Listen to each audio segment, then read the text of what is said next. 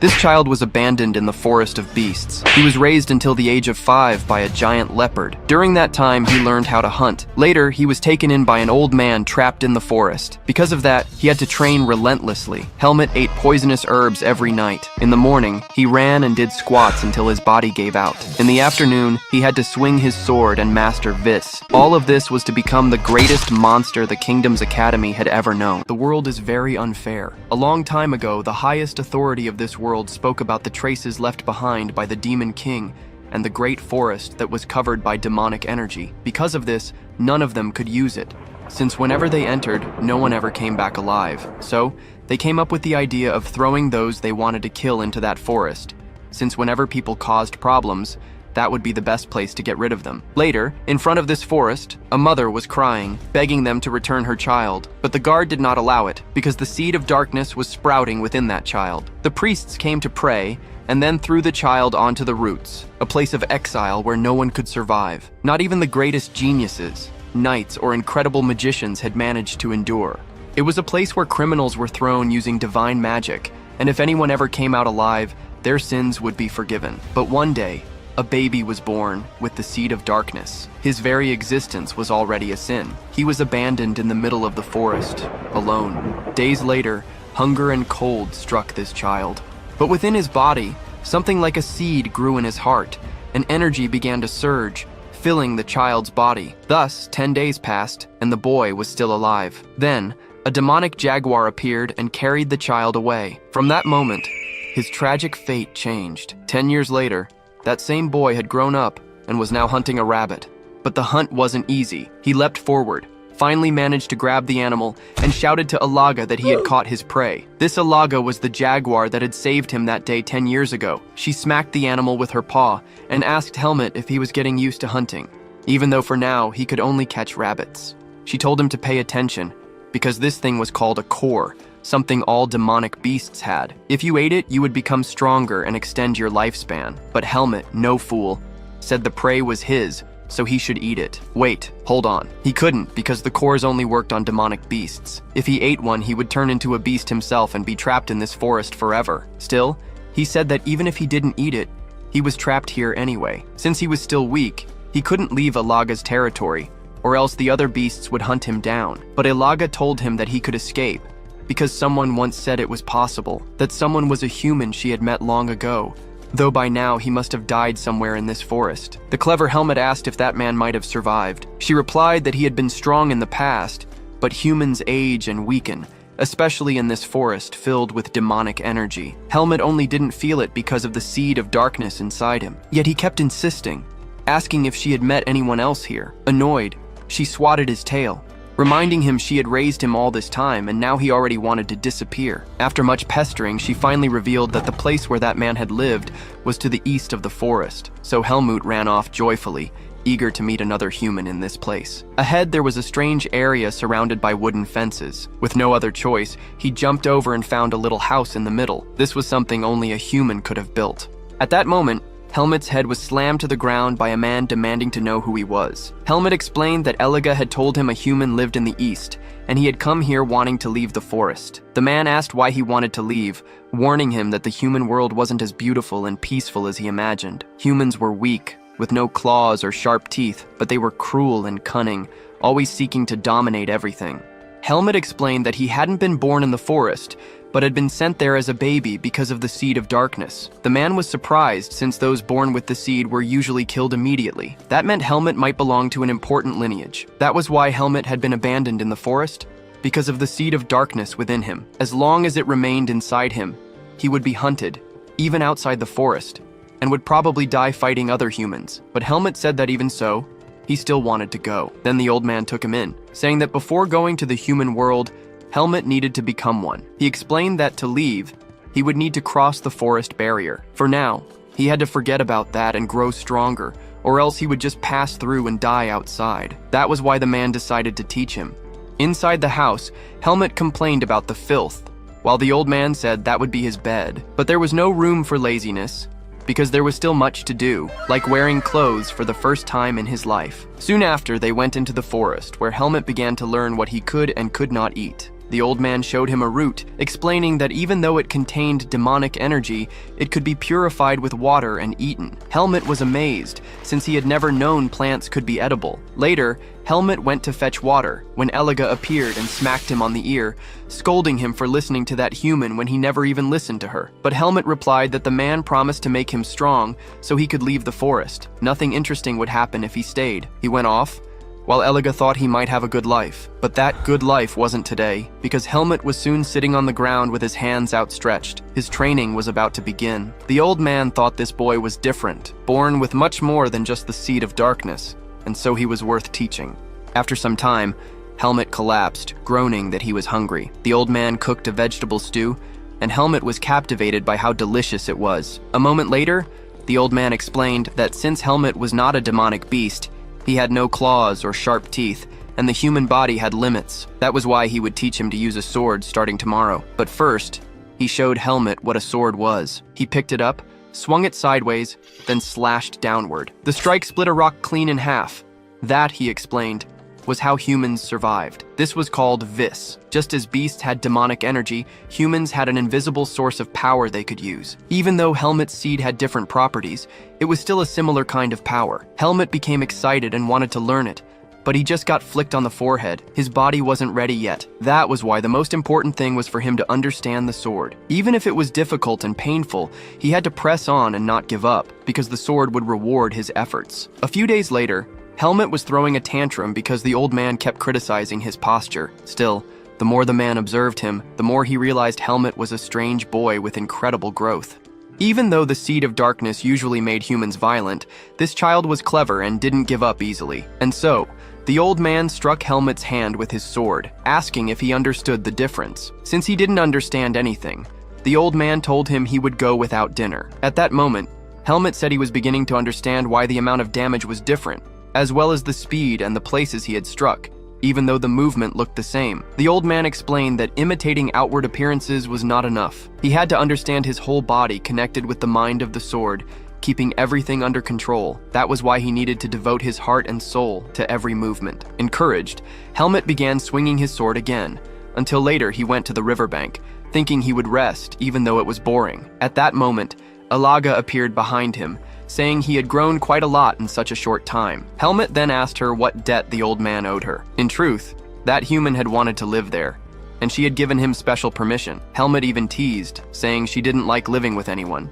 yet she let him stay without even fighting him. But she was the ruler of the forest, and it didn't matter who disturbed her, she would fight them. Still, when she thought carefully, maybe not everyone, because she had been cautious not to be attacked by the serpent during her battles. That serpent was Naho, who lived in the southern region of the forest. Naho had been after that human who lived here. If Alaga exhausted herself fighting, the serpent could come and finish off both of them.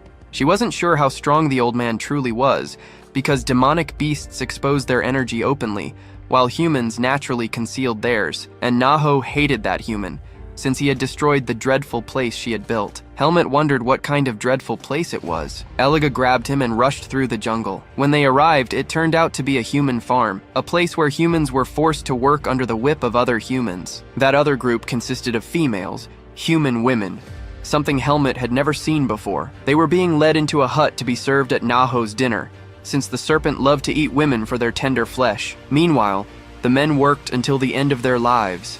That was why this place was called a human farm. Among them was a bald man who seemed to be causing trouble. In fact, everyone there was bald, maybe some kind of requirement, but this one wore a cloak and acted as the leader. He was skilled at finding other humans thrown into the forest. Had Helmut been unlucky, he might have become one of them. As Helmut and Alaga were about to leave, a voice rang out. Well, look who it is. It was none other than the serpent Naho, the owner of the human farm. Just feeling the pressure of these two beings, Helmut instantly froze, while Naho remarked that she enjoyed eating young humans. But Eliga simply replied, no thanks, saying she didn't eat men either. She preferred those with tender flesh. Smelling the air, she then asked Helmut what he was to Darien, which, for those who didn't know, was the name of the old man. Alaga swatted the serpent with her paw for bringing her filthy face too close, but Naho said she had smelled that wretch, because it had only been a few years since he came and destroyed her farm. Alaga countered that the boy had stolen the old man's clothes, and if Naho dared touch a single hair on his head, she would tear her apart. Naho simply ordered her to leave her territory.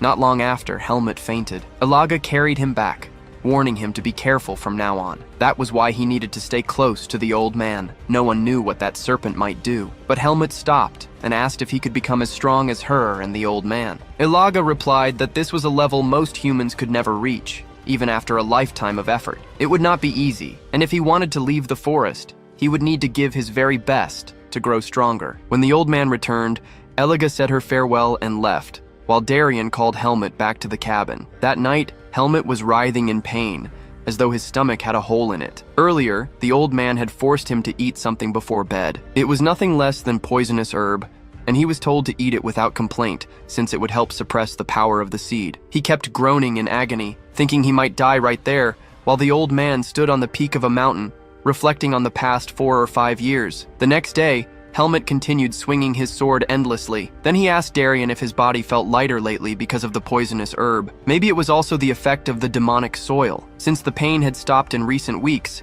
Darien said it was time. He picked up a piece of wood and spoke about Vis, the power that could not be seen. He had not yet taught Helmut about it, because his body hadn't reached even the basic level. But now, his body was ready to accept Vis. From this point forward, he would learn the training method. Darien released energy through the wood, telling Helmut to feel it in the atmosphere, to control it, and then to channel it into his sword. That was how he should proceed from now on.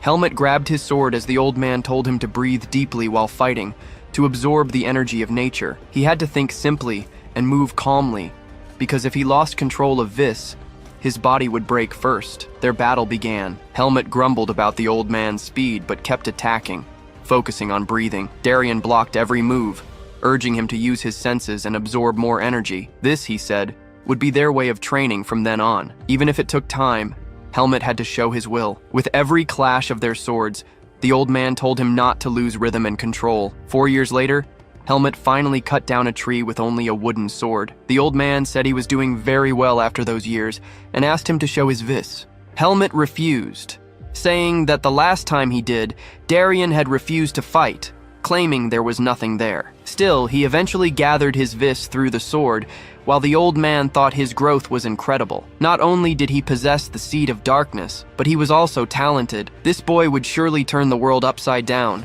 whether for good or for evil. It seemed the time had finally come for him to leave the forest, but Helmut said he wasn't strong enough yet. However, if the seed grew any further, he would not be able to cross the divine barrier, so it had to be now. Darien explained that the human world lay beyond the southern part of the root forest, and to reach it, Helmut needed to pass through the divine barrier. In theory, he could pass even with the seed of darkness, since a human capable of weakening the barrier could cross it. But Darien admitted he didn't know exactly where, since he had never tried to find it. There was, however, someone who had: the village chief Erugo, that same bald man in the cloak from the human farm. Darien warned that Helmut would experience countless things in the human world, but tragedy always arrives quietly. And when that day comes, he will know despair, perhaps even sink into the depths of darkness. But under no circumstance could he allow himself to be lost. That was all Darien asked. With nothing else to say, the old man said he was going to take a nap, but Helmut was to return in the morning because he had something for him. That night, Helmut met Ilaga again, lost in thought because he was finally leaving this place. It was a complicated feeling. Ilaga simply said this was proof that he was slowly becoming human. The next morning, he went to the cabin. When he opened the door, the old man was sitting silently with a sword and a bag before him. At that sight, Helmut felt deeply that the time had truly come to leave, and he vowed to remember Darien forever, his master. And since he was going to the farm, Ilaga told him that the wretched serpent was hibernating, so unless there was a major commotion, she would not wake up. Still, if Ilaga entered her territory, Naho would sense it. That was why Helmut had to go alone. Outside, Ilaga told him that Darien's life had come to an end. She said not to make that face because Darien had lived and died as he wished. Now it was her turn to give Helmut something, an item he had been left with when he was abandoned. He might need it one day. It was a medallion made of pure gold. Inside was engraved the words, "Let there be light upon your path, Margaret Irene." This was probably a sign of his family in the human world. The suffering and fear of others made Erugo more powerful, but eventually, due to the pursuit of a certain mage, his atrocities were exposed, and he was sentenced to death or exile. To avoid death, he chose the root forest, where he eventually encountered the two-headed serpent. So Helmut set off, telling Ilaga to take care of herself and not to die. At the human farm, when the chief went to turn off the light to sleep, Helmet suddenly appeared with his sword at the man's neck, warning him not to move. Then the story unfolded. Dark magic was an evil power capable of making even a weak mage strong. There he was granted permission to live in her territory in exchange for obedience and sacrifices. Using magic, he gathered the exiled humans and forced them into submission to Naho. That was how the human farm was created. Arugo became the king of the farm, while other humans were treated like livestock. Naho never interfered with his work as long as he continued to offer sacrifices. Yet while serving the serpent, his ambition grew again. Every winter when Naho hibernated, demonic beasts attacked the farm daily. Still, even during those crises, he found some satisfaction in that life. Until now, with a sword pressed to his neck, he demanded to know what Helmet wanted. What Helmet wanted to know was how to leave the root forest. The bald man asked if he was Darian's disciple, but that didn't matter. If he didn't talk, he was finished. Irugo tried to argue that if he died, Naho would awaken from her hibernation. But if that happened, Irugo would die as well, since Naho could not revive the dead. He insisted that he was the only one who knew how to leave the forest, so killing him would end any chance. Helmet, clever as always, reminded him that mages were good at recording their knowledge. If he died, Helmet could simply search his house and find something. Finally, the bald man agreed to tell him how to leave the forest. He led him down a staircase into the underground, explaining that the method he had discovered was purely theoretical. No one had ever attempted it, nor had the ability to. The only one who might have managed it was Darian. Since Helmet was there, it either meant the old man had no intention of leaving or had already died. Erigo took a book, but before handing it over, he invited Helmet to become his successor and live in that place. Since he was Darian's disciple, he must be strong, unlike the others. But Helmet only wanted the book to escape the forest. Erigo explained that it was a book he had discovered in a mage's hideout before living there. According to it, there was a massive waterfall at the southern border of the forest. There, water and demonic energy awakened divine power simultaneously. That place might allow someone to cross the barrier, but even weakened, it was still a high-level divine barrier, and anyone who failed would have their body reduced to ashes. That was all Irugo knew. Though Helmet despised him, he remembered Darian's teaching, that lives should not be treated as meaningless. So instead of killing him, he struck Irugo hard in the stomach, tied him to a pillar, and warned that he would be released later.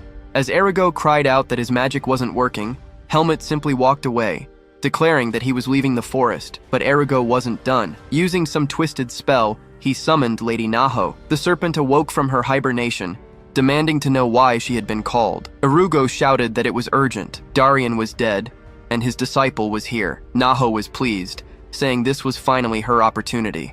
Meanwhile, as Helmet ran through the forest, he encountered Naho's forces, the demonic beasts under her command. Feeling their overwhelming pressure, he realized he could only run. Soon, he felt demonic energy saturating the entire area. Then Naho herself appeared, declaring that she had waited so long for this moment and could not allow him to leave. For Helmet, that meant only one thing. He would have to pass over her dead body. She lunged to attack, but Helmet dodged. Dust clouded the area, making it impossible to see. Then Naho coiled around him with her massive body. Helmet paused, forcing himself to think calmly. His opponent was strong, but he would not allow things to go her way. Naho opened her mouth, preparing some kind of attack, and unleashed it at him. At that instant, Helmet seized the opening and rushed toward her mouth. She whipped her tail in that direction, but he kept running along it. No matter how powerful Naho was, she still had a weakness, one he could strike with Vis. He slashed directly into her eye. While she was distracted, he knew it was his chance to escape before things got worse. But then Naho bit into her own head and lunged again,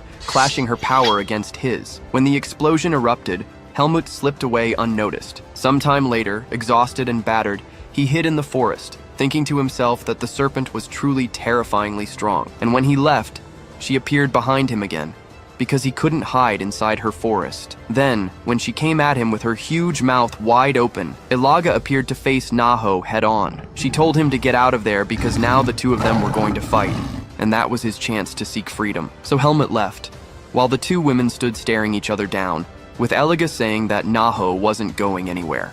Meanwhile, Helmut, after finishing his way through Elaga's territory, ended up running for 2 days straight. That left him with only one chance. He had to find a way to escape the forest through those two. The place in front of the waterfall was quite different, because there it was almost impossible to feel the demonic energy. But at that moment, feathers began to fall from the sky, for a gigantic bird had arrived, asking what business he had in its territory. This was Igrel, the ruler of the north. Elaga herself had already mentioned she was someone curious about things. Smelling him, Igrel asked if he belonged to the family of Naho or Elaga. Since he carried Elaga's mark, that would mean he was trespassing in her domain. But the boy, prepared, answered that he was there for his own reasons, and what he was about to do could be very significant. She could satisfy her curiosity, because he would be the first one to cross the barrier and leave the forest of roots. She laughed, asking if someone as weak as him could really do such a thing. If not now, then she would never again see anyone try to cross that divine barrier, because humans would always be thrown into this forest. But the only person who could pass through it would be him. So she made an exception. She wanted to see him attempt to cross the barrier. Because of that, she would protect him until he reached it. No matter the result, he asked her to tell Elaga that he had survived and managed to leave the forest. Then he dove and moved toward the waterfall from beneath, because he needed to go beyond the forest of roots. Divinity was the power of purification that protected humans and rejected negativity. Now that power was piercing into him with an agonizing pain he had never felt before. Meanwhile, somewhere else, a group was traveling with a cart. Not exactly with a cart, the supplies were in the cart, while the herder told them it was better to rest so they could travel faster later. If they ran into a demonic beast while exhausted, they would be in deep trouble, so the blonde boy was told to fetch water before nightfall. When he reached the river to get water, he saw nothing but Helmut's battered body lying on the ground. He ran back as if he had seen a ghost. Reaching the group, he shouted that there was a corpse down in the ravine, while everyone else thought he was just joking. The woman in the hat went along with him to check the situation. Underneath, there really was a body. But wait, it wasn't a corpse because he was still breathing. When he regained consciousness, he found himself surrounded by people. The woman explained that this man had gone to fetch water and found him battered at the riverbank. She asked for his name. In any case, this was Tanya, a rank 3 mercenary with a silver medal from the Mercenary Face Corporation. Helmut was still stunned because these were other humans. She went on to say they were in the rotten forest. As for Helmut, he said he only remembered his name and how to use a sword.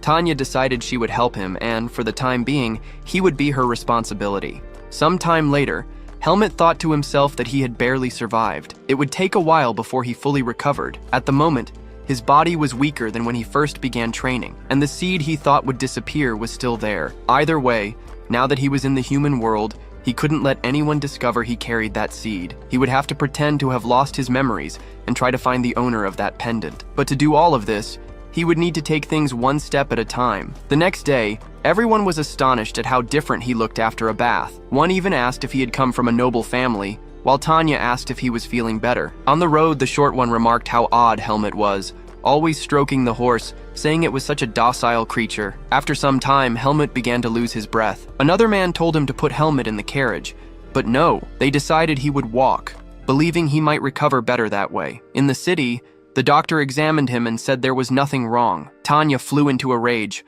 calling the doctor a fraud for giving such a diagnosis. But no matter how thoroughly he examined Helmut, there was nothing wrong. He gave him medicine, saying his memories would likely return naturally. Outside, Helmut told Tanya he was feeling better. She remarked on how firm his body was, and that since he knew how to use a sword, he must have trained under some master. She then invited him to duel her as a way to warm up since they had nothing to do the next day. In Helmut's mind, Tanya was a rank 3 silver medal mercenary, someone of high caliber and respect in this world. He accepted, curious to see how much strength his body had regained. At the training arena, everyone was practicing. When Tanya arrived with Helmut, the others told her to go easy on him, but she slapped them and said they would duel with wooden swords, with only one rule: they would fight until one of them fell. At that moment, Helmut's body was still far from full recovery, and he could not use Vis. He would have to face her only by redirecting her attacks. The duel began. He charged, she parried, sending him backward. On the next exchange, he sidestepped, only to be kicked mid-air. His body, still weak, felt as though it were moving underwater. While he defended, she pressed forward relentlessly, until finally finding an opening and sending him flying. Victory was hers. She herself admitted he had fought decently and done well. Another remarked that Tanya was an incredible fighter even among mercenaries. The group clapped Helmut on the back, congratulating him. One man stepped forward, introducing himself as Fian, captain of the mercenary group, and a rank 2 gold medal holder. He announced that Helmut had passed the entrance test. Since they had saved him, They didn't want him wandering without memories. They had been watching him from afar before reaching the city, and noticed that, unlike other young men, he hadn't made advances toward Fiend's sister. Thus, Helmut received a rank 4 mercenary contract. Everyone congratulated him. He asked the captain how long he would have to stay in the squad. The captain explained that he was free to leave whenever he wished, but once he started a mission, he was bound to it until the end. This was good for Helmut, who still knew nothing of this world.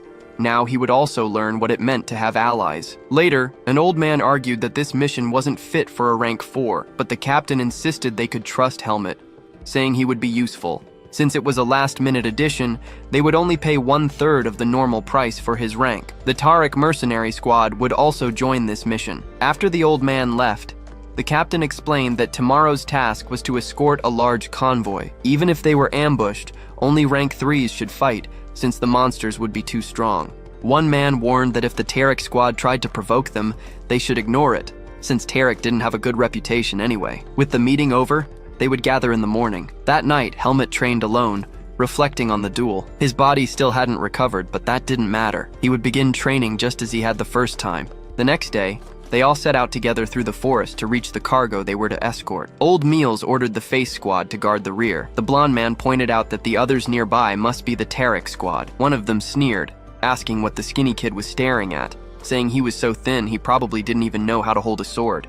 In Helmut's thoughts, comparing his strength to an opponent's was no different than with demonic beasts. That human was probably not the leader, since he wasn't that strong. Still, it was best to keep an eye on him. A few days later, that same guy ended up knocking down the scrawny blonde, claiming it was just an accident. The person next to him even looked like a girl, but Helmut simply ignored them, picked up the skinny one, and walked away. The bully was furious at being ignored again. He was actually a rank 3 mercenary, who had been temporarily demoted after injuring his arm. On top of that, his brother had warned him that if he caused more trouble, he'd be expelled, so he decided the group would have to back him up later. Meanwhile, the blonde was frustrated. Barely 3 days had passed, yet those guys were picking on him every single day. Angry, he grabbed the water bucket and stormed off to fetch water from the river. Down at the riverbank, just as he filled the first bucket, those men appeared behind him, calling him over for a talk. After beating him up, they asked if he had ever bathed with his friend, and in truth, they just wanted to check if he was a man or a woman. That was why they had dragged him out there. When Helmut arrived and saw the situation, he thought these were exactly the kind of people Darien had warned him not to trust. The man ordered everyone to strip Helmut's clothes. Helmut reached for his sword, but before he could act, Tanya arrived, smashing her fist into the leader's face. She demanded to know why the Tariq squad was harassing her members. The loser of a leader claimed they were just having a conversation, but Tanya warned them clearly there had better not be another incident involving her mercenaries. Next time, things wouldn't end peacefully. That night, Helmut went to train alone in the forest. His body was already much better after focusing on healing for a week, though still not fully recovered to use Vis. By morning, the captain warned that the region they were entering was full of demonic beast sightings, so everyone had to be cautious. The men began speculating about what those beasts might look like. Suddenly, one of the men at the front was decapitated in an instant. A demonic beast had appeared. Furious, his comrade charged in, but he was struck aside easily. The monster was far too strong. Now both squads prepared for battle. Helmut and the blonde hid under the wagon. Since Helmut still couldn't use Vis, fighting would be extremely dangerous. He could sense how strong this monster was. The battle began. The rank 2 mercenaries surrounded it, slashing at the beast while the others fought weaker monsters. The fight at the front was intense. Rank 2 mercenaries could use Vis, and they were much stronger than Helmut had expected. The leaders kept the monster occupied while the others handled the smaller beasts. But then the monster suddenly stopped fighting and fled into the forest. Orders were given not to pursue.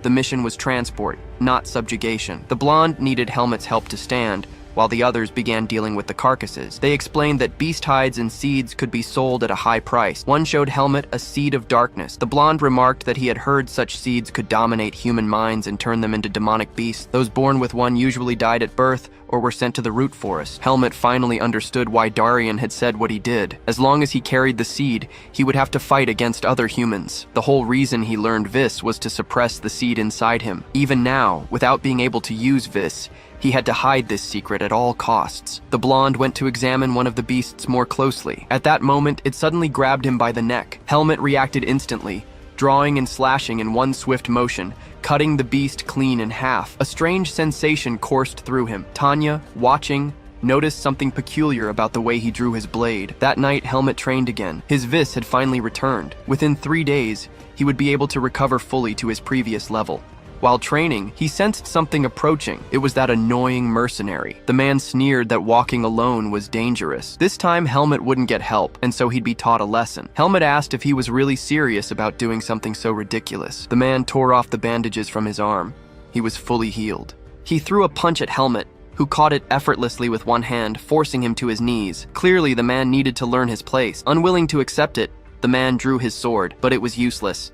Helmut unsheathed his own blade, slashing across the man's legs. Left like that, he would probably die. At that moment, however, Helmut felt the murderous intent of the seed trying to overwhelm him. He struck his own chest, forcing himself back under control, since he had gone too long without using vis. When he calmed down, the man had already crawled away, muttering in disbelief about how someone like Helmut could wield vis. But what awaited Helmut was worse. That same monstrous leader appeared again and crushed the arrogant man. Helmut infused vis into his sword and launched into battle. After a fierce clash, the beast ran off once more. The others arrived, asking what had happened. Helmut explained the situation. Caleb, who had been tailing him, had been killed by the demonic beast. One of the leaders apologized, admitting Helmut had been put in danger because of their negligence, but Tanya cut him off, saying apologies weren't enough. Helmut had nearly died because they all knew what that man had been doing.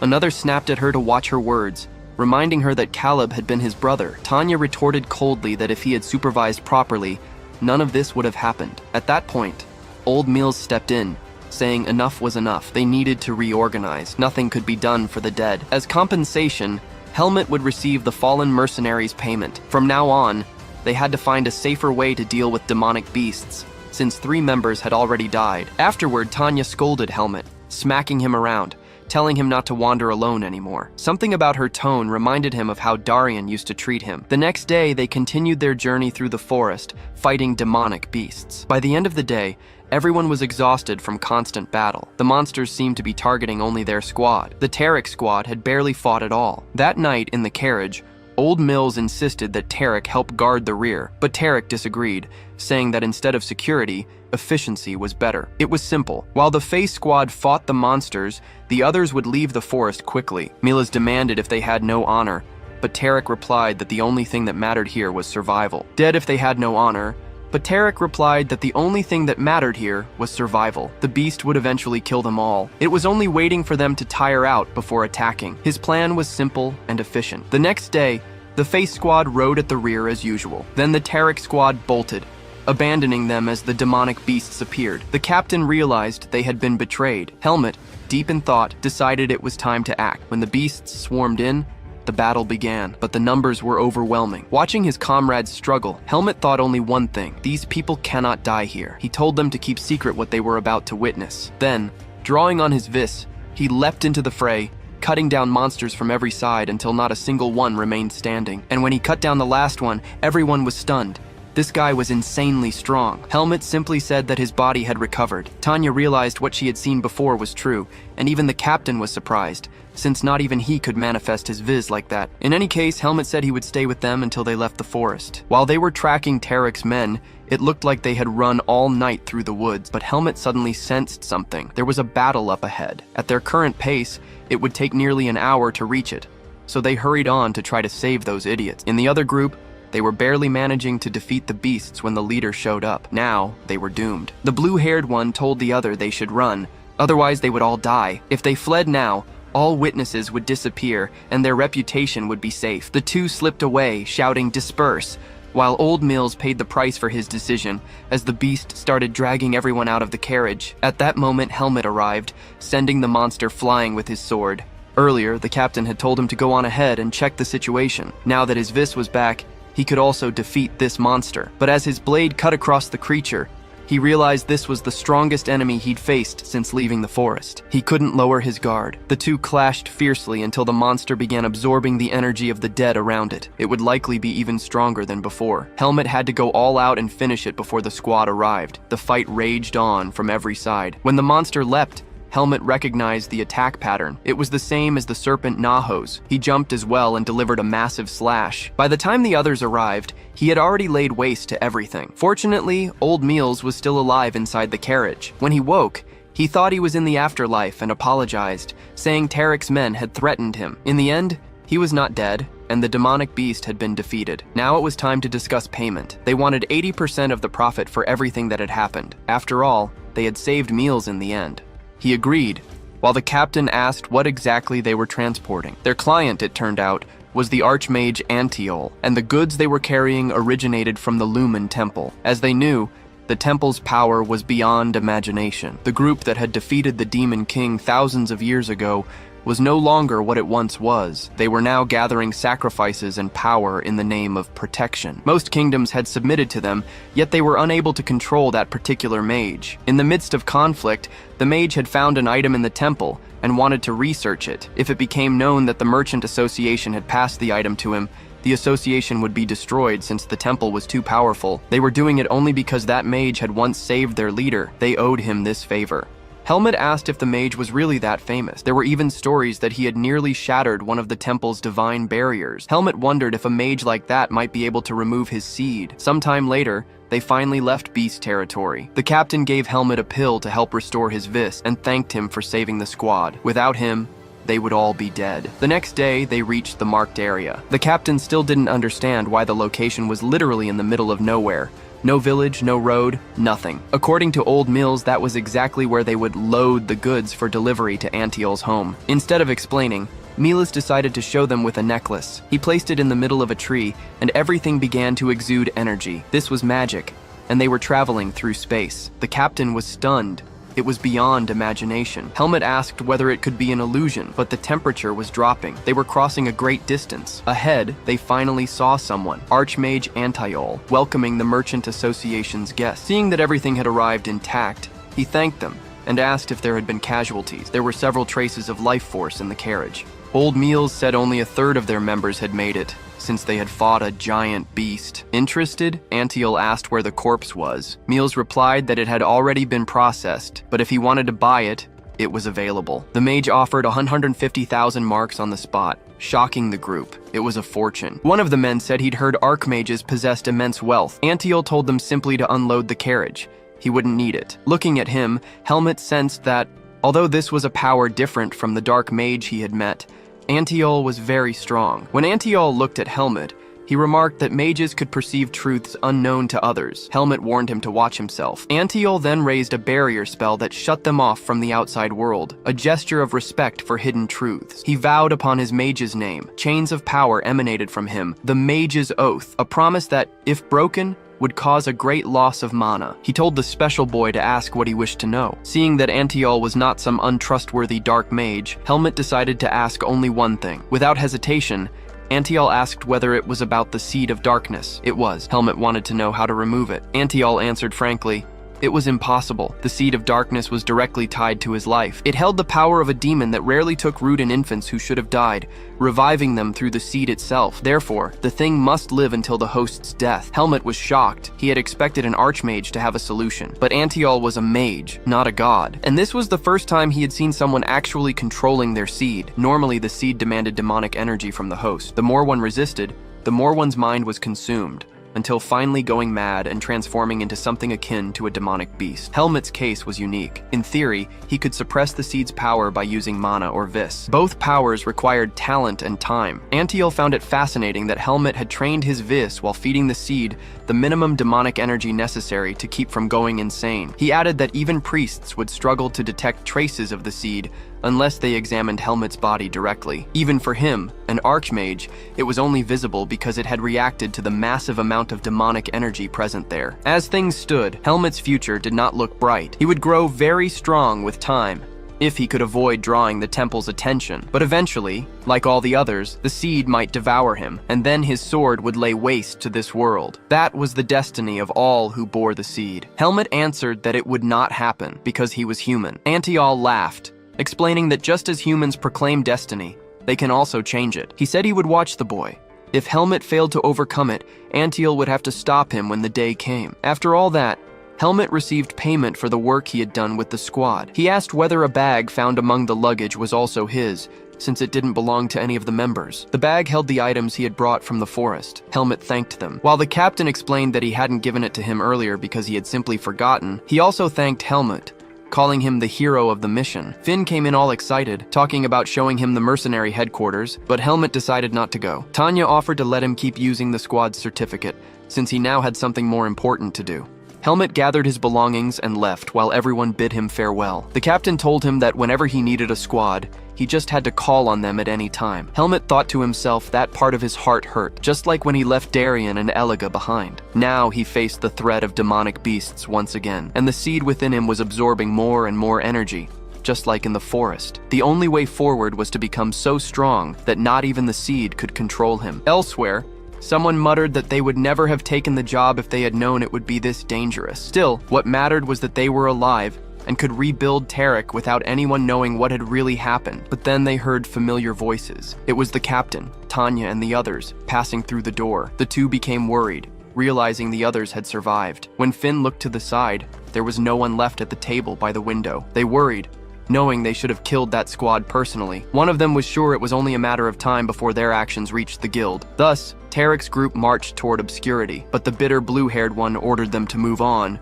Since they were rank 2 mercenaries instead of starving, their only option was theft. At sunset, Helmut sat in a tavern, thinking he needed to find some clue about the pendant. For days, he had been wandering randomly through villages. He couldn't always count on finding good people like the squad, but at least the money he had earned from the captain was almost double what Darien had once left him. That was when he realized there was a letter tucked inside. The handwriting was unmistakably Darien's. Before his last breath, Darien had written a letter, saying that if Helmut was reading it, then his life had ended, and that Helmut had left the forest. Darien wrote that Helmut would likely struggle to adjust to the outside world after living so long in the forest, and that Darien himself had little time left, which was why he was worrying about him. To the point, if Helmut was traveling without a goal, he should go to Baden, to a place called Greta Academy, where children his age went. There, he could learn more about being human, since peasants and nobles were treated the same. Of course, he could not enroll alone. He was to find a man named Ethan Kudrum and show him the sword Darien had given him. Ethan would know he was Darien's disciple,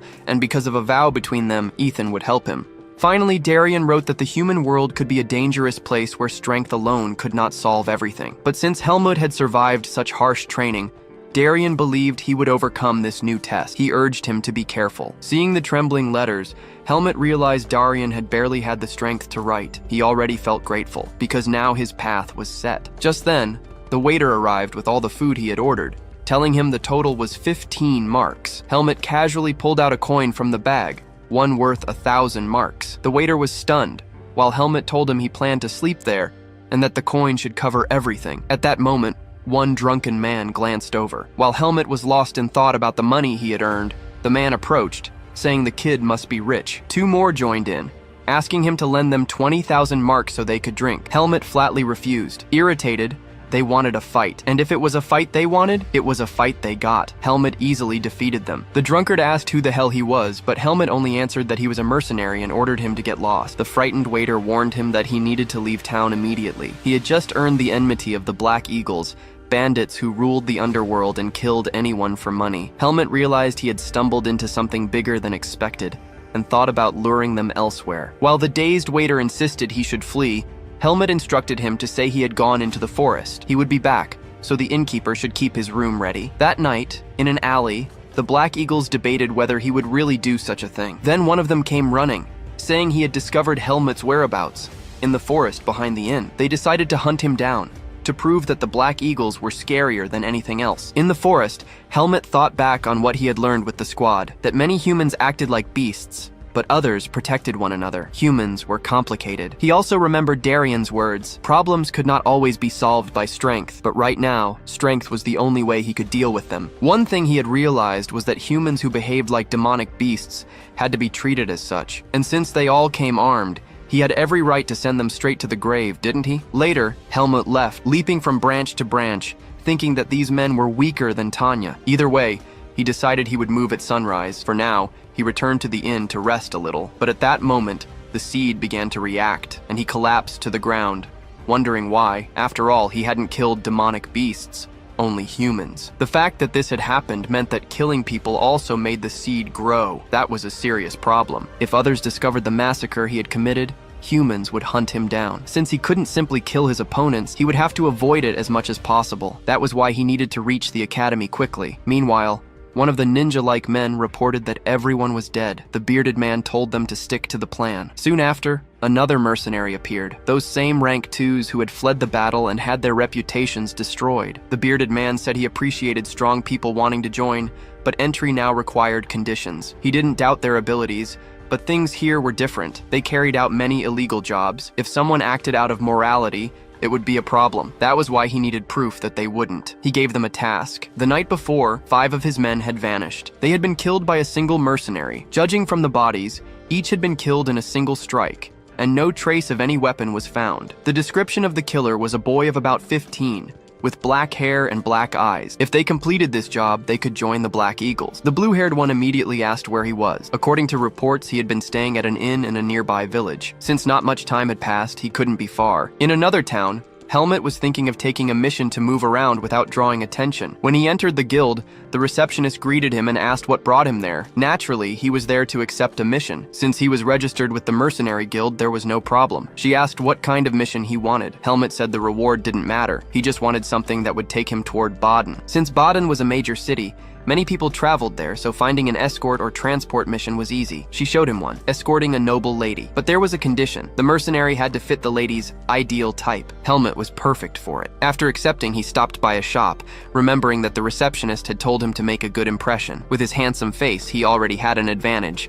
Now he just needed proper clothes. In the shop, the mustached merchant eagerly displayed all kinds of garments. Helmet, calm as ever, asked the price. That particular piece cost 2,000 marks, while the mission reward was only 800, an absurd imbalance. Back at the guild, the receptionist was impressed by Helmet's new look, saying he looked stunning. Helmet simply replied, "I'm not handsome, I'm Helmet," while she slipped out that he was too handsome for his own good. As she said he was perfect for the mission, a man from House Zaringer arrived to check the mercenary they had hired. He introduced himself as Gilton, butler of the Zaringer family. He explained that escorting and transporting weren't so different, except that one protected a person instead of cargo. If it proved difficult, Helmet could just follow the knights, and they would even pay more when the mission was done. They went to the inn where the Marquis's daughter was staying. Gilton introduced him to a knight named Cedric, and then to the young lady herself. She was clinging to Lord Alia at the table. The butler presented Helmet as the newly hired mercenary, but the lady barely noticed him, giving all her attention to Alea. Alea insisted they depart soon, then excused himself to rest. Just seeing the man pass by, Helmet thought something was odd. The young lady followed Alea, while Helmet asked if he was also a mercenary. No, he was only a guest of the lady, and well known at Greta Academy. According to the butler, the young lady was heading there to take her entrance exams. With only 2 hours left, Helmet was told to prepare and fetch a horse from the stable. Once steady on horseback, Helmet remembered that the preparation hadn't gone smoothly. The horse had thrown a fit, nearly tossing him. Up ahead, the young lady called for Lord Alea to enter the carriage. Watching him, Helmet realized Alea seemed to be a mage, explaining why he had felt so strange since the beginning. But what kind of magic he used, or why he had cast a spell on himself, was still unknown. Inside the carriage, the lady asked if he was truly the best in class at magic. He answered yes. She admitted she was nervous for the exam. He reassured her, telling her everything would be fine. She kept trying to coax him into teaching her, but in the end, he told her he would find a specialist for admission tests and urged her to rest for the long journey. Meanwhile, among the masked ones, the spy reported everything. That Helmet had accepted a mission. The problem was that knights of a noble house were involved,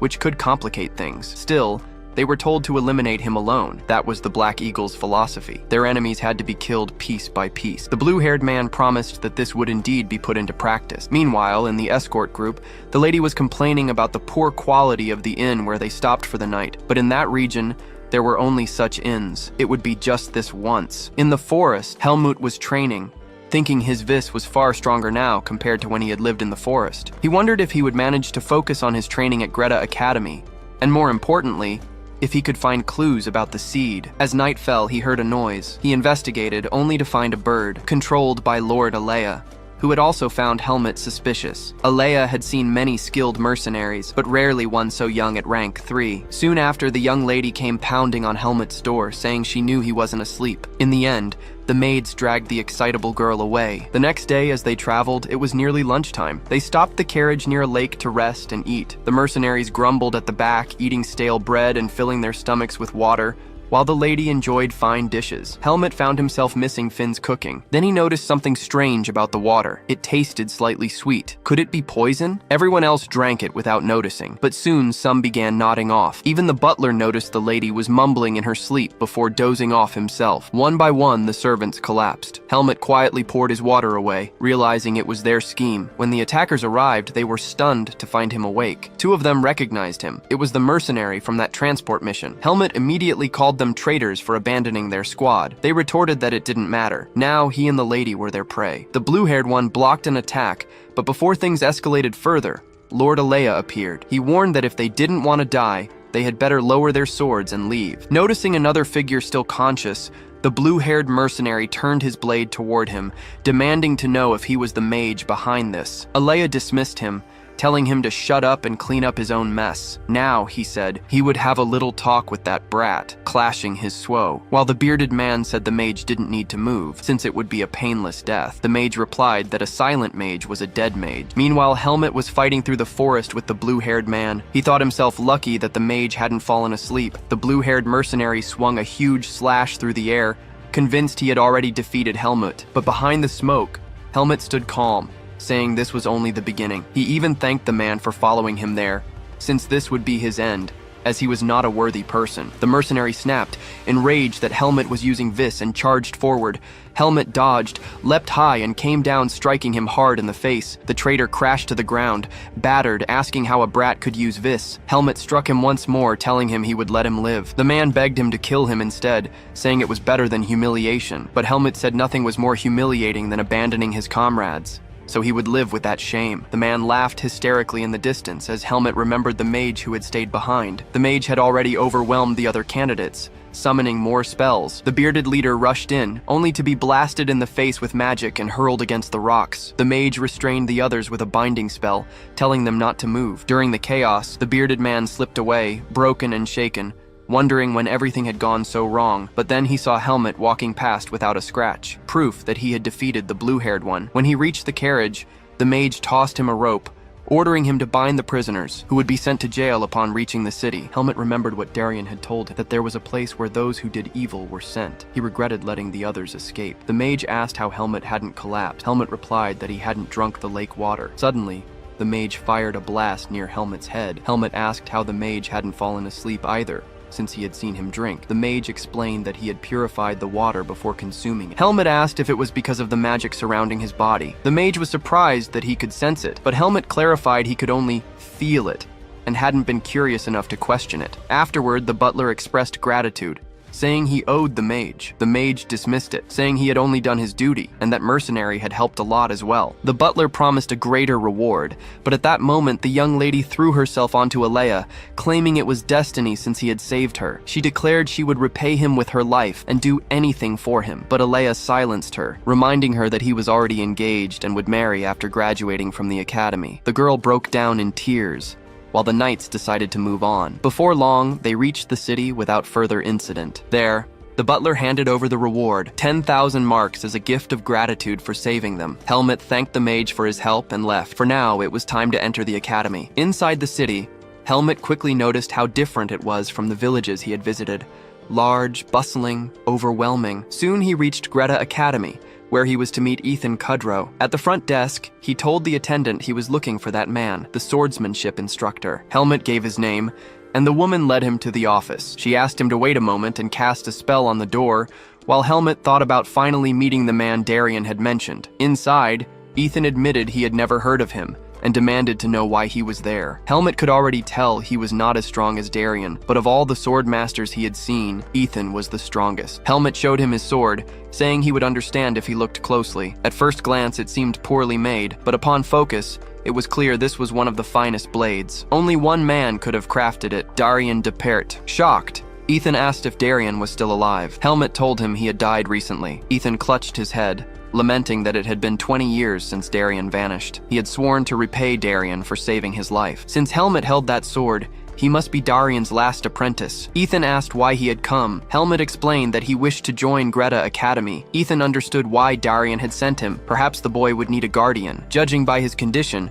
Helmet was about 14. They would register him as 15 and put him through the transfer exam. But if anyone learned he had been Darian's disciple, he would be admitted instantly. Helmet realized something troubling. Darian had been in the root forest, but to the outside world he had simply disappeared. Not even old acquaintances knew where he had gone. That meant someone had deliberately sent him there, hiding it from everyone. If they discovered Darian's apprentice was alive in the human world, Helmet could be forced back and lose his chance to resist the seed of darkness. He decided he could not reveal everything yet. When the time came, he would tell the truth. Ethan accepted, saying Helmet could ask him for anything he needed. He would handle the paperwork for the transfer exam. For now, he wanted to test Helmet's skills. They went to the underground training hall. Ethan gave him a wooden sword and pointed to a tree of white vine, the strongest kind. If Helmet could cut it, he would be extraordinary. Helmet prepared, swung, and split it cleanly in two. If he kept that level, his admission was guaranteed. Now all that remained was passing the written exam. Helmet, however, had no idea what a written exam even was. The disappointment began. His results were worse than a 5-year-old's. With 10 days left before the exam,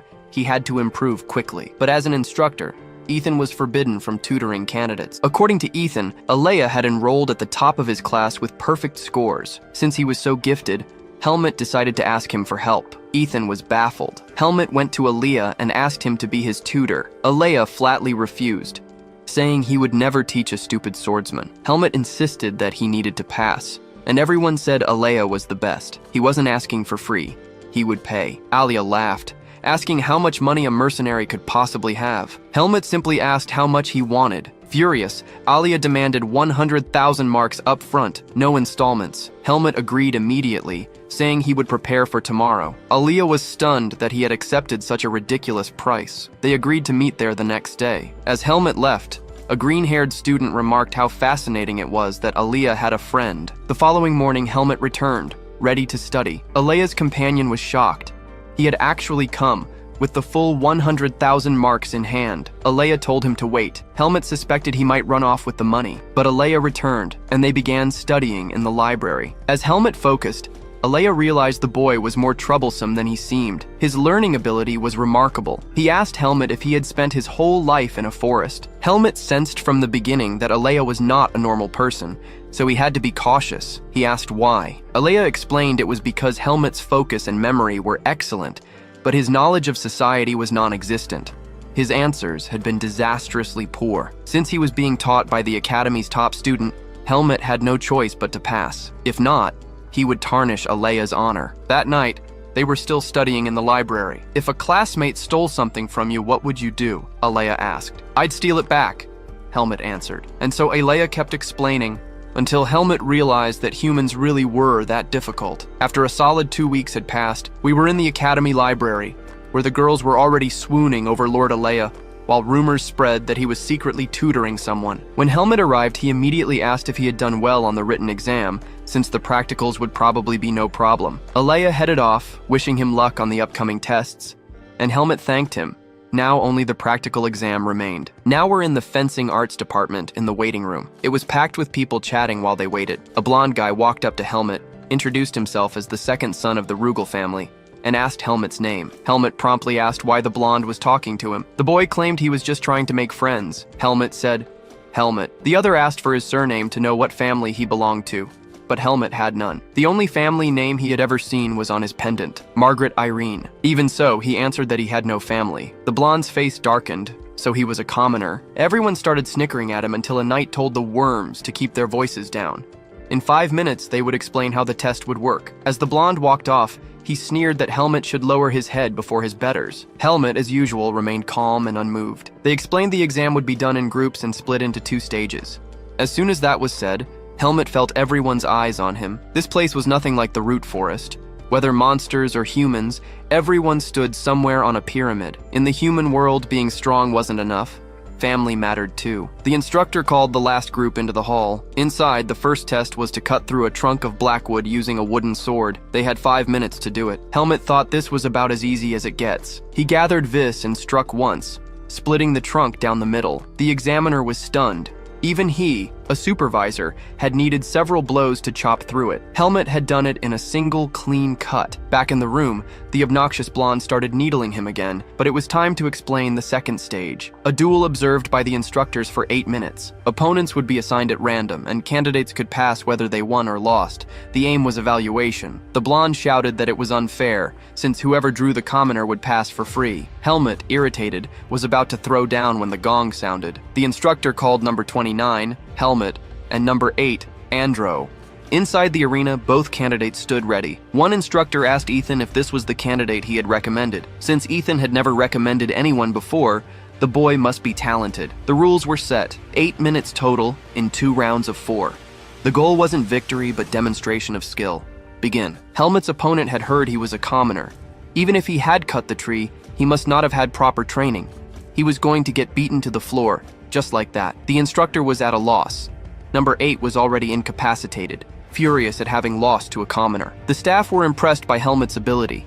The gap between him and the other candidates was enormous, but if things kept going like this, it would be hard to gauge everyone else's level. Ethan suggested that Helmet, instead of finishing his opponent, should duel as if he were teaching him fencing. He told Andro to forget status and family. He would benefit from facing someone far ahead of him. Andro agreed, insisting he had his pride and wouldn't fall so easily. The result was a series of controlled clashes, with Helmet calmly pointing out every mistake, just as Darian had done with him long ago. It was like watching a teacher instruct a student. Ethan remembered how he had once nearly died to a beast and been saved by Darian.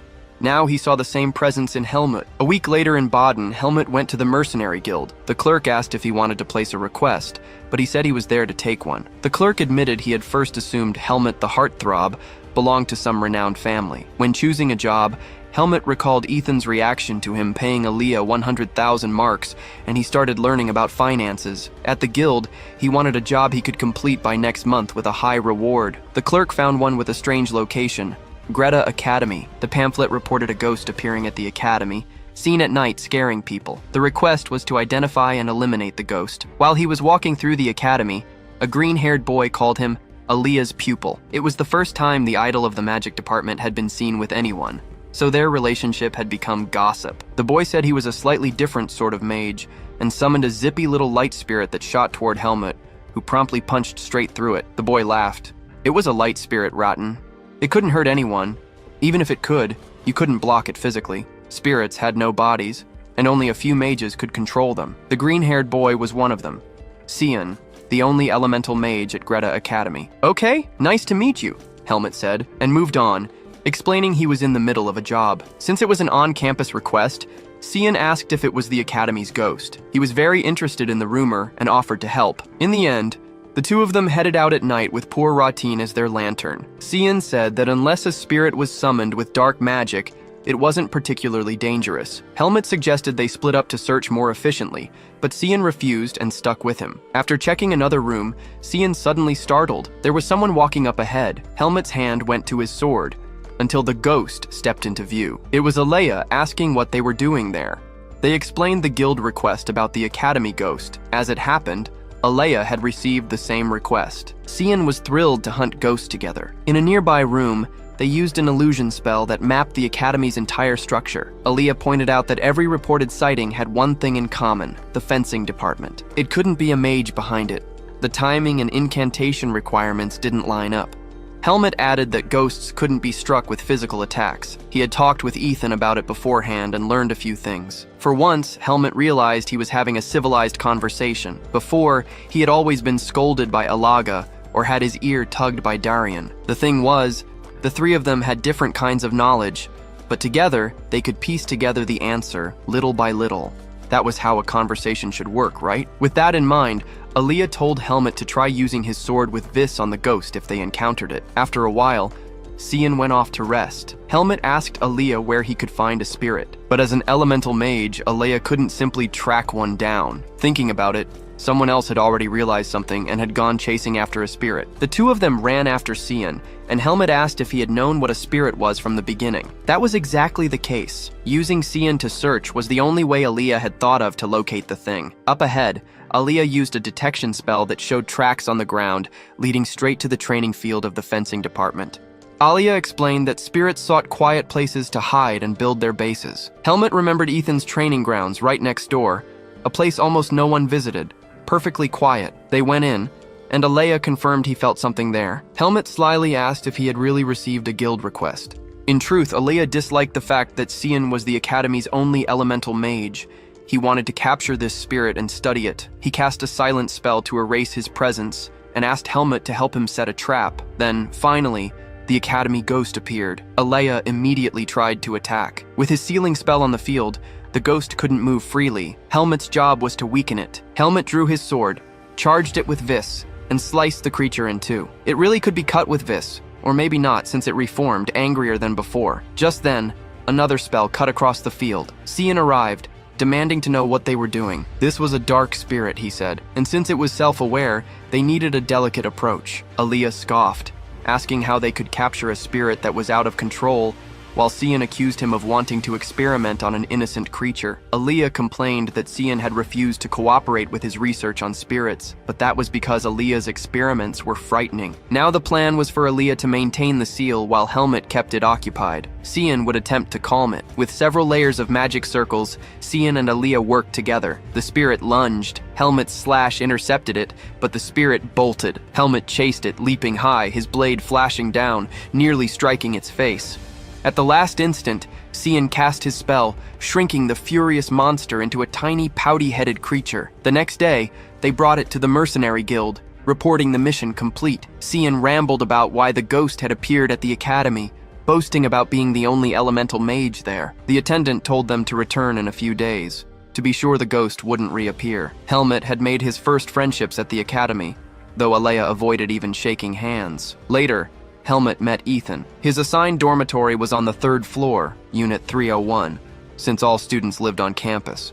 When Helmut showed his papers downstairs, the man looked uneasy. Upstairs, someone was grumbling, swearing never to make friends again, but now stuck with 2 troublesome ones, all because of a damned crow perched on the stairs. On the 3rd floor, Helmut opened the door. Behind it stood Alea, complaining as usual, but Alea was not a man at all. Rather a woman in disguise. Could this be the magic Helmut had sensed around him before? Meanwhile, elsewhere in the city, the 2 failed assassins were making a scene with the guards until a mysterious figure appeared, mocking them for failing to kill a child. The blue-haired man attacked, but his head was severed instantly. The bearded one asked who it was, but he too fell. The figure muttered that they had stained the name of the Blackhawks, then turned its attention to the terrified guards. Back at the academy, Alea was furious, unwilling to face Helmut, but when the key turned, there it was, the new room. Helmut thought the dorm was simpler than the Kudrow mansion, but compared to the forest, it was paradise. Since leaving the forest, he had allied with and aided the Pace mercenaries, and now he was enrolled in Greta Academy. He was finally on the right path. From now on, he would focus on becoming stronger, but then he sensed something, instinctively reaching for his sword, only to remember he had left it aside. Behind him stood Alea, nearly exploding his head. Alea snapped that he too had been assigned to room 301. Helmut was confused, until he noticed there were 2 beds. Alea stormed off to the director's office, ordering Helmut not to touch a thing until he returned, or else you'll regret it. Director Liam Weiss sat calmly sipping coffee when Alea burst in, demanding how he could let such a thing happen. She was head of the magic department. She had the right to a private room. The sly director, already anticipating this, apologized smoothly. The dorms were under renovation, leaving fewer rooms available. Alea fumed, reminding him of his promise. He knew why she needed privacy. If it was discovered she was a woman, chaos would follow. The director told her to be careful. She had an archmage's magic, and no one in the fencing department would notice. Still, she was furious. He knew exactly whom she was up against. He replied seriously that giving her a private room now would look like excessive privilege. The only solution was to assign her a friend as a roommate until next semester. To Alea's dismay, that friend was Helmut. The director insisted she had taught him, fought alongside him, and even admitted they had become friends. Alea protested she had only done so for money. Still, the director said it was his job to encourage bonds. If she endured this, next semester the room would be hers alone. As Alea left, he thought how close things had come. Helmut seemed like a good kid, but the situation was dangerous. Back in the dorm, Alea, cheeks red, asked if he really wanted to share the room. Helmut had no choice. This semester, she would have to share. She suggested he live in the city and be brought daily by magic. but the director would never allow that. She muttered that it would be annoying, asking if he was sure. Helmut thought for a moment. He much preferred Aaliyah to the muscleheads of the fencing department. Aaliyah was left flustered, regretting ever helping him during the exam. Later, as carriages rolled past outside, Helmut carried his belongings in. Aaliyah told him to look. This curtain divided the room. Everything beyond it was Aaliyah's space. She had even set an alarm spell on it. Helmut was not to cross under any circumstance. She laid down the rules. No noise, no stink, keep the bathroom clean, no guests, and if he needed anything, he was to knock on the curtain. As she returned to her side, Helmut quietly said he hoped the two of them could get along. As they walked around the academy, a group of students whispered that it was true. A commoner had passed the transfer exam, and Professor Ethan was his guardian. Sabbath declared he would personally take care of him, since commoners had no right to stand on equal ground with nobles. Tomorrow was fencing class, and they planned to teach that street rat a lesson. Later, Helmut finally changed clothes, thinking how comfortable they felt. He planned to head to the training hall, but on the way, he ran into Marimohead, our friend Cian. Shocked, Cian asked if Helmut was in room 301. Helmut, with his usual expression, asked if that was a problem. Cian couldn't understand it. Alea had always lived alone as head of the magic department, yet somehow agreed to this arrangement. Cian muttered that it must be tough to live with someone so constantly stressed, then asked if Helmut had fencing class that day. Since it was his first, Cian gave him some advice. Stay away from the mad dog of the department. Helmut asked if the department raised dogs, but it was only a nickname. This mad dog was a second-year student called Asuka. Last year, everyone who messed with Asuka got beaten senseless. One student even quit after losing an ear. The academy had only given Asuka a suspension because of his talent. That's why no one touched him now. Cian told Helmut to pay attention in class, then added that he lived in room 303, so if Aaliyah tried to kill Helmut, he should run upstairs. Later at the fencing field, the instructor called the second years into 4 lines. He asked how their vacations had been, since this was the first class of the semester, and announced basic training. I hope you spent your break in mommy's lap. Now give me 20 laps around the field. Helmut ran easily, wondering if 20 laps wasn't too little for a warm-up. A boy nicknamed Lettucehead was furious about running next to a commoner. He decided to make Helmut meet the academy floor. His first kick did nothing. Confused, he tried again, until Helmut, tired of the nonsense, slapped him straight to the ground, face first, and kept running calmly. The other boy swore revenge. After the laps, the students lay exhausted. The same boy confronted Helmut, accusing him of knocking him down, though he had started the trouble himself. Enraged, he threatened Helmut, saying he was protected inside the academy, but outside no one would save him, since he didn't know his place. Poor fool. He had no idea how strong Helmut already was. Another blonde stepped in, telling Aaron to save his energy.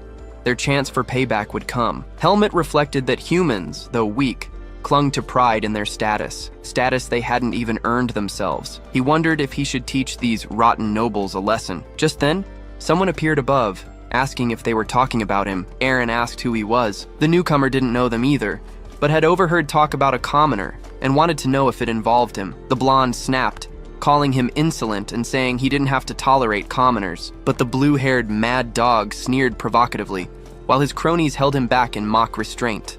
Asuka said he'd see how long they could endure him. Helmut remembered Cian's warning, don't mess with the mad dog of the department. Sure enough, it was Asuka causing the ruckus. The professor shouted for those whose names were called to step forward and take wooden swords. He called Asuka first and demanded why he was late. Asuka claimed he'd been meeting with Professor Patricia, but she was on break that day. If you're going to lie, at least try harder, the instructor barked, punishing him with 30 laps. Helmut thought Asuka must have a terrible reputation. The professor warned the class to train seriously, no fooling around. Helmut picked up a sword, swinging it powerfully in different directions. He thought back to Cian's words, that the first class wouldn't be special. It was simple, and Helmut wondered if it would get harder later. At that moment, Asuka called to him. Asuka asked if Helmut wasn't going to thank him, because thanks to him, the earlier fight had stopped. But Helmut hadn't asked for help. Asuka clasped his hand, claiming he was a fellow commoner and hoped they'd get along. Helmut sensed strange energy in his hand, ignored it, and listened as Asuka added that he hated people who begged for help all the time, then walked away muttering to himself. Helmut said almost nothing. He thought maybe picking fights left a strong impression. Alea told him that wasn't true, that fools who relied on status could be dealt with simply by showing strength. Helmut recalled Cian's warning not to start fights on the first day. Alea explained that depended on the fight. Provoking others to attack left a bad impression, but the opposite could be good. Better to wait for the dual class. Helmut noticed Alea watching him closely. Alea said he was lucky. After all, he'd had private lessons. Helmut thought deeply, asking if being the top student meant you could attack however you liked without restraint. He was thinking about that strange student from his class. Soon Asuka was with the clique of nobles. The blonde mocked him, saying he'd made another commoner friend. But soon Asuka would be their obedient dog. Asuka smacked him in the neck, saying he was just getting too excited, then asked if he wanted obedience now. At Greta Academy, there's no discrimination when it comes to learning opportunities, Asuka said coldly. But over time, a belief had taken root that nobles should harass commoners. Though not official, it always happened in secret. Asuka earned his nickname Mad Dog for his menacing presence. He turned it on the nobles, mocking them for doing nothing but watching. One of them admitted Asuka lived up to the name, but since returning from suspension, he had to walk the line. Another misstep would mean suspension again, so the noble demanded he throw a punch, saying if he obeyed, his life would be ruined, but at least he'd become their dog. It was clear who the coward was. Asuka's friends jeered that even the mad dog was afraid of the kennel. Furious, Asuka was about to smash the boy's face when someone struck both of them twice on the head. "Are you here to become thugs?" It was Professor Patricia. Asuka tried to say the noble had started it, but she struck him again, scolding him for always relying on violence.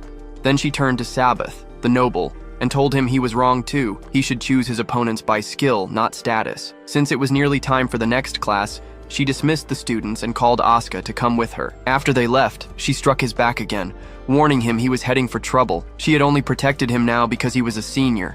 But if it happened again, she couldn't shield him. He mustn't throw away his chances for childish fights. She added that she'd heard the new commoner had made it through the first class without issue. Asuka should be kind to him.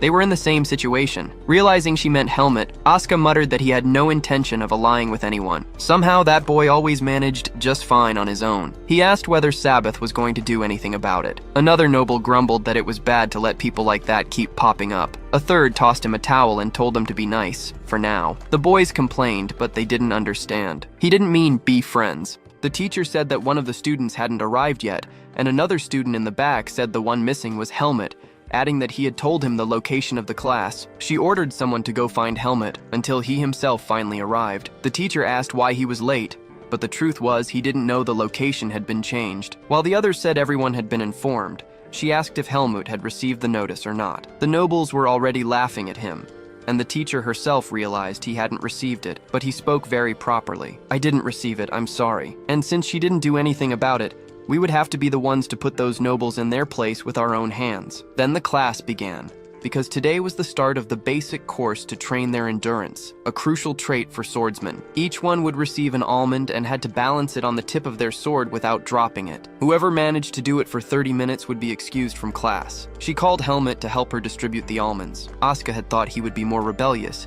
but he was just acting like a commoner scared of the nobles, and that's why they were different. But when Helmut went to hand one to the guy who usually gave the announcements, "My friend, brace yourself," because he went in with force. The boy didn't even have time to react before taking a blow to the stomach, while nobody understood what had just happened. Even the almond he threw got smashed against the boy's belly, who screamed in pain, and Helmut stood there apologizing because it had been too strong. Imagine if it hadn't been, right? That's when Asuka realized this guy was anything but normal. After that, the others kept training, and the boy who got hit took off his shirt because his belly had turned purple. And now that poor bastard wants revenge on Helmut, as if he hadn't deserved it, right? Then he asked if Sabbath wasn't going to do anything about it. Another student complained that it wasn't good for people like that to keep showing up, and someone else threw a towel at them, telling them to be kind to the two of them, for now. The boys complained, but they didn't understand. He didn't mean be friends. Soon they would learn a lesson, so they should behave until then. They asked what Sabbath was planning. Everyone was fuming as the next class was about to begin. Later, Marimo showed up, saying he'd heard the news.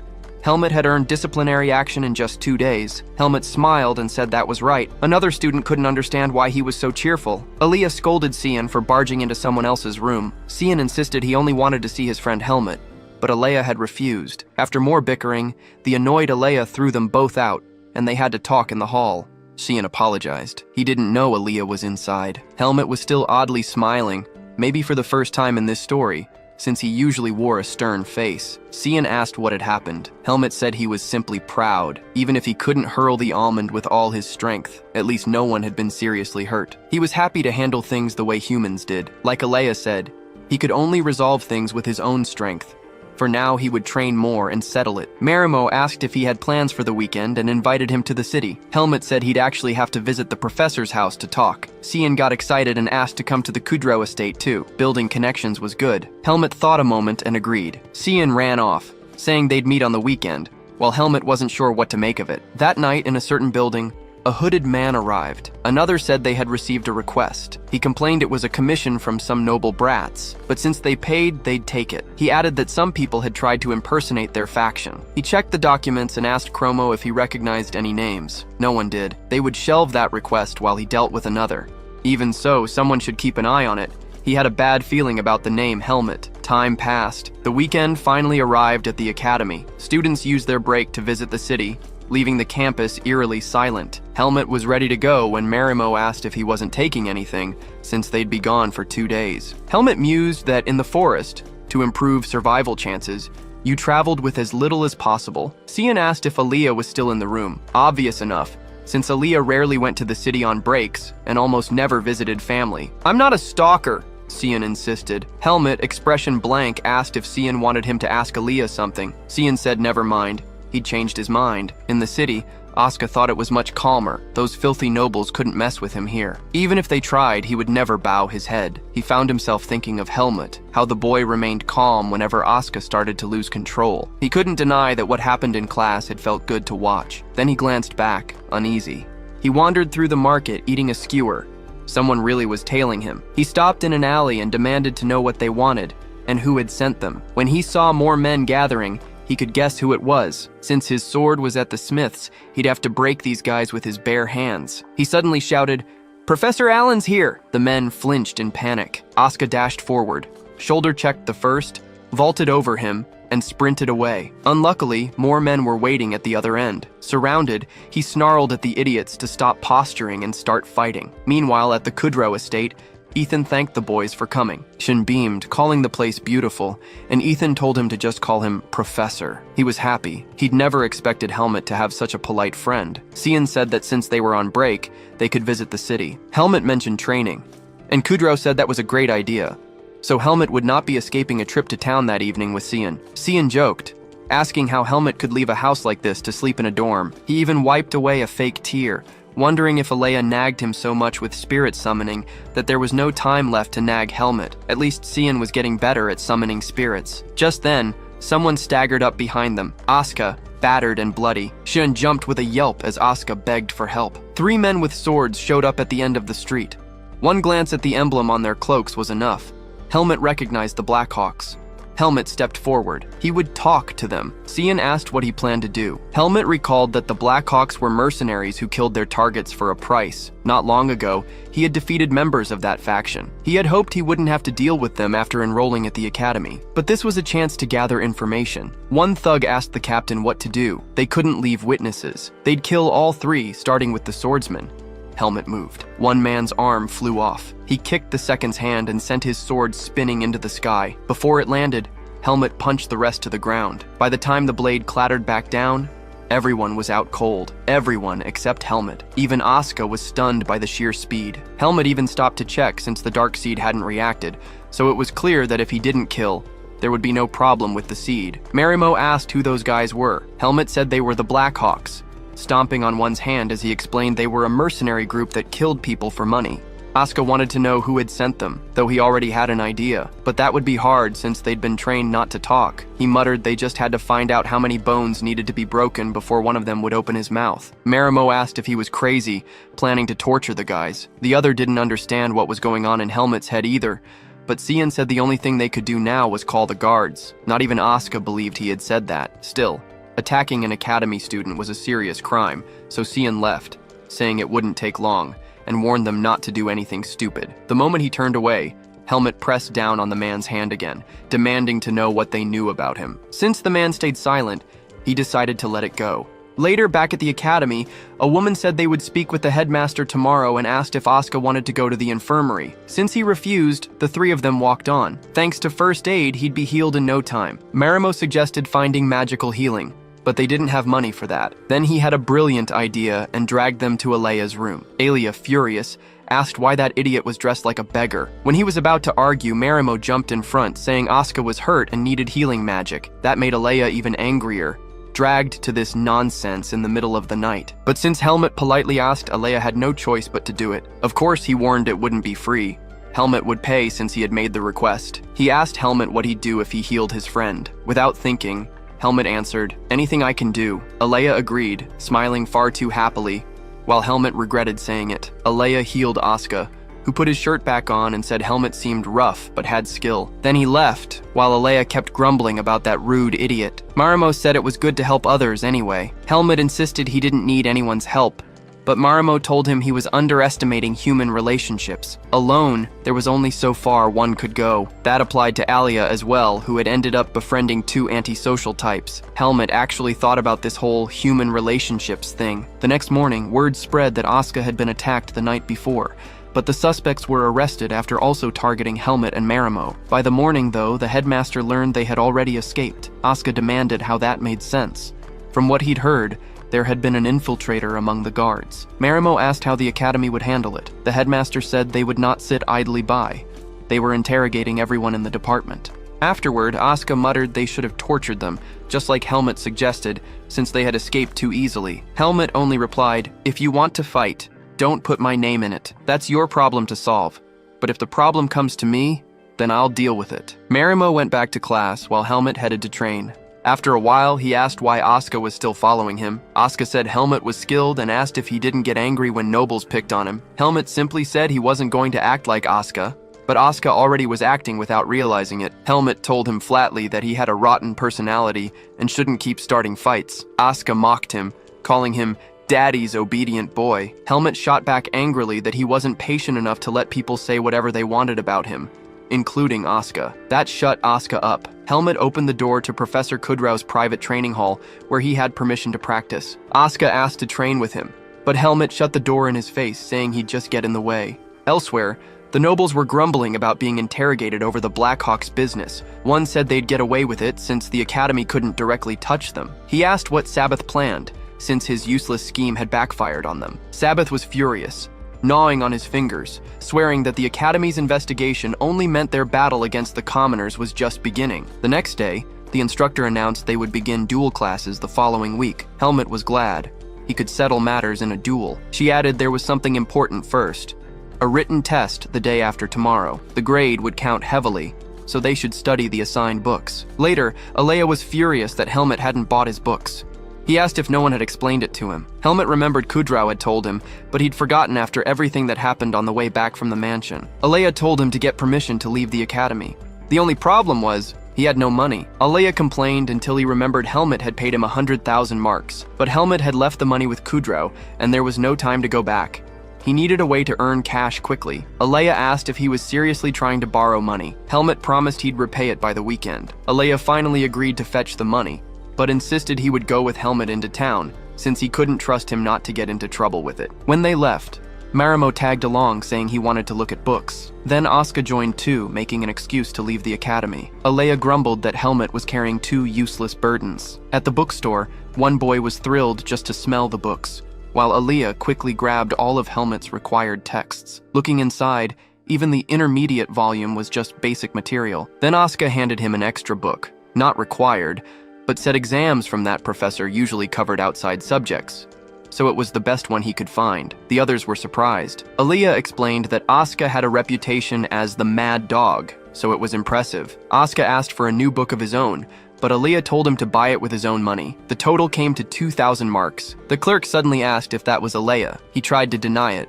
slipping away, while the others teased him for an autograph. But it was true. He had entered the academy with record scores. Seeing this, Helmut understood a little more about those human relationships. Alea said the trip was unnecessary. Helmut asked if he'd bought any books. Of course, Alea had already bought them earlier. He wasn't talking about that. He was talking about knowledge. Helmut asked if books could really teach him anything. Alea explained that knowledge varied. Many books just laid down the rules, and if you thought you knew everything, one day you'd fall flat. He warned Helmut to take care of those books, because he wouldn't replace them if lost. But the next day, by bad luck, Helmut was furious. His books and Asuka's had vanished from the locker. He nearly crushed the walls just by clenching his fists. Because someone's getting beaten up later today, isn't that right? Later, in class, the instructor announced the start of duel practice. They would be paired off, and it was forbidden to use vis. The point was to gain experience fighting other people. Once you found your opponent, he shouted, begin the duel. At that moment, someone called out Sabbath's name. It was Asuka, challenging him to a duel. Sabbath sneered, but Asuka asked if he was afraid, because men settle their differences with swords. Sabbath said he already had a partner, but even the professor reminded them that they must duel against different people. Sabbath snapped that he wouldn't fight a mere commoner, but Asuka laughed, asking if he couldn't handle it. His friends exchanged uneasy looks. Meanwhile, someone stepped up saying he wanted in as well. It was Helmet with his sword, saying that even if they all tried, the result would be the same. Moving in a pack was the habit of the weak. Sabbath was getting angry, but his friend put a hand on his shoulder, saying he'd wipe that smug look off Helmet's face after giving him a proper beating. Earlier, before class, they had sat down to discuss their plan. Sabbath said they should provoke the two and then accept the challenge. One of them said he didn't know Helmet's strength, but it would be impossible for him to beat Asuka. Sabbath said he would use vis. His friends asked how. Vis was forbidden. So he came up with a plan. He would claim he'd only used it to defend himself from violent attacks. At worst, he'd get a warning. But if they crippled Asuka, he'd be expelled from the department. In other words, a risk worth taking. Then another added a condition. He wanted to face Helmet's crow because he still wanted revenge for the day of the run. And that's how it was set. They could barely wait for the day of battle. When the day came, Asuka and Sabbath stood face to face. Sabbath grinned, saying he'd put that commoner in his place. But in the middle of the fight, everyone stopped to watch. Sabbath himself was sweating. He didn't know what was happening. Asuka still hadn't thrown the first strike. One of Sabbath's cronies thought Sabbath had underestimated Asuka. When Asuka held a sword, he was like a hunting hound. He stood still, staring down his opponent, searching for a single opening. He himself had tried to warn them about this, but the other cronies hadn't listened. Sabbath snorted, and Asuka moved, blindingly fast, straight at him. Sabbath's mind raced. Right side, he'll attack from the right. He raised his sword to block, only for Asuka's blade to be coming right down the center of the noble's skull. Asuka dropped Sabbath flat on his back. No one wanted to look. Sabbath was crushed. Asuka said he'd never get tired of pounding nobles into the dirt. Sabbath tried to stand, but his shoulder wouldn't respond. Even with one arm out of commission, he got up, thinking to play his vis card. In the same second, Asuka slashed his back and sent him flying. After that, Sabbath could do nothing. He just took the blows while trying to say he surrendered. Now he truly surrendered. Asuka finished with a thrust to the gut so he'd remember it for the rest of his life. If he said, "I surrender," Asuka would only hit harder. Now we switched to Helmet's fight. The noble asked why he was making such a scary face. Was he worried about his friends? Helmet just stood there and said he was worried about him. Before dessert, we cut back to Sabbath, taking another beating and dropping like a rag doll. He looked around, but everyone stared with contempt. He grabbed his sword and said he wouldn't let it end like this. Right then, he used vis to finish it quickly, but as he lunged, Asuka simply turned, flipped, and cut him from every angle. Since Sabbath had already broken the rules, no one would care if Asuka broke them too. When Asuka raised his blade for the final blow, everyone gaped as the instructor stepped in to stop the fight. He said the duel was canceled and ordered both to his office. Asuka protested that Sabbath had broken the rules and that if he hadn't dodged, he would have been badly hurt. The instructor replied that failing to respect your opponent was also against the rules and asked why the professor was shielding a brat like Sabbath. He ordered Sabbath carried to the infirmary. Another student ran up, asking if the instructor could stop those two as well. But before their duel, we flashed back to the previous day. Sabbath's two lackeys said Asuka wouldn't fall as easily as he thought. Another said, "Just look around." Sabbath was already done. Even without evidence, everyone knew he'd orchestrated that thing in town. They might as well forget about Sabbath. This stained a noble's honor. In that moment, Helmet was downright terrifying. One strike, and the noble's sword snapped in half. In the same instant, Helmet's expression didn't even change as he struck the boy square in the throat, dropping him and stealing his breath. Helmet crouched over him, cold as ice, and asked if he thought being a noble would protect him outside the academy, because Helmet could snap his neck whenever he pleased. The noble began to cry before this monster. When Helmet stepped on his hand, the seed reacted. He grabbed the noble and hurled him upward. The instructor came running, shouting that the duel was canceled. But the look Helmet gave him was so murderous, the instructor's knees trembled. He stood there, speechless. Helmet finally stopped and dumped the punk on the floor. The instructor ordered Aaron taken to the infirmary and Helmet to his office. The other said what he really wanted was to beat Helmet senseless and told him not to lose this historic duel. So before the fight, Helmet asked if he was the one who messed with his locker. The noble scoffed. Who else would it be? Thinking Helmet was full of openings. He lunged, aiming at Helmet's legs. There, he said he would give both of them a chance to apologize if they had anything to say. Since neither spoke, he said he'd expected as much from Asuka, but not from Helmet. Helmet, calm, replied that he hadn't broken any rules. But before coming there, the instructor had stopped by the infirmary and seen that Aaron's throat was torn and all the fingers in his hand were broken. If they had been any later, he might never have spoken again, and he probably would never hold a sword. Asuka shouted he'd hired the Blackhawks to kill them, so it would be best if those nobles never held swords again. The instructor smacked him on the head, asking if they realized they had gone too far. Helmet said he didn't understand why they were blaming them. Aaron was weak and still had the nerve to keep cursing them. What Helmet did was give him a warning, to make him understand you can't mess with just anyone. Asuka added they had stolen the books from his locker. The noble's instructor said that was against the spirit of the department. Helmet asked whether insulting, stealing from, and belittling commoners was the spirit of the department then. The instructor said he wasn't taking anyone's side, but in the end, Helmet had solved a problem the faculty hadn't. Then he drew his sword and slashed in their direction, even cutting into the ceiling, saying they were simply the strongest hunting the weak. It wouldn't be right for the instructor to use his strength to crush the two of them. Just as a noble shouldn't look down on a commoner, the strong shouldn't crush the weak. What they had done was exactly what nobles always did. Helmet asked what they should have done instead. The instructor turned and said this was the teacher's fault for not intervening and letting it get this far. But the academy could not be ruled by the law of the strong. Its purpose was to build bonds. Nobles and commoners, strong and weak, all equal. He said both were excellent students, but they were now forbidden to duel other students, only each other. That perked Asuka up. The instructor handed them a document, because the punishment wouldn't end there. They wouldn't leave until they wrote 50 apology letters. That night fell, and Asuka's hand was red and blistered. He couldn't bear to write another line. He stormed out, cursing the instructor, while Helmet thought he didn't regret it, but he had made a mistake. He had lost control of the seed for a second. Asuka turned and asked if Helmet's hand hurt too. Helmet only grumbled that he couldn't train because of it. Asuka asked if he ever rested, then said Helmet was pretty skilled for such a lazy bones. He asked to train with him. Helmet answered no, no, and no. Meanwhile, the instructor looked on from above. He had always known Helmet was talented, but the killing intent he'd shown then had felt more like demonic energy. He prayed the boy wouldn't lose himself to the shadows. Then he looked up at the slice Helmet had carved into the ceiling and sighed. They'd dock that from his pay. Later that night, in a warehouse, everyone knelt before their boss. He said they had lost a Baden spy trying to push them out of there. The spiky-haired man apologized, saying they had brought shame and failure. The one with the eye patch said a second-year student should never have fought like that, but the boss told them to stop. He hadn't called them there to scold them.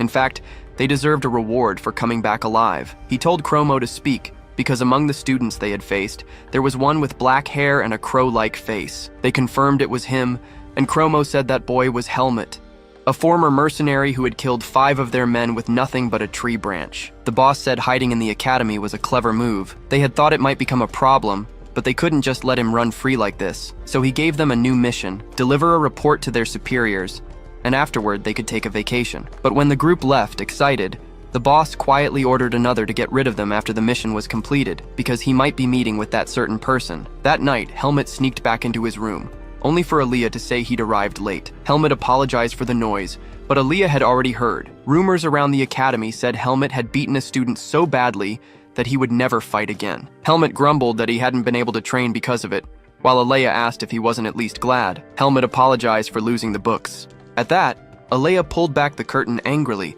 asking if he hadn't understood what he'd said before. He hadn't told him that expecting his books to be stolen, so it wasn't his fault. Helmet only thanked him, while Aaliyah shut the curtain again, cheeks red. The next day, Helmet went to lift weights, but his training hall was being cleaned, so he had to use the shared one. Since the duel, things had changed. Students had started talking to him, not because they wanted to, but out of fear. Still, that was better than he'd expected. Soon after, someone came saying Professor Kudraw was looking for him. Helmet arrived, and Kudraw said he had heard about the incident during class. Helmet immediately apologized, admitting part of the blame was his, but Kudraw said that wasn't why he had called him. He told him those boys would soon be punished. In fact, the 2 students would be expelled from the academy. Not even nobles were forgiven once they were caught dealing with the Black Hawks. If Helmet understood where he had gone wrong in the last incident, then he needed to take up his sword and keep following his own path. To lighten the mood, Kudrow joked about being troublesome in his youth. Then he told Helmut to come to the mansion with his friends on the weekend. He had even bought new books. Helmut asked why there were 2 stacks, and Kudrow said one was for Asuka. Helmut asked why he should deliver them, while the professor thought, "Make friends, my boy." Later, the green-haired one said he had come at just the right time. Helmut took the chance to give Asuka his books, explaining that Kudrow had bought new ones. Then Marimo asked if Helmut had free time on the weekend. So one evening, Marimo was all excited, saying this was the best bar of all because they had to celebrate justice prevailing. After all, Asuka was paying for everything. The chatterbox kept running his mouth, while Helmut remembered Alea saying he wouldn't go out with those idiots. Helmut took a sip, thinking it was terrible. They kept saying he had become a star in the department. Asuka laughed. Who's going to mess with someone who crippled a noble for life? Marimo asked why he was making such a crow face. Helmut said it made sense to be hated, but he didn't understand why the 2 wanted to go out with him. Marimo, drunk, said that wasn't hard to answer. From the moment they met, he was sure fun things would happen around Helmut. Asuka asked why he was so mean to him, trying to get Marimo to agree. But Marimo had already collapsed onto the table, red-faced after only 1 drink. Asuka laughed at him, while Helmut thought he still didn't really understand these things. After all the drinking, they tried to head back, Marimo barely able to walk. Across the way, Helmut saw a crowd, and thought he spotted Alea among them. Earlier that day, Alea had been searching the library for books. Not finding what he wanted, he thought about going to Baden. He remembered how Helmut had invited him to go out, but he had refused. Maybe it wouldn't have been such a bad idea to accept. Later, it happened again. Women crowded around him, offering anything he wanted. Just then, he spotted the crow waving to him and rushed over, saying he had arranged to go out with him today, while Helmut had no idea what he was talking about. Asuka complained, while the women asked how Alea could go out with those swordplay brutes. Things began to sour. One girl noticed Asuka's hair and asked if it was really him. Asuka, irritated, dared them to finish the sentence so he could show them what was good for their health. At least that worked. The girls all scattered. Alea hit Helmut, telling the drunks not to get near him. He kept pestering Helmut and asked what had happened to Marimo. Helmut explained he had passed out after a single cup. Alea pulled out a potion, saying it was an antidote carried by the magic department. They gave it to Marimo, and he woke immediately. Seeing Alea there, he blushed, since, in the end, Alea had come. Should I kill him now or later? Helmut thought. At that moment, he asked Alea if he wanted to visit Kudrow's mansion tomorrow. Alea asked first, "Those 2 aren't coming, right?" Helmut said it would be just the 2 of them, and so Alea agreed, asking what time. The next day, Helmut thought he understood, but maybe he didn't, because Alea woke up furious, saying it was a team battle, and the goal was to defeat those 2 blockheads. He declared, "I don't accept defeat, understand?" While Helmut was more lost than ever. And that's where the next chapter begins. In the bedroom, Alea asked if Helmut was preparing for the exams. Helmut said he was kind of preparing, since he didn't need to worry much, except for a few subjects where he was struggling, like continental history and magic. That had happened because he transferred late and couldn't take proper classes. Helmut said that to pass, all he needed was to show his skills, but that was a trap, because even if his practical abilities scored 150 points, the system capped grades at 100. So even if he ranked among the best, he still needed good marks in general subjects to break ties. Helmut said he'd worry about that later. Alea warned that if he left it like that dog Asuka would surpass him. Helmut realized that right away. Alea looked serious and said that if Helmut wanted to pay a fair price, he could help. And so the 2 of them ended up in the library. Helmut asked what they were going to do. Alea said it was just a special gift for the exams. When they entered, Marimo and Asuka were already there. Alea asked what the 2 were doing together. Marimo stammered something about classrooms, but he really wanted to know why those 2 were together. Angry, Asuka insisted he was studying. Marimo said it was a shame, but asked the 2 to go to another room because they wanted to study. Helmut whispered that something was fishy here. Alea smiled, saying, "It's really a shame, so let's not disturb anyone studying." Marimo said, "Thank you very much." But Alea added he had a better idea. A simple one. Helmut and Asuka would stay there, and they would go to the next room. The 2 looked awkward, while Alea asked if they were hiding something. In the end, Asuka was worried about losing his spot as the top student to Helmut, so he asked Sheehan for tutoring. He said last exam he'd fallen short by just a single point. And of course, that was only because Alea had helped Helmut. But now, Asuka didn't want to fall behind in theory classes. The fool asked if Alea was going to help Helmut again. Sharp-tongued as ever, Alea said of course, he wouldn't be there otherwise. Down below, Marimo said that since they'd found out, they could make a bet. The loser would have to run 100 laps around the field without using magic. Which is why Helmut's studying now wasn't about grades. It was about Aaliyah's pride. Thus began the saga of studying. Night fell and rain poured while the two studied in the library, with Aaliyah furious that Helmut had the nerve to get everything wrong. Aaliyah demanded what kind of written answer that was. First question, what's the difference between witches and mages? Helmut's answer, witches are evil and mages aren't. I know because I've met one. Helmut said he just wrote what he thought, but Aaliyah barked that it had to be based on standard theory. The goofs showed up to gawk too. They were shocked, asking if Helmut had never handled questions like that. His transfer exam had been all multiple choice. Aaliyah slammed the table, furious. He wasn't about to let his pupil be beaten by two fools. From then on, relentless training began, full of arguments and food. Late at night, after the others had left, Helmut asked why Aaliyah was so obsessed with staying on top. Helmut thought that one day Aaliyah would become an archmage and be able to see the seed inside him. At some point, he would have to keep his distance. Aaliyah stepped closer and asked if Helmut understood. He flipped his hair toward Helmut, who wasn't paying attention to what he was saying. When they both realized it, they were practically pressed together.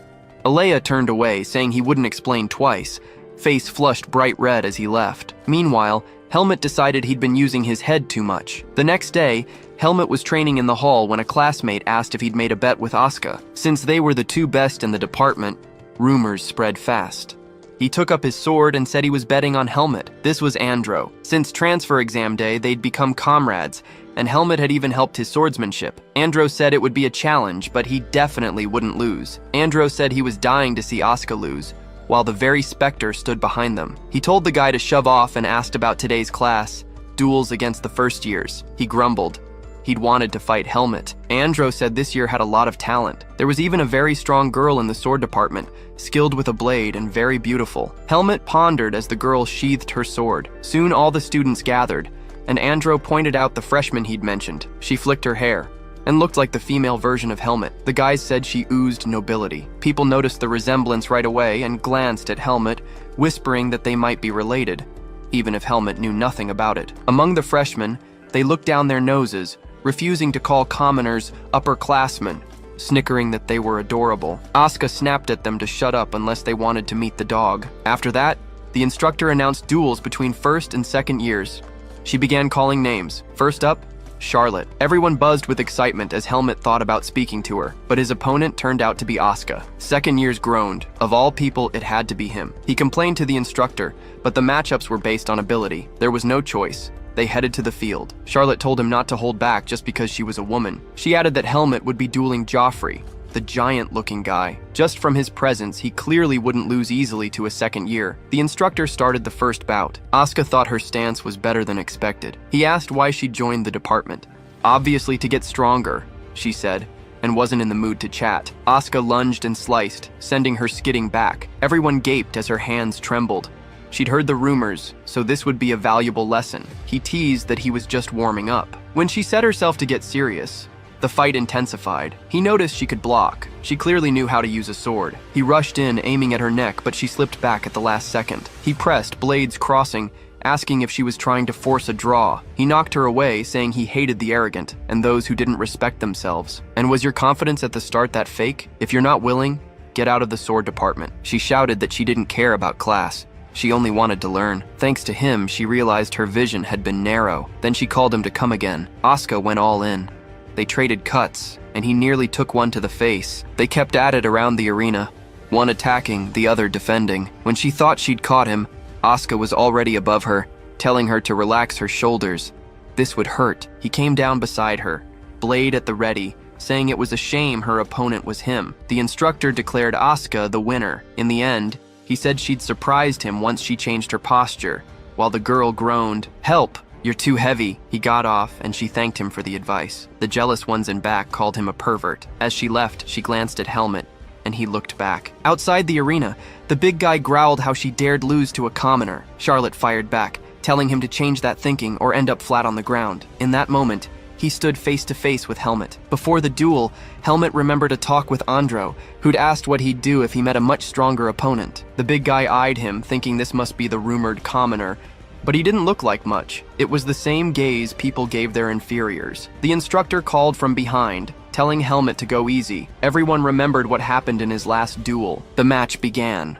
The big guy charged instantly. Helmut blocked, but another strike came from the other side. He had to leap, blades colliding.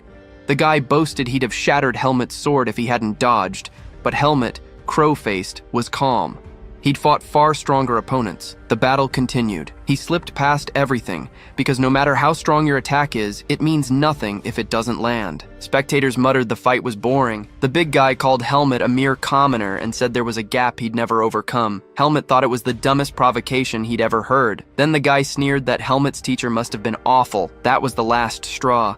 Helmet's face hardened. The instructor told them to focus, but Helmet exhaled and said that from here on, it wouldn't be easy. He sprang forward and slashed the man's leg. In the same beat, he came around from behind. The big guy leapt, but Helmet still landed the blow. The arrogant one shouted that the attacks were weak, only to find himself on his knees.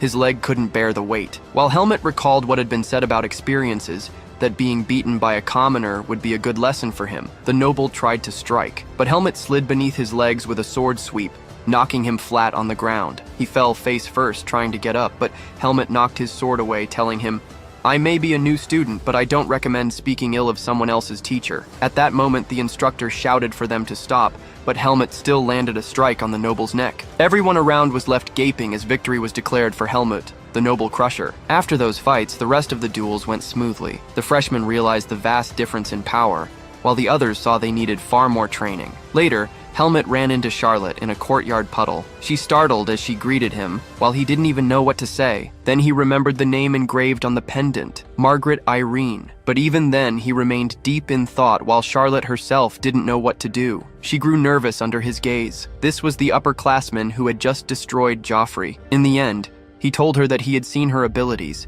and that she certainly had a bright future ahead. He asked if she knew his name, but there wasn't a soul in the department who didn't know their rising legend. She said she wanted to fight him someday, and since he agreed, she thanked him, saying she would look forward to it. At that moment, Asuka appeared, asking if they knew each other. They explained it was just a chance encounter, and Charlotte left, saying it had been a pleasure. Asuka then asked if he was hitting on the freshman, but Helmet just replied that he wasn't a womanizer like him. Later that night, Helmet wondered if he was disturbing Aaliyah. Aaliyah, perched on the window ledge, said no, but after all those years spent with Darian, he couldn't shake a sense of danger. Aaliyah closed his book and said he wanted to ask something. He had heard that a first-year girl had invited Helmet on a date, and he wanted to know if it was true. Seeing Helmet's reaction confirmed it, though Helmet insisted it wasn't, explaining that she only wanted to spar with him in the next class. He added that he would never lie to Aaliyah. Aaliyah reopened his book, saying he would believe him, and added that Helmet was his closest companion in the entire academy. Then he warned him to be careful, never to trust any girl who approached, because all of them only wanted to use Helmet to get closer to Aaliyah. In other words, Aaliyah was just protecting her own interests. Helmet was left baffled, while Aaliyah continued his strange warning. Helmet said he understood, asking if he wanted him to stay away from Charlotte. Aaliyah, flustered, shouted that wasn't it, but the crow-faced Helmet calmly said that if Aaliyah truly suspected Charlotte, he would keep his distance. Aaliyah blushed, turning away, saying he only meant for Helmet to stay alert. The next day in the library, everyone sat in tense silence, staring at Aaliyah. Finally, he announced that Helmet had at last given a proper answer. Everyone leapt with joy, relieved he had survived the hellish lessons. Still, Aaliyah snapped that the answer wasn't perfect, so there was no reason to celebrate. They were only just beginning. Marimo drew their attention, saying that with exams approaching, he had picked a special place to study, somewhere they could review and enjoy waffles. Asuka asked who does that, but Marimo insisted he couldn't survive without a snack. Just the thought of warm waffles had Aaliyah drooling, and he admitted it wouldn't hurt to take a break. Asuka asked if the place would even be open. Marimo bragged about Baden's bustling night scene, but when they arrived, it was closed. Marimo bawled that he'd been dying to visit, while Aaliyah told him to stop whining and find somewhere else. Marimo suggested a toast shop instead, but Aaliyah shoved him forward to quit crying and keep moving. That one at least was open. Inside, Asuka balked at the price of the sandwiches. Marimo asked if he wasn't ordering anything, but Asuka explained that his family only gave him enough for tuition, nothing more. Marimo teased that he'd win a scholarship for being suspended, which earned him a furious grab.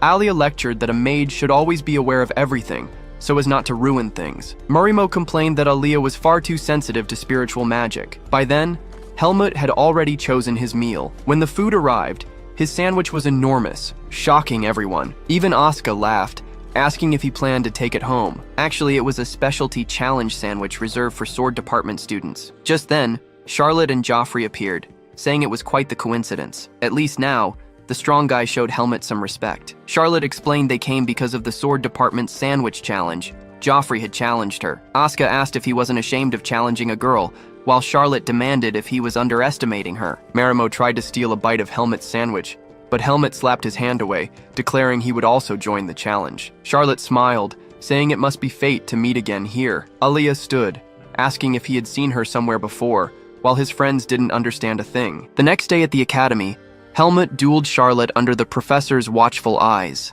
They clashed blades, Helmut driving her back. He struck ferociously, aiming for her neck, but she narrowly ducked. She tried a low counter, but Helmut kicked her sword away. With her hand aching, she surrendered. The instructor thanked them for the duel demonstration, and Helmut left, recalling the previous day's events. Aaliyah asked if Charlotte had known him before, but she replied that she only recognized him by sight, since he was the famed senior of the magic department. She even glanced at Helmut with flushed cheeks, unsure of what had just happened. Marimo complained that he realized something. As long as Aaliyah was around, none of them would ever get girlfriends. Helmut thought back to Aaliyah's warning. Judging by her reaction, maybe he had been right. So he decided it was best to pull back a little and focus on getting stronger, strong enough that no one could cause problems for him. Later, Asuka sprawled in a chair, muttering that he only had to make it through half a semester without suspension. Helmut startled him, asking if he really thought he could manage. Asuka said he was just thinking out loud, then asked how the duel went. If it had taken long, it must have been tough. Helmut admitted it ended far too quickly. He only stretched it out because the professors told him not to finish so fast. Still, Asuka muttered that if Helmut didn't want to disappoint Aaliyah, he'd better prepare for the written exam. Right then, Aaliyah appeared, agreeing and asking if tomorrow's test was the theory of magic, since they should review together. Asuka asked where Marimo was, probably buried in his books with exams so close. They started arguing again, while Aaliyah ordered Helmut not to waste time and get back to studying. Helmut even asked why Aaliyah looked so worried. He thought it wouldn't be so bad to run 100 laps, but Aaliyah said he hated losing bets, so Helmut had better study hard. Aaliyah also scolded Asuka for being a distraction, shooing him out, and so Helmut's studying continued. Then the professor announced the exam. 2 hours, beginning now. Helmut looked at the first question. By accident, you have received the power of darkness. If undoing it would kill you, what would you do in this situation? After the test ended, the halls buzzed as students left. In the library, Aaliyah asked how it went. Helmut said it wasn't too bad. Most of the questions matched what Aaliyah had said. The only special one was about the power of darkness. Aaliyah asked what Helmut had answered. Helmut, with a dark expression, said he would accept the power and live, trying to find a way to control it. Aaliyah replied that it wasn't a bad answer. At least the professor wouldn't think so. Then he asked what Aaliyah himself would have written. Aaliyah said he would have gone to the temple in search of answers, but in the end, his response would have been similar to Helmut's, even if it meant becoming an enemy of the temple in the process.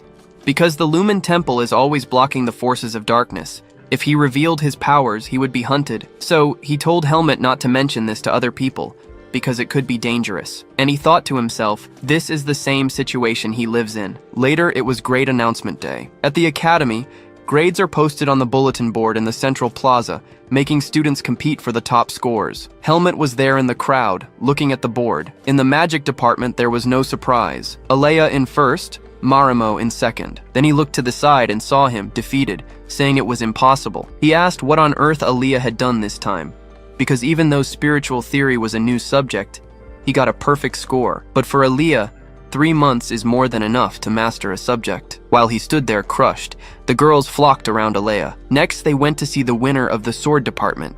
In fact, Helmut had beaten Asuka by a single point. Marimo shouted that it was impossible, while Aaliyah smiled and said that in the end, Helmut had pulled it off. Asuka was mad about losing by 1 point, though losing first place to Helmut was at least somewhat acceptable. Still, he told Helmut not to relax. He'd see him next semester. At that moment, Marimo popped up behind him, calling him a traitor, because now he had to fulfill the bet they'd made. He even pleaded, "Have mercy! If he ran 100 laps, he'd die." But Helmut said 100 laps wouldn't kill anyone. Aaliyah smiled, saying he didn't find that unfair at all.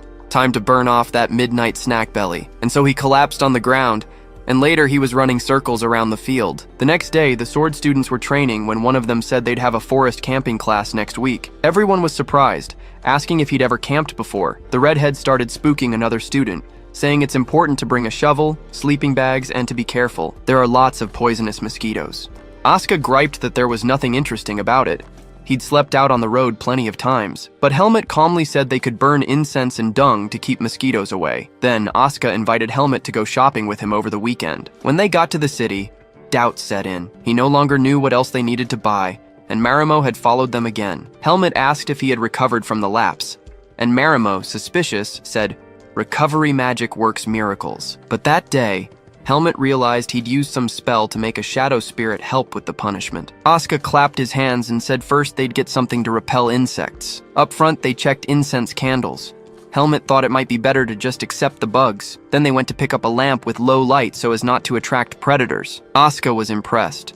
Helmut thought of everything. He asked if it might fall in the middle of the night and start a fire, while Marimo said they could bring a fire scroll. Asuka asked if someone couldn't die because of that. In the end, he still tried to convince them to buy it. Helmut himself thought this felt more like prepping for a picnic. Helmut stepped away to look around. He left thinking he wasn't thrilled about the idea of camping, and the Black Falcons probably wouldn't attack at an academy site full of instructors. Ahead, he saw someone spinning something on a stick and shouted that this was Baden's most talked about dessert. People gathered to buy it, while Helmut thought it looked like a cloud. The person who bought one turned and asked if it wasn't amazing, and spoke to Helmut because they were in the same magic theory class. He wondered who this weirdo was, and she introduced herself as Teresa, a third-year student in the magic department. He remembered Alea's warning not to trust women, so he immediately said he was already with someone. Teresa insisted, but he turned away and said if she was so interested in Alea, she should go talk to him. She said to relax. She was interested in him. Just then, Alea appeared and asked what Helmut was doing there. Teresa said it was a coincidence to meet him. Alea flicked his hair and the girl flushed at a loss for words, so Alea hauled Helmut away. Then he said, "I warned you," telling him not to listen to girls' chatter and to be firmer in his decisions. Farther on, Alea asked where Asuka and Marimo were. Time to regroup. Helmut walked on, wondering if Alea liked or hated being pestered. Ahead, they found the two clowns, and Alea was disappointed with all of it. After that, Asuka said he was prepared so camping wouldn't be a problem, while Marimo asked if they hadn't spent too much money. At that moment, Helmut suddenly turned. He sensed a presence approaching. He kept walking as a masked shadow appeared in the dark, because his peaceful life at the academy was nearing its end. Now a dark room appeared, a candle melting down. Several hooded figures knelt. One thanked them for their hard work and introduced himself as the branch commander, Anton. He tried to speak, sweating, while the open doorway showed only smoke. Everyone around felt something coursing through their bodies, and a man walked past them all. Up front, he told them to keep talking and not stop to gawk. "Yes," came the answer. He thought this man was one of the faction's finest. Hawk-eyed killer, Fascio, the clown. As he had said before, they were having trouble handling a target, and he handed over the intel. The man looked it over. A rank 2 mercenary with the Pace Group and also a second year at Greta Academy. He even questioned whether the academy would teach that boy anything. The commander said he was at a level where he didn't need to enter the academy. He probably enrolled to hide. He added that the boy was sponsored by Ethan Kudrow, a noble. The clown asked if they'd discovered anything about his past. Unfortunately, nothing. The only info they had was that he joined the Pace mercenaries during a mission and started working with them. The clown said, "We don't know when he was born, who his master was, or even who he is. This is the first time I've seen someone so mysterious." Anton asked if they might have tangled with the wrong person, but the man stabbed the paper with his finger and said, "There's no one the Black Falcons can't reach. Dead men vanish as if they never existed." He said they could leave it to him.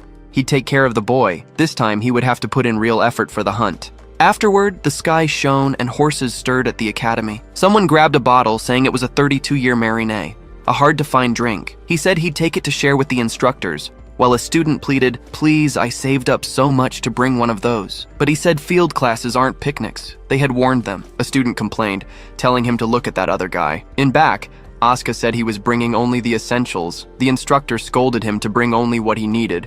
Otherwise, the horse wouldn't handle it. He grumbled, while Helmut watched from afar. He thought, it's a Monday morning, and today the academy's camping classes begin. Time passed as students rode over the mountains. Helmut thought it had been a while since he'd left Baden. Fresh air was indeed good. Asuka said that thanks to his noble sponsor, he'd gotten a good horse, and asked what breed it was. Helmut didn't know, and said Asuka's horse looked good too. Asuka gave up on that and asked the horse's name. Helmut wondered, do horses need names? Asuka called him Heartless. He said swordsmen and horses are partners who'll be together. so you should name them. Helmet said it was kind of hard, but you just say whatever comes to mind when you look at it. He looked at the purple-maned horse and said Asuka's name. Asuka got mad, that it was weird to name a horse after him. Helmet asked why it was weird, and they started bickering, saying he looked like a horse. Later that night, the instructor said they would stop for a while so they could leave their baggage on the horses' saddles. Asuka thought a full day had passed already, so how much farther until they reached the campsite? Helmet was listening because from what he'd heard, on the first day there would be a barbecue, on the second a hunting competition, and finally, on the third day, a group activity. But he thought it was better to stay alert in the middle of the forest at night. At that moment, Asuka asked Helmet where his horse was, and he looked startled because the horse had disappeared from his side. Looking closely, the rope had been cut by something sharp. He thought it was impossible. When could that have happened? But the important thing was how he hadn't noticed that someone cut the rope and led the horse away. Then Asuka pointed, telling him to look. The horse was behind the trees. Seeing this, Helmet asked to borrow his sword for a moment. He walked forward with the sword ready for any danger, but when he got close to the horse, nothing happened. There was no one in the area. At that moment, he felt something strange. When he looked down, he almost stepped into a hunting trap. Helmet didn't understand how that had appeared without him noticing. This couldn't just be coincidence. Something was happening because he felt the pressure of being hunted, but he smiled, saying that this hunter had chosen the wrong target, and he was going to have some fun. He called out, saying that since the horse's hair was white, he'd call him Snowy, and tried to bring him closer. Of course, since he'd just chosen the name, the horse didn't recognize it. As Helmet approached, he thought it didn't matter who was behind this. If they got in his way, they'd be eliminated, but he hoped at least the opponent would be interesting to fight. Later, the camp was shown from afar, and the instructor shouted that before preparing for dinner, he would announce the groups. From now until the last day of camp, they would be divided into teams to help one another. The leaders would each receive a communication sphere to contact the instructors if there was trouble. Helmet picked one up, looking at it, while Asuka told him a leader couldn't be distracted like that. Their group was behind them with a lot of new faces. Helmet himself noted there were many strangers, and some already seemed eager to start trouble with him. Another stepped forward, saying they should take the chance to introduce themselves. He started by saying his name was Andro. On the other side were Mitchell, Basil, Wesley, and Dino. Helmet asked, "And the red-haired one?" He grumbled that his name was James, and that they'd met before. Helmet replied mysteriously that yes, he remembered. After that, Helmet told them to prepare dinner first, because he needed to talk to the instructor. Asuka asked what it was, and he explained. When he went to get his horse, he had found a hunting trap. He said such traps were forbidden in this area, so he'd report it. Since that was the case, Asuka said he'd go along, while the others glared, thinking he was just trying to avoid dinner duty. Later, under a dark, starry sky, the instructor asked if he had really seen a trap in that area. She asked if he was sure, and of course, he had almost stepped on it. But since there was no sign of it now, she said she'd warn the others to be careful. Asuka asked if this was the right spot, but looking closely, Helmet saw the grass was pressed down. Someone had removed it before he returned, meaning they were being watched all along. Helmet thought of something Alaga had once taught him, how humans can be creative when hunting stronger prey. The persistence of wearing down a target until it was exhausted and fell, that was one of humanity's greatest strengths. But if they thought they could defeat him this way, they were in for disappointment. Walking on, he thought there was nothing on this mountain that could truly threaten him. When they returned, one of them asked why they had taken so long, since he'd had to prepare the meat. Then they showed the plate of meat, burned so black it looked like charcoal. Everyone thought someone would die if they ate it. A while later, delicious meat was being served. Everyone was impressed because this time Asuka had to roast it so they wouldn't be eating charcoal. They joked that plebeians really were different, while he asked if that was supposed to be a compliment. Then one of them told the others to look at what he'd brought. He pulled out a bottle of wine, and they asked how he managed it. The rascal had used a storage spell in his cloak to sneak the drink in, saying a barbecue without alcohol was no fun at all. Since the instructor would be making her rounds later, they had to drink it quickly.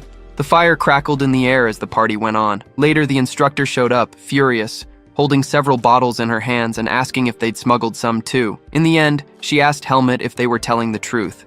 And when he said yes, she left, telling him he was responsible for his team now, so he'd better be careful. She ordered them to eat, while everyone eyed each other suspiciously. When she left, they grabbed the bottle again and kept celebrating.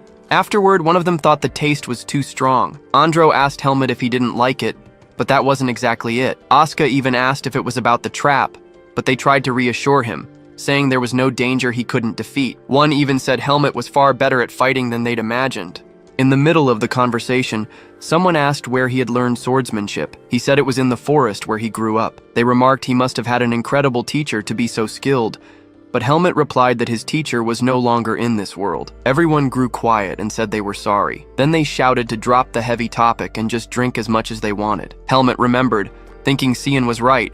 Humans always draw closer when drinking. In the night, all was quiet. His companions were asleep all around. Helmut got up, saying he needed to vomit, and started walking into the forest. He looked around, knowing how to neutralize alcohol by sweating it out, but it was likely his hunter was watching now. He walked through the woods, moving cautiously. Ahead, he came across a house and thought it must belong to one of the camp overseers. Approaching it, he knocked twice until an old man opened the door, asking who he was. Seeing the academy uniform, he said he had found a trap in the forest and told the man to reinforce the patrols. The old man said anyone setting traps there faced heavy fines, but Helmut insisted he trusted his eyes. He was sure he'd seen one. If that was true, the old man said, it was serious. He closed the door, saying that starting tomorrow he would strengthen the patrols, since it was easy to hide a bear trap well. At that moment, Helmut stopped the door with his foot and gave him a sinister look. He had never said what kind of trap he'd seen. The old man gave a sly smile and apologized, saying most traps found around were for bears. Helmut noted the smile was too forced and said maybe he'd just been overthinking. He told the old man to be careful with traps, but before leaving, he added one more thing. Students from the department always came here, so he wanted to know where they were sent. The old man said the competition always took place in the northern mountains, same every year. Helmut thanked him and walked off, thinking he couldn't sense any vis from the man. Even so, his instincts pointed that way. He considered snapping the old man's neck, but decided not to act rashly. He walked on, thinking that when the mysterious enemy appeared, all he needed to do was counterattack. When he returned to camp, the instructor was hitting the boys, and she glared furiously at Helmut. After that, the night ended. The next day, everyone stood in line. Helmut was in the middle, holding his bow. The instructor began explaining the rules of the hunting competition, saying the most important thing was to keep themselves and their teammates safe. So, if one member of a pair was injured, the other had to contact them immediately. After the explanation, they were given a bow, arrows, a map, and provisions. Even though they would move in pairs, the ranking would be based on individual hunting results. One student asked if catching more animals meant winning. The instructor told the smart guys who wanted to kill a dozen rabbits that the ranking depended on the type of animal hunted. A fox was worth more than a rabbit, and a bear was worth more than a fox. With no further questions, the hunt began. Asuka said that at least they'd walk away with a win, since his partner would be Helmut. The other students asked if Asuka had no shame, since the two of them were the best in the department, but the instructor said they were free to choose their pairs, and Asuka walked off laughing at the other boys. Later, under the strong sun, Asuka said that if they joined forces, they'd be unstoppable in the department. In other words, they could take both the first and second place prizes. But Helmut wasn't paying attention.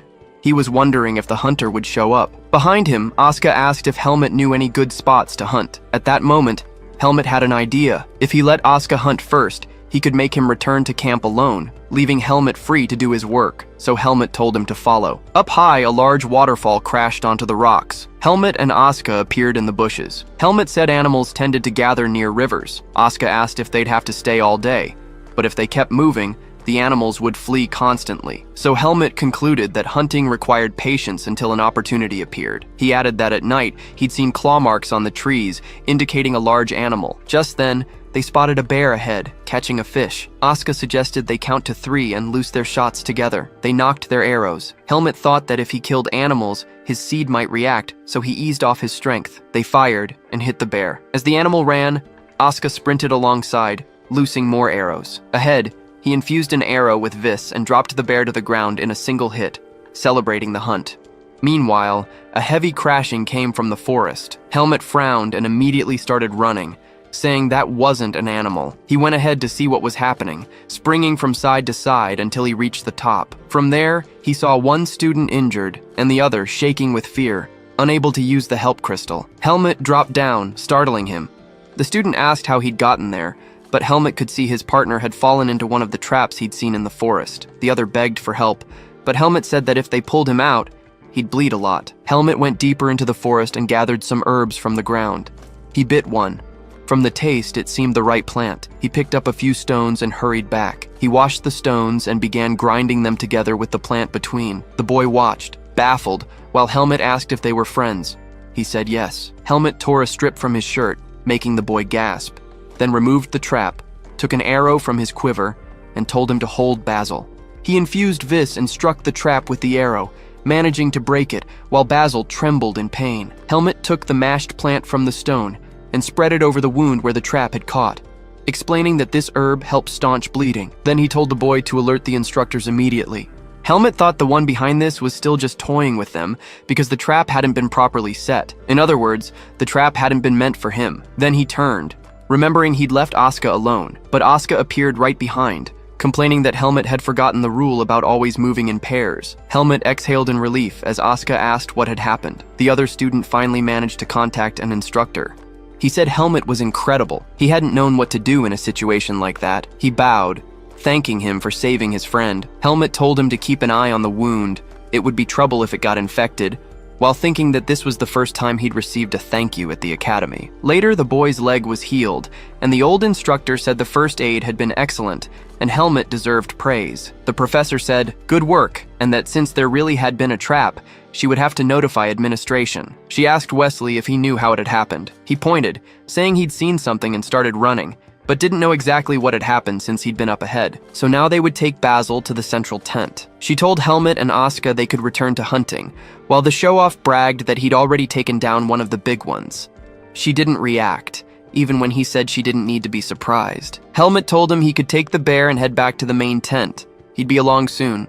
Asuka asked if he was sure, but Helmut said he didn't fall for traps, and if they left a bear lying around, someone would snatch it and carry it off. So Asuka went on ahead and told him to be careful. Helmut ran on, thinking this was his chance. His hunter must be watching from somewhere. He used vis to probe for their position until he sensed something in his direction. He slashed and dropped to the ground, then looked up. A wire was strung between the trees. He grabbed the hanging wire. It was iron. If someone ran into that, it would be dangerous. Farther on, he found a deer tangled in the wires. That must be why Basil had started running. He raised his bow. He'd be taking this animal. Later, they showed the camp and all the game that had been taken, including Asuka's bear. Everyone stared, impressed. Someone said Helmut had gotten it, but Asuka shouted that Helmut had brought something else. The instructor asked if it was a deer, saying the meat was delicious. Then he congratulated them, saying they'd worked hard. He announced the prizes. 5th place would receive 10 meal vouchers. 4th place would get a quality ink and quill set. 3rd would get a bookstore voucher. 2nd place would get permission to use a private training room. And the grand winner would receive all of the above. Asuka came up saying he didn't need the quill set and asking if anyone wanted it. The instructor continued announcing the rankings. That night, the bonfire blazed. One of the boys remarked that the private training room was an awesome reward and told Asuka not to pout about 2nd place. He yelled back, complaining that he'd brought down a bear, but 1st place had gone to someone who caught a rare fox. Helmut consoled him, saying at least he had a training room. In the end, Helmut placed 5th and got the meal vouchers. He said that thanks to Asuka, he'd be trying bear meat. They chatted, and someone said only the 3 of them were left because the other 2 had to return to the academy. Wesley, who'd carried Basil, got hurt when he fell off a collapsed bridge. Mitchell injured his leg after falling into a trap and had to be rushed back, so only 5 people remained in the group. Helmut thought it couldn't be mere coincidence and wondered whether to tell the others the truth. Asuka said those students would sleep all night in a soft bed while they had to sleep on the ground. They talked, and Helmut decided to say nothing to avoid making them more nervous, since the group activities would start early the next morning. The next day, they marched in files. Someone pointed to the area on the map and asked how long it would take to reach it. Helmut simply tugged his horse and told them to get moving. Later, the sun was setting, and one of them asked Helmut to check what was ahead. They went down and saw a small stream in front. That would be great. There was water, and they could make a fire nearby. Helmut went down and examined the water. From the look of it, nothing seemed wrong. While Asuka asked if he was thirsty, the others talked about unloading their packs quickly. Their backs ached from walking all day. Night fell, and they all sat around the fire. Helmut noticed everyone looked dejected and wondered if it was because the other 3 had had to go back. He stood up and said he'd fetch firewood. Asuka went along to help since the group was a bit down. The forest was already dark, and they picked up fallen sticks. Asuka asked if it was enough, but Helmut said the sticks were wet and couldn't be used. Asuka griped that it was hard to see branches in this dark forest. He told Helmut to chat, but Helmut just told Asuka to gather the right kind of wood. Asuka kept complaining about whoever had the bright idea to send everyone into the middle of a mountain. Helmut came over, handed him an armful of wood, and told him to take it back to camp. Asuka asked why he was acting like that, but Helmut had something urgent to deal with, so Asuka left, telling him not to do anything reckless and to come back soon. When no one was around, Helmut stayed focused on the night of the forest. Soon, he stepped closer, asking if the other had prepared enough, because in front of him he finally found his hunter.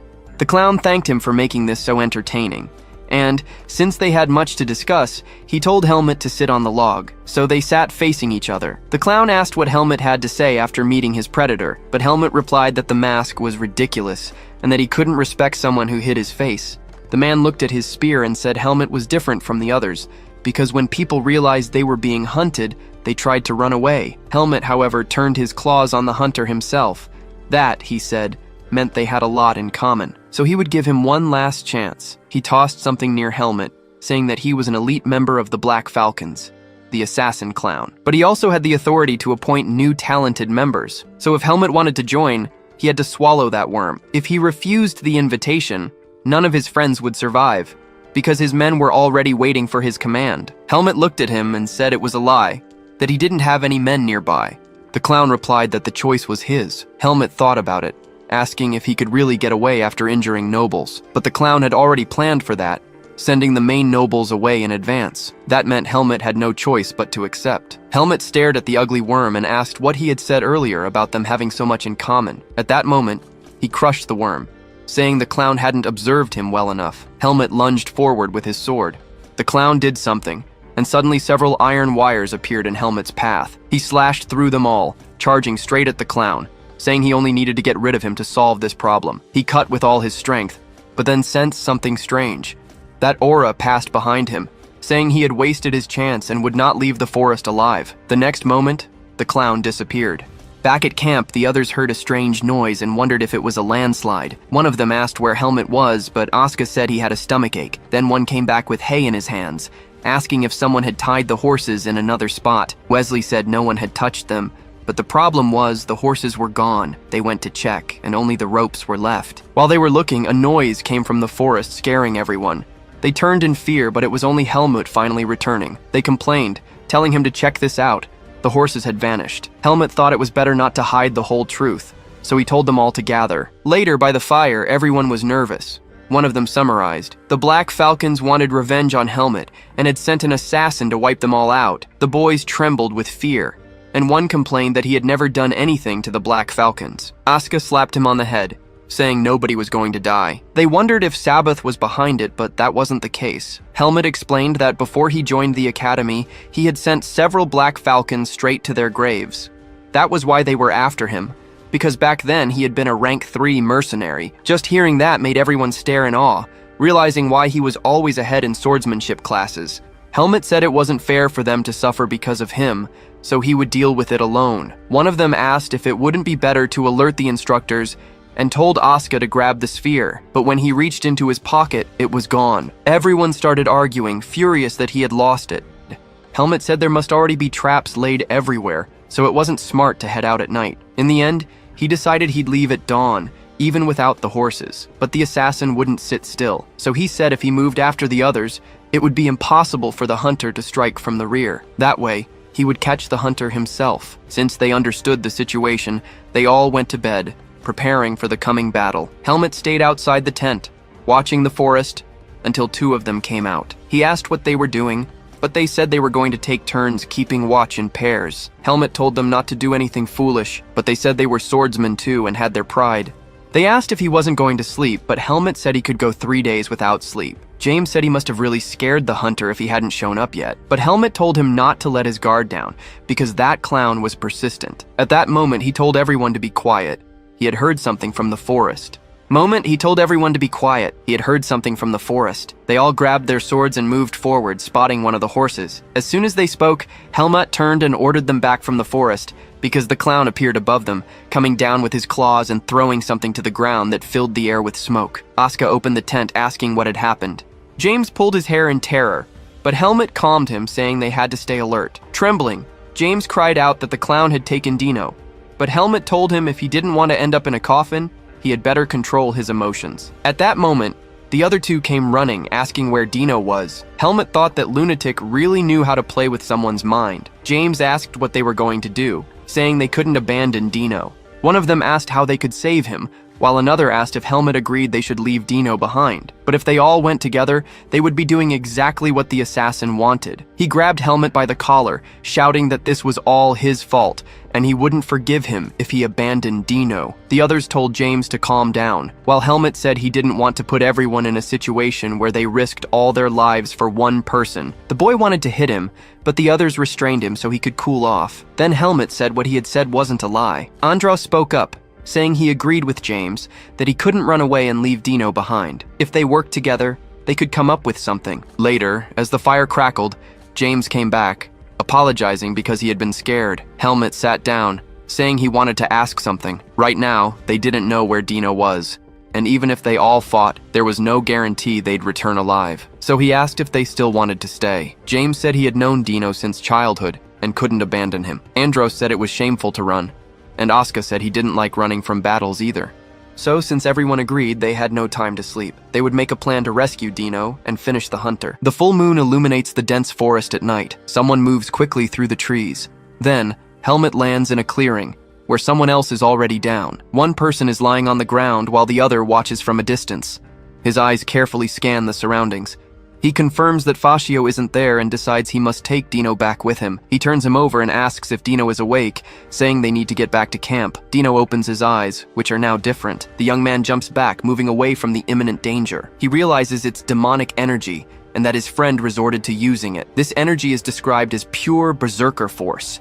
If injected into a human body, it clashes with human energy until both are annihilated. The creature now rises before the swordsman. He unsheathes his sword as the creature stares him down. Then the beast lunges forward with a powerful strike. Helmet braces for the impact with his blade. He's dragged backward by the force of the attack. The creature keeps pressing its attack against him. The collision between them shatters the ground around them. He leaps into the air, dodging the creature. Then, he lands at a safe distance, maintaining his combat stance. He concludes that despite the energy, it's just a transformed human and won't be hard to kill. The swordsman suddenly reacts, placing a hand on his chest. His eyes widen at what's happening. He wonders if the seed of darkness is reacting to the demonic energy. The young man turns his gaze back to his opponent. He understands the situation and mentions the seed of darkness. The creature stomps hard on the ground, breaking the rocks, and it charges toward its target. The beast attacks with a flurry of swift blows. Helmet defends and counterattacks amidst the offensive. The two exchange a series of high-speed blows. Then,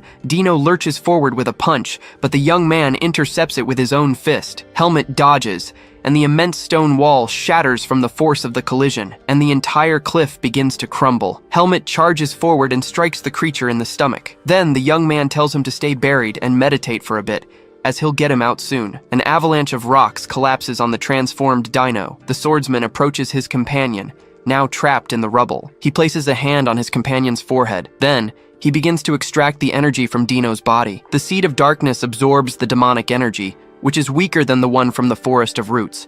He can easily burn it all away with Vis. The marks on Dino's face start to fade. His appearance returns to normal. He concludes it will take some time to burn it all, and that it's good Fascio isn't around. Then, he helps Dino up, asking him to put in some effort. Suddenly, the ground around them begins to crack and open up. He realizes the previous impacts made the ground give way. The entire cliff collapses violently. In a distant valley, the moon shines brightly. One of the men asks how long they've been there, but the other tells them to forget about Helmet for now. Reunited with his companions, he states that the enemy is just getting started. A masked figure with curved blades walks toward them through the forest. One of the young men recognizes him as Dino's kidnapper, but Asuka scolds him not to ruin the plan. In a flashback, they discuss how the opponent's stealth abilities make him impossible to detect. Their plan was to use an open formation to watch all directions and be able to counterattack. And when the chance arose, they all agreed to follow Asuka's plan. Asuka watches the situation unfold. The assassin counts the 3 warriors before him. Then, he states that all 4 remaining guests are present. Asuka gets irritated by the taunt, but his companion tells him to pay no mind. The masked man identifies him as Asuka, and the others as Andrew and James. He introduces himself as Fascio and says he's come to hunt them for making the wrong friend, but the assassin admits that killing 2 nobles is risky, and he doesn't like taking unnecessary risks. Then the assassin raises a finger and says he has a proposal. He points out there's a non-noble among them, and if they help him hunt him down, he'll let the others go. Andrew and James look aside, seeming to consider the offer. The assassin insists it's a good opportunity to get rid of the commoner and promises to keep it a secret. Asuka questions if they're really considering the proposal, telling them not to be fools, but the assassin interrupts, calling out to Asuka. James then raises his head and declares that his mind has never been clearer. With his sword raised, James states that no swordsman would sacrifice a comrade and that the three of them will return alive. The assassin clicks his tongue in disapproval. Fascio crouches, saying it was a mistake to try and talk, and that he'll bury them right there. Asuka warns his companions to stay focused,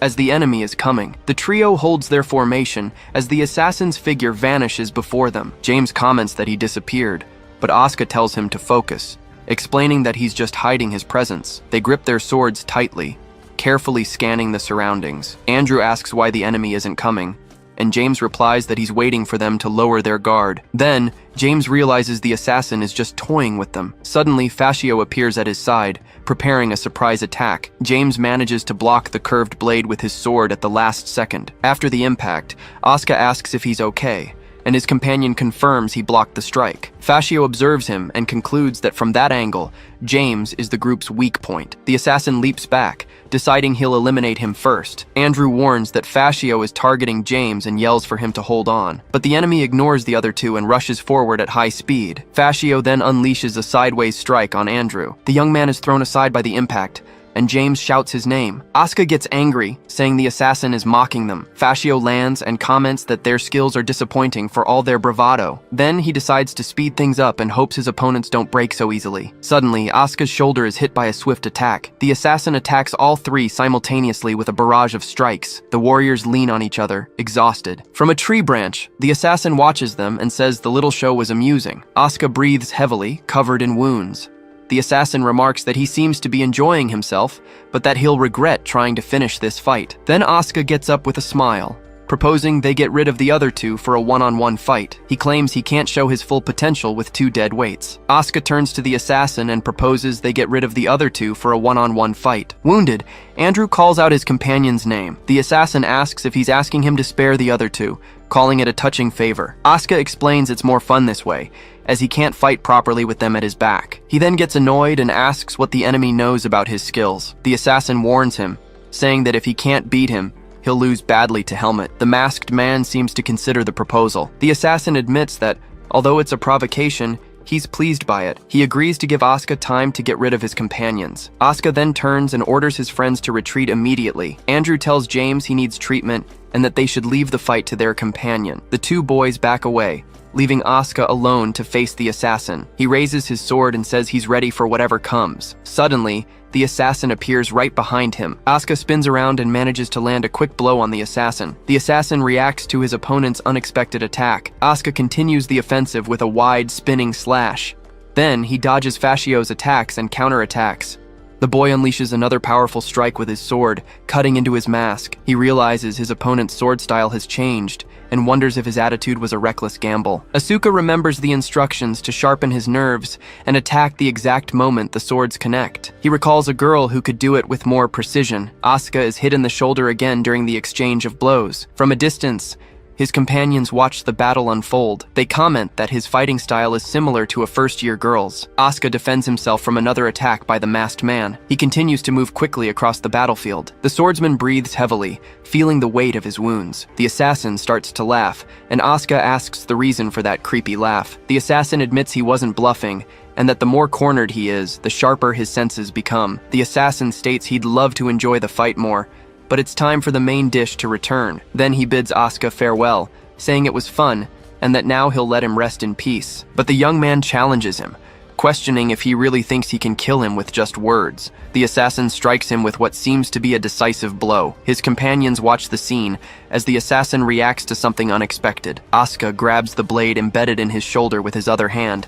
The masked man realizes he blocked the slash by concentrating vis in his arm, and within the energy, he sees a scroll wrapped around the boy's arm. Asuka addresses the esteemed assassin of the Black Hawk. With a smile, he asks if the enemy has trained to hold his breath. The scroll is revealed to be a vacuum magic item that activates when damaged. Asuka's plan was to draw a direct attack to his arm to activate the scroll. Then, for a brief moment, the scroll's energy expands around him. The technique creates an opening for an attack, leaving the assassin vulnerable. Asuka quickly moves in, seizing the opportunity. He then lands a direct blow to the assassin's face, who blocks it with his arm. Asuka lands his blow, but the assassin manages to block it with his arm. The young man realizes it wasn't enough, as his opponent defended himself the same way he did. Then, Fashio kicks him hard, sending him flying. Even with the sword embedded in his arm, the assassin remains standing. He becomes enraged and calls his opponents arrogant monkeys. A small sphere rolls across the clearing floor. Fashio recognizes it as a communication crystal,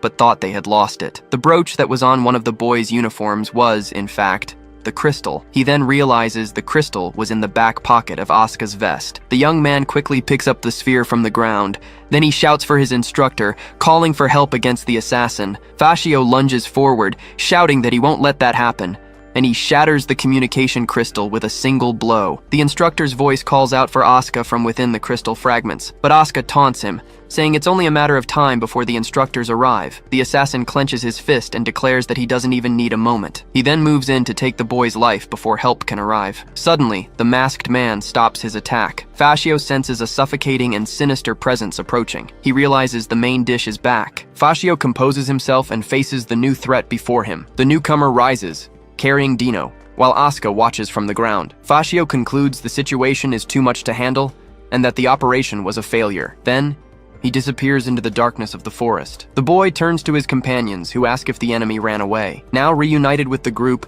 Helmut is congratulated by Asuka, but he just comments that they all look terrible. Asuka then yells at him for being late, but Helmut apologizes for an unexpected delay. Helmut then praises everyone for holding out until the end. Andrew reports that he found the crystal and called the other instructors, and Helmut asks them all to wait there. With his face shadowed, he states that he needs to tie up a loose end. Fashio flees, lamenting that he only recovered one of his daggers. He believes Helmut is chasing him, and that it's a mistake, as the forest is full of traps. Even though he's returning in failure, he vows to eliminate his original target, but an attack comes from behind him. As he flees, Fashio leaps through the trees, but an attack suddenly hits him. Helmut stands, holding a bow in his hand. Then, Fashio is hit by another powerful blow. From a branch above, Helmut congratulates him for being the first from the Black Hawk to survive. Fallen on the ground, Fashio asks how he avoided all the traps to get there. Helmut simply asks if he has ever fallen for one of his traps before. He then realizes his adversary simply broke through all his traps head on. The blow hits the ground, causing a large explosion of dirt and debris. Fashio looks at the sword left behind and understands that's how the other 5 people were killed. Fashio praises his opponent for cornering him,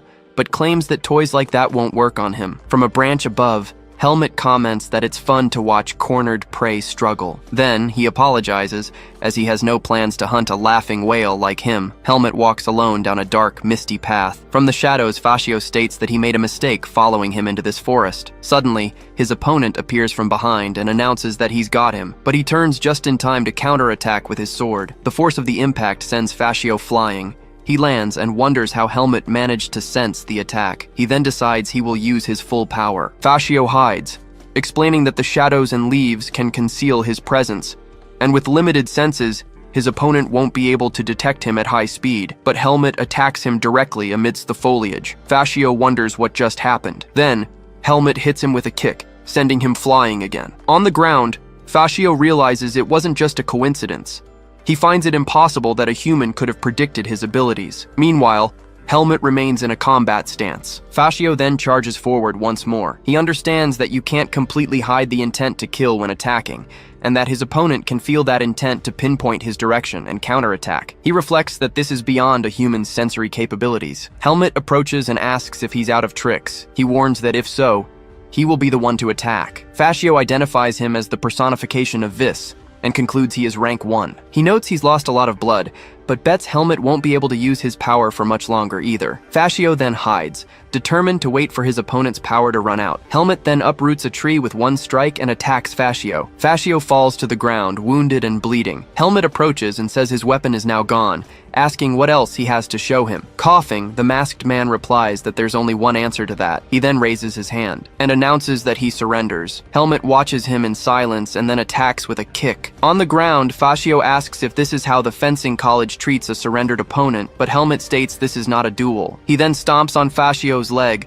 breaking the bone. Fascio begs to be spared, promising he won't pursue him anymore, but Helmet questions how he can trust him. He then warns him to think carefully as he is just one member of the Black Hawk, and others will come if he doesn't return, and asks if, when that happens, he will be able to protect the people around him as he did today. The masked man tries to get up, but Helmet pierces his hand. Helmet states he's misunderstanding, because he will die here today, and he will also kill everyone who comes after. Fascio understands he has no choice but to accept this fact. With nothing left to say, his opponent raises his sword to end the confrontation. The masked man desperately begs him to wait. A voice interrupts, asking the boy from the fencing college to stop for a moment. The hooded figure explains that losing Fascio would be a headache for them in many ways. Helmut stares at the new figure that has appeared in the forest. The man pleads, holding out his hand and saying it won't stop shaking. Helmut realizes his presence is even harder to detect than Fascio's. On the ground, the masked man identifies him as Talon. He then understands who the newcomer is. Talon is the leader of the Black Hawk. He proposes that if he spares Fascio's life,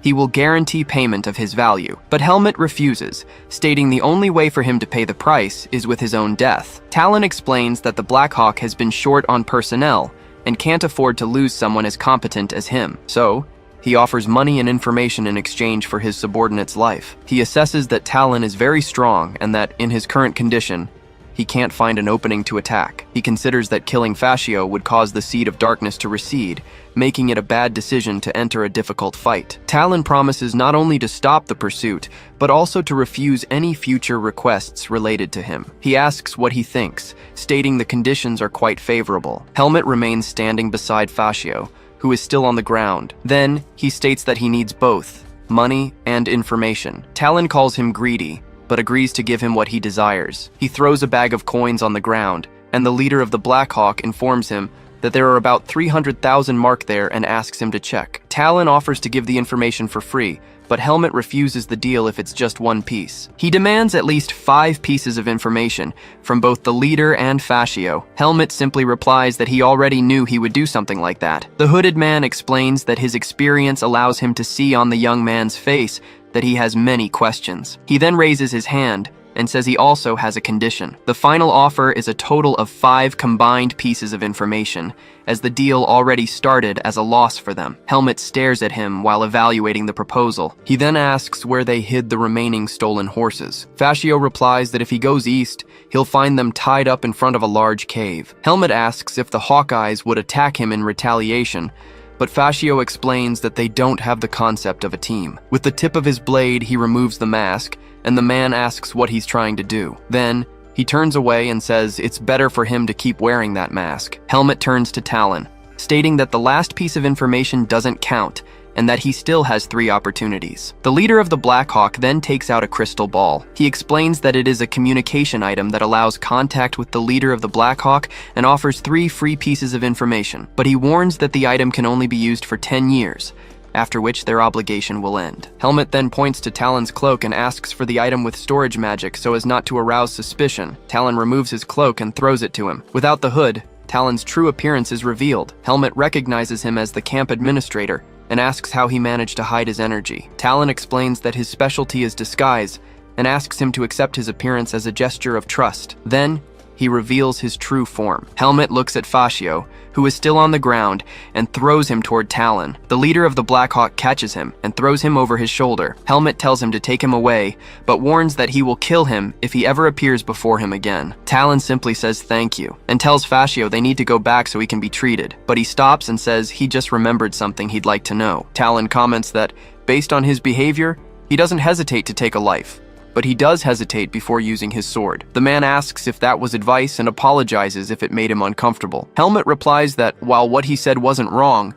He is a student of the fencing department at Greta Academy. Talon calls him unexpectedly humorous, saying he won't kill because he's a student. He then says he'll be waiting for Helmet's contact before disappearing with Fascio into the darkness. Talon and Fascio ride through the dark forest. Fascio feels ashamed that Talon had to give up so much to save him. Talon asks if he thinks the price was too high, but Fascio promises to make it up to him and get everything back. He then asks Fascio if he thinks today's mission was almost a success. Talon says no, and states that the Black Hawk will not get involved in anything related to Helmet. Fascio insists they need to kill him before he becomes a bigger threat, even if it takes more people. Talon laughs, saying the humiliation of having his mask removed has made him irrational. He agrees they could succeed by using their full strength, but questions if the cost would be worth it. Talon reminds him that he spared his life and accepted his conditions today. He concludes that someone who shows mercy to an enemy won't betray their allies, and that a friendly relationship is more valuable, so Talon instructs him to focus on his recovery when they return. He reflects that, in a way, Helmet is like a wild beast. Two people come running and ask if Helmet is okay. He simply replies that he's fine.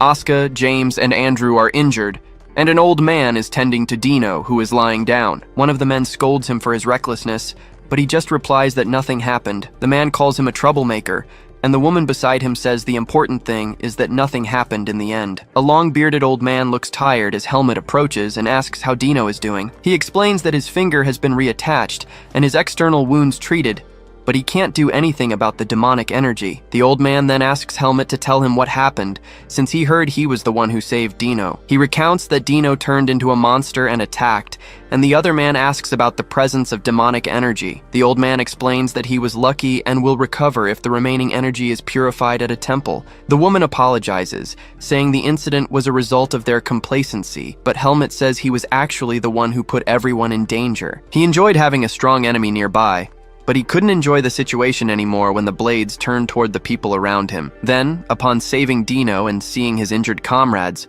he felt an unfamiliar anger and wondered if he'd been changing since he joined the academy. Dwayne interrupts him and points to the side, saying that someone has arrived. A person with white hair and a light-colored cloak emerges from the darkness. The instructor recognizes her as Alea from the magic department, and she explains she was summoned by Professor Dwayne. He asks Alea to help Helmet first, since he just got back and hasn't been treated yet. Helmet calls her by name, and she asks him to sit down and show her his arm. Alea then uses her power to heal the wounds on his arm. She comments that the situation seems to have been more chaotic than expected, since even he got hurt. Helmet reminds her of when she taught him that saving someone in danger is a virtue, and he questions why people would risk suffering for a lifetime if they failed to save someone. He then looks at his injured comrades, who are resting against a tree. Helmet says they nearly died because of him, and that he's not sure he can save everyone next time, concluding that it's because he's still not strong enough. Alea asks if he thinks helping is charity, explaining that people help because they also expect to be helped. Helmet asks about receiving help,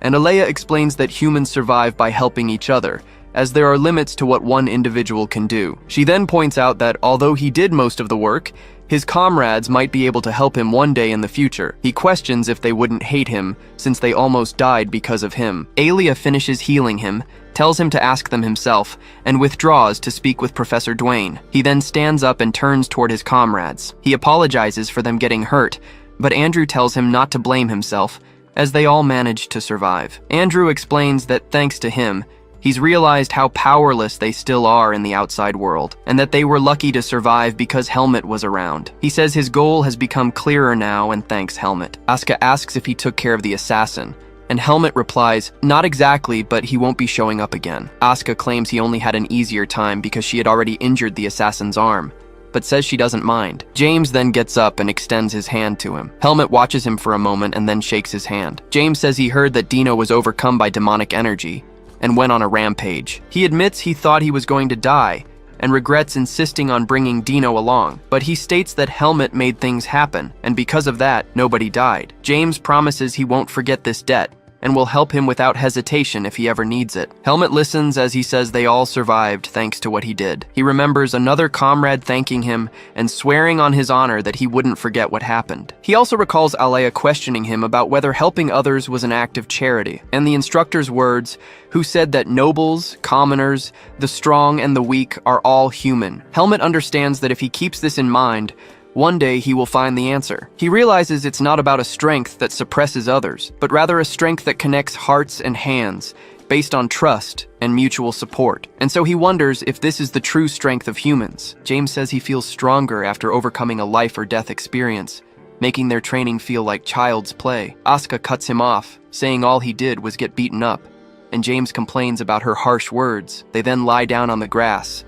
and one of them celebrates being alive. Later, he sits alone on a rock, watching the camp from a distance. Alea offers to take him back first with teleportation magic, stating there's enough justification for it, but Helmut smiles and refuses, saying he'd rather go back with his team. So she agrees and says she'll see him later at the academy before turning to leave. Helmut gets up and joins his comrades. Asuka asks what Alea wanted, and Helmut replies that she offered to take him back first, but he refused. The group then watches the landscape as the sun rises. A short time later, they finally spot the sunlight over a city, and they approach the gates of a great wall in the desert. Someone wearing a cloak approaches the city gates in the desert. He then pulls back his hood, revealing that this place is where his grandfather used to live. At the academy, life goes on after the events of the camping class, and just like that, a week passes in a flash. The doors to one of the classrooms suddenly burst open. A student points, surprised to see who has just arrived. Dino then walks in, feeling awkward at his classmates' enthusiastic welcome. One of the guys approaches him and asks if it's true he was kidnapped by an assassin.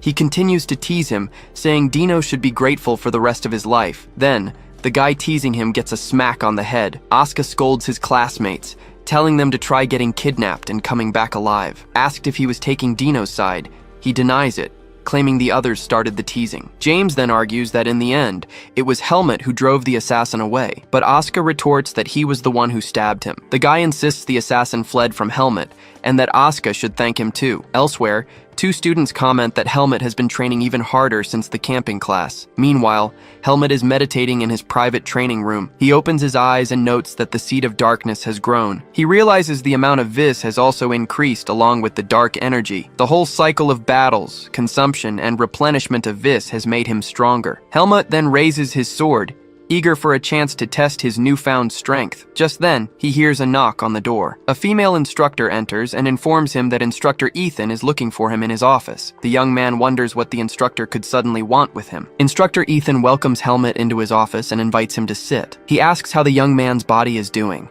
remarking that he's the only one at the academy who'd walk away with minor injuries from a fight with a first-class assassin. The man adds that Lord Darien would have been proud of him. He replies that if he had lost, he would have been reprimanded, so the instructor moves on to the main topic. Ethan asks if the young man has any plans for the vacation that starts after the final exams. He answers that he was thinking of traveling while working as a mercenary, but has no specific destination. The instructor then asks if he plans to leave the academy, stating that while he can't stop him, there is still much to learn there. Helmut reassures him, saying there's still more to learn and that he'll give him advance notice if he decides to leave. The instructor offers to help, admitting he was worried about who could still teach him swordsmanship. Then, the young man gets an idea. He explains that due to a recent event, he feels he's reached a new level and would like a way to assess his current strength. Ethan says he has something that might help with that, and Helmut asks what it is. The instructor then asks if he's ever heard of the Kingdom of Basor. He explains that it's the place where his master, Lord Darien de Pert, was born and raised. He continues, revealing that a martial arts tournament will take place there during the vacation, making it a great place to test his skills. The young man repeats the instructor's words, who confirms it but sets a condition. Helmut realizes it would be problematic if someone discovered he uses the Sword Saint's swordsmanship. The instructor agrees, stating that's exactly the problem. He reminds him that to the people of Basor, the Sword Saint is a spiritual pillar, and someone would definitely recognize his style. And even if others don't notice, the Knights of the Order of Palma, which Lord Darien personally led, would surely notice. The young man processes the name of the knightly order. Ethan concludes that if he enters the tournament, he must only use common swordsmanship, but that with his skills, it shouldn't be difficult. Helmut says he'll think about it and asks, if possible, for a way to hide his face so he won't be hunted again. Ethan understands, recalling that the young man just suffered from being hunted by the Blackhawks. The instructor still worries if the Blackhawks will keep their promise, but Helmut assures him that he has solid proof. He then tells the young man to take care of himself and think about the tournament. Helmut says no, as he needs to get to class for the final practical exam announcement. Ethan believes he won't have any trouble but advises him not to hold a grudge against the instructors who designed the test. Meanwhile, in another part of the academy. Alan announces that this year's final practical exam will be the Grand Monster Combat Proficiency Test. The other students react with surprise to the news about monsters. Alan explains that the test will have 10 levels, and the higher they get, the better their score will be. He continues, reminding them that after what happened to Dino, they should know that dark energy is never far away. The man states that as swordsmen, they will face monsters, so they decided to move up the seniors' test to prepare them. A student asks what kind of beasts they will face, and Alan replies that they will be illusory beasts created with magic, with no risk of injury. The students are relieved, with Asuka commenting that if they're illusions, he can fight without holding back. The instructor remarks that even the seniors who take the test annually were more confident at the beginning. His words leave the students apprehensive, while he wishes them all the best. He looks forward to the opportunity, as he's already used to fighting them. Then Asuka approaches and asks Helmut if he did well on the written exam. The young man replies it was about the same as last time, and Asuka asserts that the practical exam is what matters and they should go all out. He declares his plan to clear all the levels and warns Helmut not to give up halfway through. Asuka gets fired up hearing Helmut would say the same and promises everyone will see whether or not he can clear all 10 levels. The result for candidate number 15, Asuka, is announced. He completed level 7. Asuka stands up and complains that the test makes no sense, as not even high-level priests encounter things like that. He points to the other fallen students, highlighting that no one besides him got past level 5, and questions the test. Helmut replies that you don't need to pass all the levels to be approved, but Asuka insists that's not the point. Then, a voice announces that candidate number 16, Helmut, should enter the testing area. Asuka says it's faster for him to see for himself, and tells him to get to level 8 to understand why he gave up. Helmut wonders what he could have seen. On the way, a man greets him, saying it's the first time they've met since the camping trip. The young man recognizes him as Professor Dwayne, who says he remembers him well. The professor mentions that he wrote an interesting answer on the magic theory exam. He found the answer refreshing and says he's looking forward to seeing his performance on the practical test. Dwayne then asks if he can show the same determination to face the power of darkness once more. Helmut simply brandishes his sword and replies that he'll do what he always does. Helmut enters the testing area,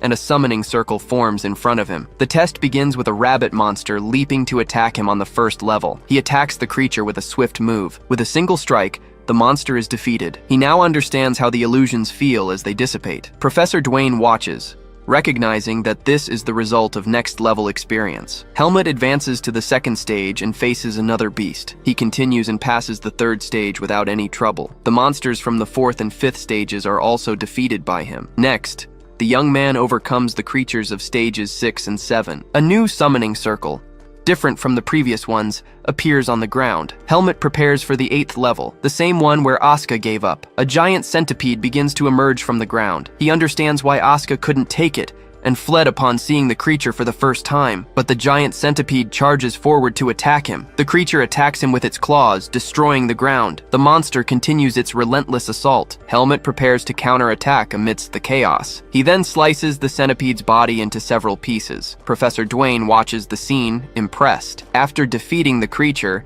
the young man concludes that it wasn't as bad as Naho. After the battle, it's announced that stage 10 has been cleared.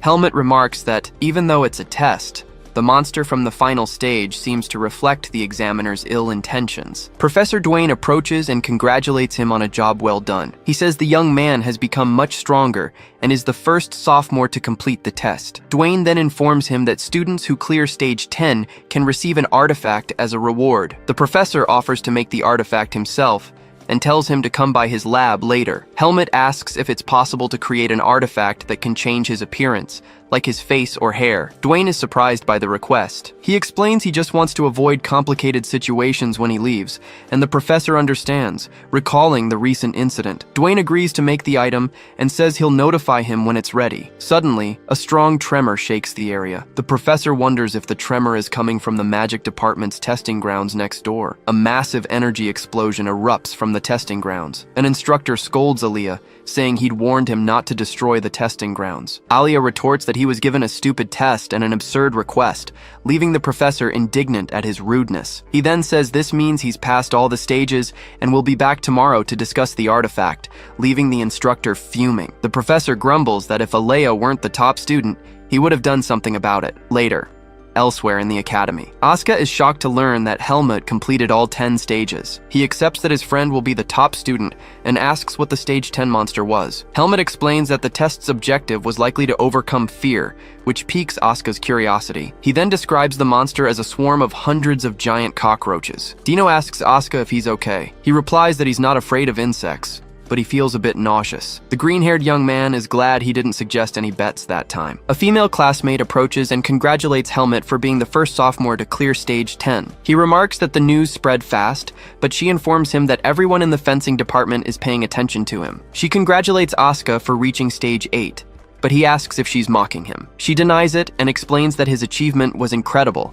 since the average completion is stage 4. The young man reflects for a moment on recent events. Then Asuka states that it wasn't thanks to her, as he's a genius at adapting. He turns and walks away, leaving the two of them behind. The young woman asks Helmut what he meant by that, but he has no idea either. She asks him where he's going now, and he replies that he's heading back to his dorm. The girl asks if he's going home for the holidays, but Helmut reveals he's going to travel a bit. She remarks that she wishes she could travel too, as staying home is suffocating. The name Charlotte comes to his mind, someone who might be related to his birth. The classmate then steps closer and remarks that he seems to act friendlier towards them compared to the rest of the sophomores. She apologizes if she offended him, but the young man denies that's the case. She explains that she feels more comfortable talking to him, like a certain nostalgia. The young woman apologizes for taking up his time and says goodbye, mentioning she's leaving now. Helmut says that when the holidays are over, if she feels stronger, he'll face her any time. She raises her arm from a distance and confirms it's a promise. Later, Alea finds him and hands him a bracelet. Helmut asks what the object is,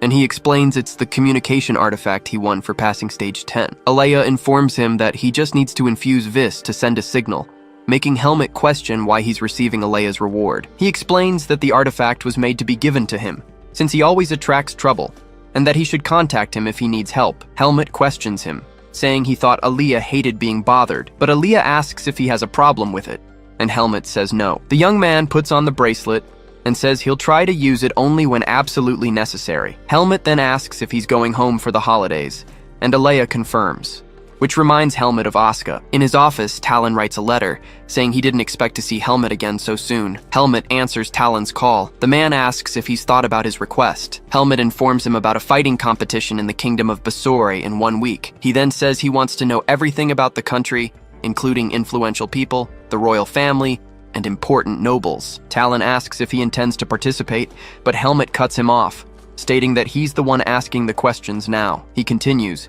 saying that if the investigation is half-assed, he'll consider the Blackhawks' information-gathering skills substandard. The man just watches him through the orb. Talon agrees to prepare the information as instructed. Asked how he'd like to receive the documents, Helmut says to leave them at the Mercenary Guild in Basore. Talon agrees and informs him that the secret code will be, "The eagle's talons do not release their prey." Before Helmut ends the call, the man wishes him the best in the competition, saying he'll be rooting for him. The communication then ends. He now has his next destination in mind, the kingdom of Basore, and so he departs for the desert city. A harsh sun beats down on the desert landscape. With a new appearance, Helmut feels the region's intense heat. The journey is already proving difficult before he even enters the kingdom of Basore. He expected this, as a third of that land is desert. The young man can endure the cold, but he's still not used to the heat. And it's not just the weather. He also finds it hard to get used to his new face. His current appearance reminds him of someone else he knows, but he decides not to complain and heads toward his destination. He finally passes through the gates and enters the city. He then makes his way to the local guild building. His entrance into the establishment draws everyone's attention. The men inside stop what they're doing to watch him. He goes to the counter and asks the attendant for a cold, non-alcoholic drink. Exhausted from the journey, the young man leans over the counter. Suddenly, a man slams a mug down hard on the wooden counter next to him. The man turns to Helmut, who remains silent at the counter. He approaches and taunts him, but another man tells him to stop bothering the kid. Ignoring the warning, the provocateur pulls up a stool and asks the owner for the same drink as his. Helmut then strikes him with a precise kick. The man falls to the floor, and the young man unsheathes his sword, pointing it at him. He falls silent upon seeing the blade pointed in his direction. Helmut comments that Basore's heat is already irritating enough, and now he has to deal with pests. Silence fills the bar as the other customers watch the scene. Suddenly, the other men in the bar start laughing at the situation. The man who defended him offers to buy his drink, but Helmut just tells him to back off because of the heat. He wonders what the people in Basore are like, finding their personalities exhausting and very different from the mercenaries in Baden. Elsewhere, a shopkeeper informs him that it's possible to cast a cold energy spell on his cloak, and that it will be ready in 3 hours. After securing lodging and a way to combat the heat,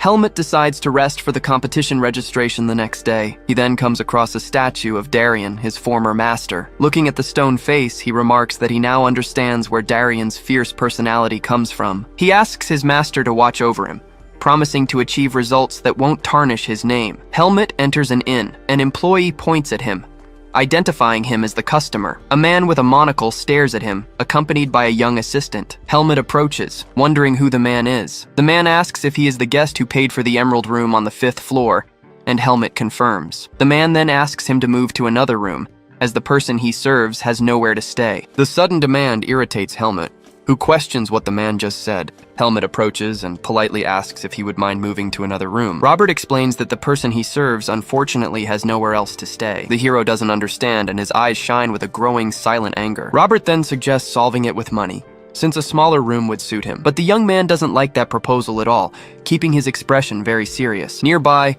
the receptionist just watches the drama, getting visibly tense with the atmosphere. Helmut releases his aura, wondering if he really looked like someone easy to fool. He turns and refuses the proposal, warning that he already paid for the fair room. Impatient, Robert grabs him by the shoulder, insisting that he will pay compensation. The boy grabs his hand and warns him to let go, or he would rip his arm off. The servant is completely shocked, unable to react to that direct and cold threat. But a voice emerges at the top of the stairs, telling Robert to stop his behavior. It was Mikhail, a young noble observing everything with a calm smile on his face. He then apologizes, saying his knight acted a bit rudely. Robert immediately bows, calling the boy Lord Mikhail, surprising the hero. Helmut analyzes the young noble, noting the calm and control he had in the situation. With that, Mikhail apologizes, explaining that his frail health complicates finding a room. The hero turns to leave, saying he needs to rest, but the noble asks him to listen. He speaks that this was the last option, and for that reason, he had a proposal to make. The idea was simple.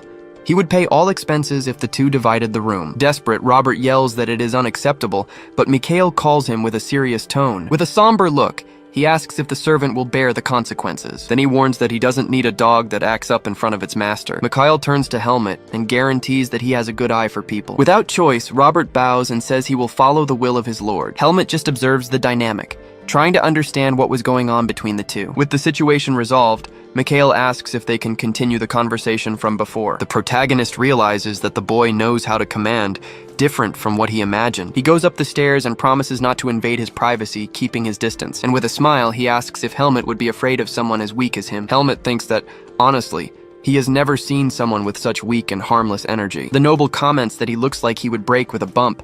He didn't even know people like that existed. Then he asks if Helmut is now feeling a little more open to the idea. But the hero counters, wanting to know what special thing he can offer besides money. Mikhail gives a little smile and asks if by chance he's trying to test him now. The protagonist doesn't answer anything, just stares at the youth, waiting for a better response. At this, the noble deduces that he came to the city because of the martial arts tournament. He says he also came to watch the event, and promises that he will cheer for him earnestly. The warrior is left without reaction, completely confused by that silly offer from the boy. Mikhail insists, asking if his support isn't enough to convince him. Already fed up, Helmut just sighs and tells him to do whatever he wants. Satisfied, the young noble asks the receptionist to arrange another bed for their room. Suddenly, the receptionist gets scared upon noticing a presence approaching rapidly. In the blink of an eye, Helmut appears and lands a punch with everything right on his face. The force of the impact is so great that it throws the man to the other side of the lobby. Mikhail and Robert are stunned by the boy's attitude, not knowing how to react. Helmut turns to the receptionist and warns him to be more careful with what he says. Fallen on the ground, the man can only apologize, his face all bruised. The hero thinks that in this country,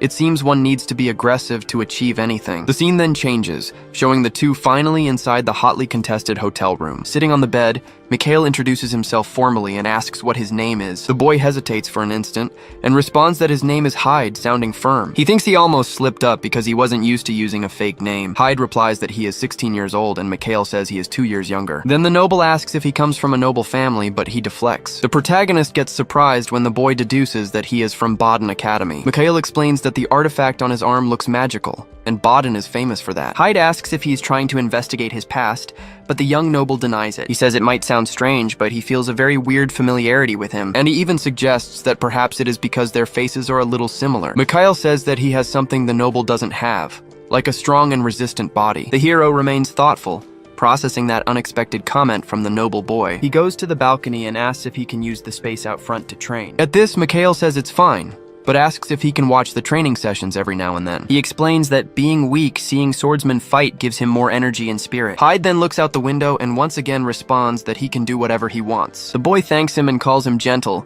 leaving the protagonist feeling a bit awkward with the compliment, but the hero continues mistrustful, analyzing the behavior of that weird young noble. He thinks the boy is strange because he doesn't show his true feelings. The scene changes to night, showing the hotel under the light of a large and bright full moon. Meanwhile in the room, Mikhail is already sleeping peacefully in his bed. Hyde, on the other hand, is awake, sitting on the bed while analyzing an object with a red glow. In a flashback, the hero questions himself if Mikhail could be from the lineage of Darien. We are explained that he is the grandson, since his missing son survived out there. He then remembers hearing that Darien had a son when he was already much older, but Darien himself said his son died, and that he had no descendants. Apparently, this information was not announced and is being hidden on purpose. The boy questions how he proved he was the grandson, if the son went missing so long ago. The man on the other side of the call asks with a sinister look if he is interested. He then explains that the boy looks very much like the Sword Saint when he was young, but his most striking trait is his impressive style of swordsmanship. It is incredible, because everyone thought the master's style had vanished with him. The word vanished echoes in the hero's mind as he holds the orb. He thinks that Darien never said how he ended up in the forest,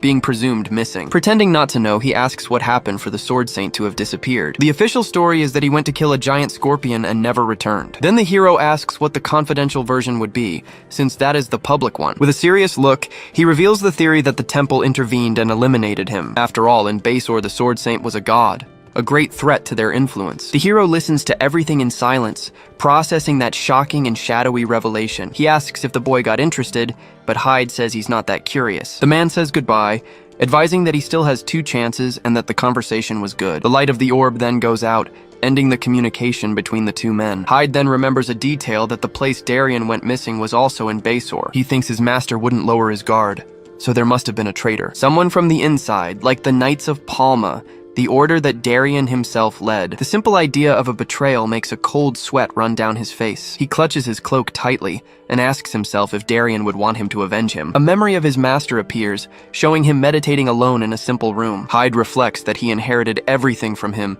so Darien's revenge is now his own. With a cold look, he swears that that coward will learn how foolish he was. But leaving that aside, he focuses on Darien's grandson, because he thought he was the only heir. Lying down, he thinks the master's son fled from training, but the swordsmanship was passed to the grandson. With this, the hero admits to himself that he is curious to see how good he really is. The next day, a crowd already forms at the entrance of the tournament's great coliseum. Inside, the arena is gigantic, with thousands of people shouting and waiting for the fights. In the special seats, Mikhail and Robert watch everything with impressive calm. An announcement welcomes everyone, while the fighters wait anxiously for the start. But among them, a guy complains upon seeing what he thinks is a rich kid in the tournament. Then 2 brutes approach, ordering him to go to the spectator seats. Hyde becomes visibly irritated with the audacity of those 2 guys provoking him. Then an employee appears, calling for Mr. Hyde to escort him to the arena. He finds the boy standing there with the 2 bullies passed out right on the floor. Hyde informs them they had heat stroke and asks to adjust the order of the fights. The scene cuts to the main arena, with the sound of the crowd echoing everywhere. In the stands, Mikhail seems almost moved,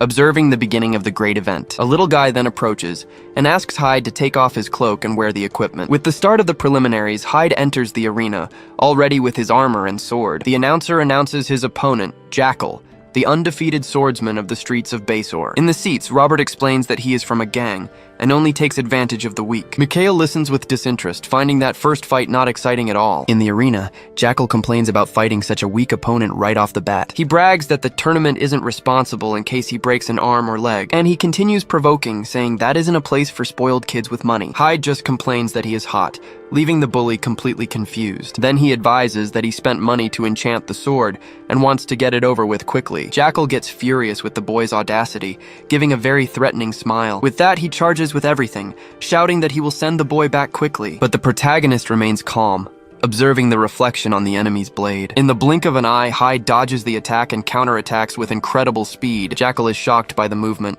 seeing the boy pass by him effortlessly. And with his sword, Hyde defeats him with a single blow, winning the fight. Defeated, Jackal screams in pain on the arena floor with various wounds on his body. With that, the crowd goes wild, completely shocked by the result of the fight. Mikhail, however, just smiles satisfied, as if he already expected this victory. The announcer then announces that Hyde advances to the next round with his skill. The scene returns to the hotel, where an enormous banquet awaited our protagonist. Mikhail congratulates him on the victory, saying that cheering for him was very worthwhile. The hero gets a bit embarrassed, surprised by all that exaggerated reception. He asks if it isn't too much food, but Mikhail says that swordsmen eat well. Hyde warns not to use this to collect favors, but the noble laughs at the concern. He then explains that it is not a debt, but rather an investment he is making. The boy doesn't understand, and asks why invest if the premise is being able to lose. Mikhail speaks that it is a high risk, but that the return can be even greater in the end. He finishes saying that he feels Hyde will be of great help to him one day. The hero answers nothing, and for now he decides it's better just to eat. The night falls once again over the city, bringing a climate of calm and mystery. In the room, the young noble already slept deeply, with a very serene expression. Hyde watches him, thinking that he looks so fragile that someone could carry him. He then sits down and takes a document, which he had just received in secret. Apparently, the investigation he requested will keep him busy during the tournament. Focused, the hero begins to read the papers, looking for very important information about his target. The document reveals the identity of the commander of the Knights of Palma, a man named Ludus Cicero. It is he who has led the order since Darien disappeared, being seen as the ideal successor. Hyde thinks it's very strange because Darien never spoke about having a partner in an order of knights. He gets curious to know how this man remembers his master, wanting very much to talk to him. But then a cruel doubt arises. Why did Darien send him to Ethan and not to Ludus? Ludus was the vice commander, so the master must have told him about his future. A sad memory comes to the surface, remembering that tragedy always arrives without making noise. He remembers Darien's advice to never get lost no matter the situation. With this, the hero understands that his master knew he was betrayed and abandoned on purpose. Not even a priest would be able to catch Darien,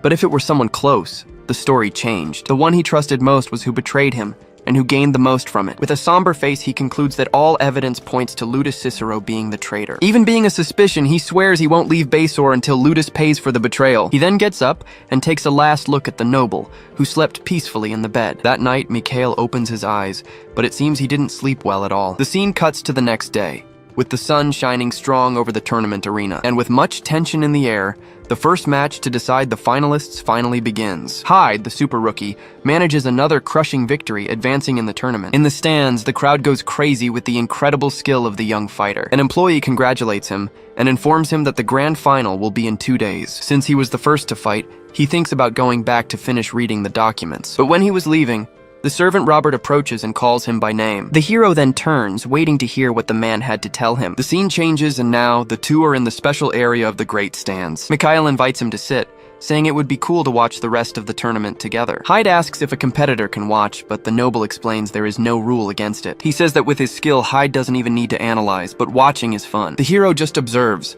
analyzing the behavior of that noble, mysterious boy. At this, the announcer announces the next fighter, the director of a famous dojo in the city. Hyde and Mikhail watch attentively, while Kyle's opponent is announced in the arena. It was Luke Yeager, the youngest genius to join the Knights of Palma, a rising star. Hyde gets surprised to see him, recognizing that knight's face immediately. He remembers having seen that same boy before with his very gentle smile. Kyle says it is an honor to fight him, but Luke responds that the honor is all his. The young knight maintains his calm expression, with a very confident smile on his face. Hyde thinks that Darien must have been like that at that age and wonders about his skill. Without wasting time, the fight begins with the two exchanging quick sword blows in the arena. In the stands, the crowd watches everything in silence, shocked by the level of the fight. Luke remains firm, analyzing his opponent with an impeccable combat posture. Sweating cold, Kyle thinks he can't find a single gap in the boy's defense. Then Luke warns that the fight won't end if they just keep testing each other like this. With a smile, he announces that the rookie there is going to make the first real move. At this, he advances with absurd speed, releasing a blue aura from his sword. His attack is clean and precise, with a low posture and without any wasted movement. Seeing a gap, Kyle thinks the boy underestimated him and prepares a powerful counterattack. With this, the swords collide violently in a blow that carries all of Kyle's strength. But suddenly, the knight disappears from in front of him, leaving the man totally shocked by the speed. Before he could react, a deep cut crosses his chest, finishing the fight. The young knight doesn't even move, maintaining his serious expression after the fatal blow. From the stands, Hyde is left with his mouth open, impressed by that boy's skill. In the blink of an eye, Luke Yeager defeats Kyle, who falls to the ground already without consciousness. The audience is in shock, wondering what happened, for they barely saw his movement. From the stands, Hyde observes everything with a serious expression, analyzing the result of the fight. Luke then turns and apologizes, saying that he really needs to win this tournament. With this, it is announced that Luke Yeager advances to the finals with a crushing victory. Hyde continues observing the winner, while Mikhail at his side perceives his tension. Mikhail then asks if he doesn't seem happy, and if that fighter bothers him in some way. But Hyde just replies that he is skilled. A really very strong competitor. Mikhail gets animated with the response, saying he likes this rivalry and his attitude. In his thoughts, Hyde admits that Darian's son learned to fight very well. He begins to suspect that perhaps Luke Yeager learned to fight with Darian himself. With this in mind, he turns and tells Mikhail to go back to the dormitory ahead. Mikhail is surprised by his coldness, while Robert just observes the scene in silence. The scene shows us the great Colosseum, packed with people for the martial arts tournament. While walking, Hyde wonders why his steps are so hurried suddenly. Hyde thinks that although he made contacts at the academy, he and Luke have a common link, Darian. He continues reflecting that Luke has a talent similar to his, and that he inherited Darian's swordsmanship well. So he decides it costs nothing to discover what kind of person Luke Yeager really is. Meanwhile, Luke Yeager relaxes with a friend, commenting that the tournament isn't that exciting. A knight rebukes him for the big mouth, giving a pinch on his cheek as a warning. But suddenly the knight perceives something, and comments that it seems they weren't alone there. And in front of them, Hyde stares at them with a serious face, showing he heard the conversation. He approaches the two, making the mood in the hallway much heavier suddenly. Luke looks at him with curiosity and says his face seems familiar from somewhere. At this, he remembers and points, speaking that his name is Hyde and that his fight impressed him. With a smile, Luke asks if he came looking for him to declare war against a favorite, or else he gets closer and asks if Hyde is just impressed and wanting to become a fan. He jokes that he only accepts girls as fans, but Hyde interrupts him and asks if he is Darian's grandson. In a quick movement, Luke grabs Hyde's face, shocking the boy with his attitude. The scene cuts to an older man who seems completely terrified about something. Pressing the boy, Luke asks who he is and how he knows that name. The knight approaches, but Luke disguises, saying the boy just wants to talk to him. Then, he drags Hyde to a more private place and presses him against the wall. Luke complains about having been cornered and demands to know who he is and where he came from, but Hyde ignores him and asks why he doesn't use his family's name. The boy remains calm, staring at Luke with a firm and decided expression. He tells Luke not to worry, for he only got curious upon hearing the story. Hyde then goes straight to the point and asks why he hides that he is the grandson of the Sword Saint. Luke explains that his father cut ties with the grandfather, so it would be ridiculous to use the name. But Hyde retorts, saying that even so, he inherited the family's sword techniques. The swordsman then reveals that he planned to announce his origin only after winning the tournament. With conviction, he affirms that he wants to be recognized for his own abilities, and not by his grandfather's name. Hyde gets surprised upon hearing the story, perceiving the determination in Luke's eyes. Embarrassed, Luke asks himself why he told all that to a stranger and asks for secrecy. Suddenly, Hyde has a click, wondering why the traitor commander would accept Darian's grandson. Suddenly, heavy footsteps of golden armor echo through the hallway, drawing attention. The two youths turn at the same time, trying to identify who was approaching them, and before them arises the imposing figure of the commander of the knights, Lutus Cicero. With a smile on his face, he comments that it was a good time to find Luke Yeager out there. Luke gets totally surprised and asks what the commander would be doing in that place. In his thoughts, Hyde confirms the man's identity, recognizing the famous Lutus Cicero. The commander stands out with his golden armor and his presence that imposes much respect. Then, Lutus asks who the boy next to him is, and Luke presents him as Hyde, one of the finalists. Lutus says he is impressed by him being so young and apologizes for not recognizing him. But then, he approaches and asks directly if Hyde is using magic to hide his identity. The boy is in shock with the question, because he didn't expect to be discovered so easily. Lutus puts his hand on his shoulder and calms him, saying that he is not the only one hiding something there. He explains that he only came to encourage Luke for the final, wishing luck for the two competitors. The commander says goodbye, waving and promising that he will certainly watch the grand final. After he leaves, Hyde and Luke stare at each other, with a mood of tension and mistrust in the air. Hyde comments that the commander seems to value him a lot, leaving Luke a little defensive. With a distrustful look, Hyde wonders if Lutus is trying to redeem himself with Darian's son. Luke ignores the suspicion and asks Hyde not to spread the secret he told just now. The boy then stares back at him, saying that he will have to wait until next year. With total confidence, Hyde warns that he is the one who will win the tournament this year. Luke gets surprised but smiles, understanding that that was a declaration of war. He turns and walks away, waving, speaking that he will wait anxiously for their fight. Hyde just watches him move away, maintaining his serious expression and totally focused on his objective. In his thoughts, he promises he won't let Luke end up how Lutus Cicero wants. Back in the room, Mikhail asks with a smile if the conversation with Luke Yeager was good. Hyde turns to him, maintaining the same serious and indecipherable expression as always. He then asks if Mikhail was following him, but the noble says it was just a guess. The boy gets a little embarrassed, because his silence ended up giving away the truth. Mikhail insists on knowing what they talked about, but Hyde refuses to tell. Then the noble changes the subject and asks if he would accept if the Knights of Palma recruited him. Hyde responds asking why they would call him, and Mikhail explains that the tournament serves for that. But the boy refuses immediately, saying he won't join them because the place is too hot. Hyde stares at Mikhail, trying to understand the noble's true interest behind the conversation. With a direct look, Mikhail invites him to join him after the tournament ends. Hyde asks if he wants him as his knight, but Mikhail says he wants him as his person. He refuses, saying he belongs to no one, but the noble insists for him to think about the proposal. The boy gets confused, wondering what Mikhail's true intentions are with that. Suddenly, Hyde seems to have an idea, totally changing the direction of that conversation. He stares at the noble and asks if by chance he is good at getting information. Mikhail agrees, and Hyde asks for information about the Knights of Palma and their missions. He explains that he needs something to compare with the proposal the noble just made. Then Mikhail accepts the request and promises to investigate everything without being partial in the response. With the agreement sealed, the noble extends his hand and invites Hyde to eat something. In his thoughts, Hyde hopes that with luck, he discovers Lutus Cicero's plans. The day of the final arrives, and the sun shines strong over the big Colosseum arena. In the first fight of the day, Hyde defeats his opponent, securing his spot in the next phase. He thinks to himself that the nickname Blonde Hyde definitely doesn't match him. At this, Luke Yeager appears and complains that he is very dull with the crowd. Hyde stares at him sideways, and Luke says he should relax because he is the guy of the moment. Before leaving, he warns Hyde not to get too tired before the final fight between them. A colleague approaches and comments that his will is to slap Luke's head, but Hyde ignores, thinking if Mikhail already got the information he asked for. Suddenly he hears yelling and looks back, perceiving strange movement. To his surprise, a crowd of fans appears, calling for Mr. Hyde desperately. Hyde gets totally shocked by the harassment,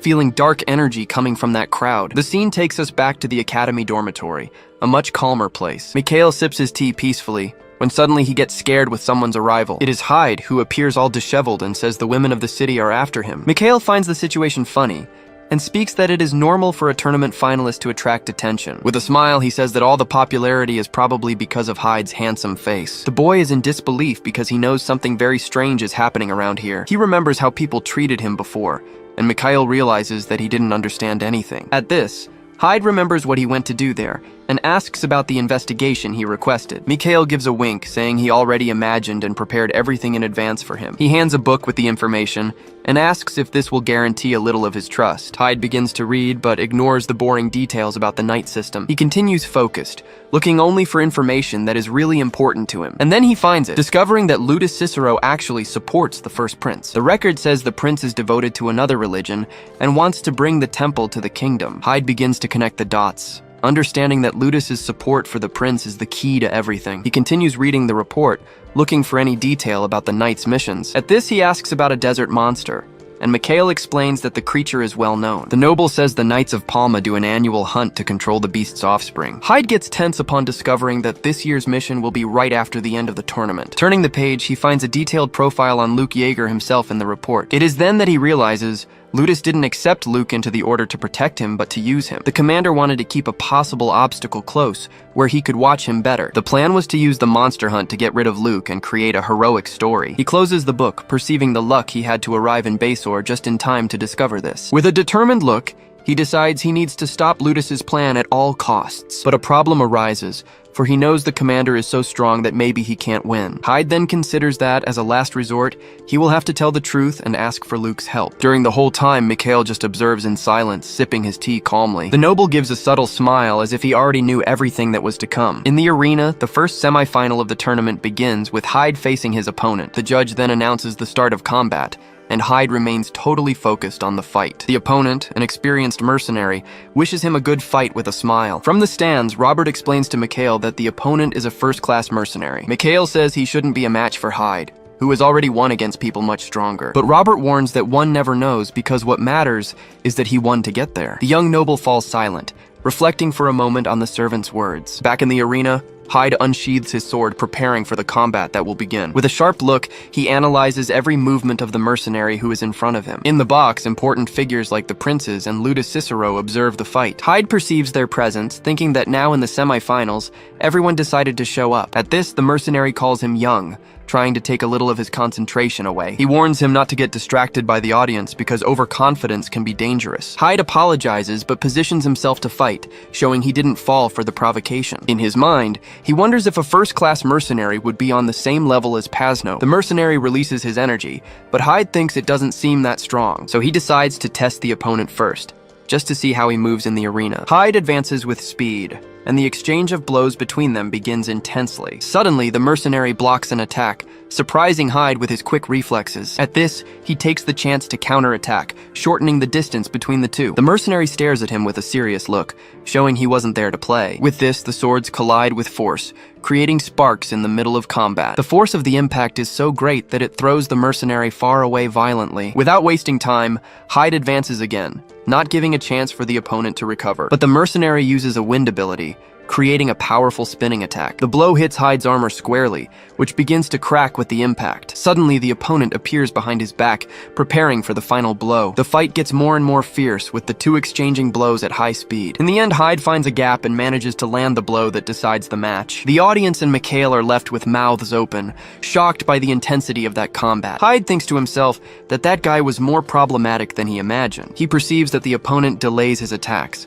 and attacks precisely in that gap. The mercenary breathes deeply, admitting that the boy doesn't fight only counting on luck. He praises Hyde's reflexes, saying that not even he could replicate that. But then, he releases his aura and says he cannot afford to lose. In a quick movement, he advances, but Hyde perceives it was just a bluff to distract him. The mercenary activates a secret mechanism, which extends the reach of his sword a little. He believes Hyde won't react in time if he simply speeds up the attack. At this, he launches his sword like a projectile, catching Hyde totally by surprise. But the boy reacts with a blow of dark energy, stopping the attack in the air. The wave of purple power advances, leaving the mercenary terrified with what is coming. Hyde realizes what he did and worries because he doesn't have the intention to kill his opponent. Luckily, the blade stops right at the man's neck, who can barely believe he is alive. With the weapon destroyed, it is announced that Blonde Hyde advances to the grand final. He shakes the opponent's hand, apologizing for wanting to end the fight fast because of the heat. Hyde explains that he had orders to go with everything, as long as he didn't end up killing him. The mercenary reflects,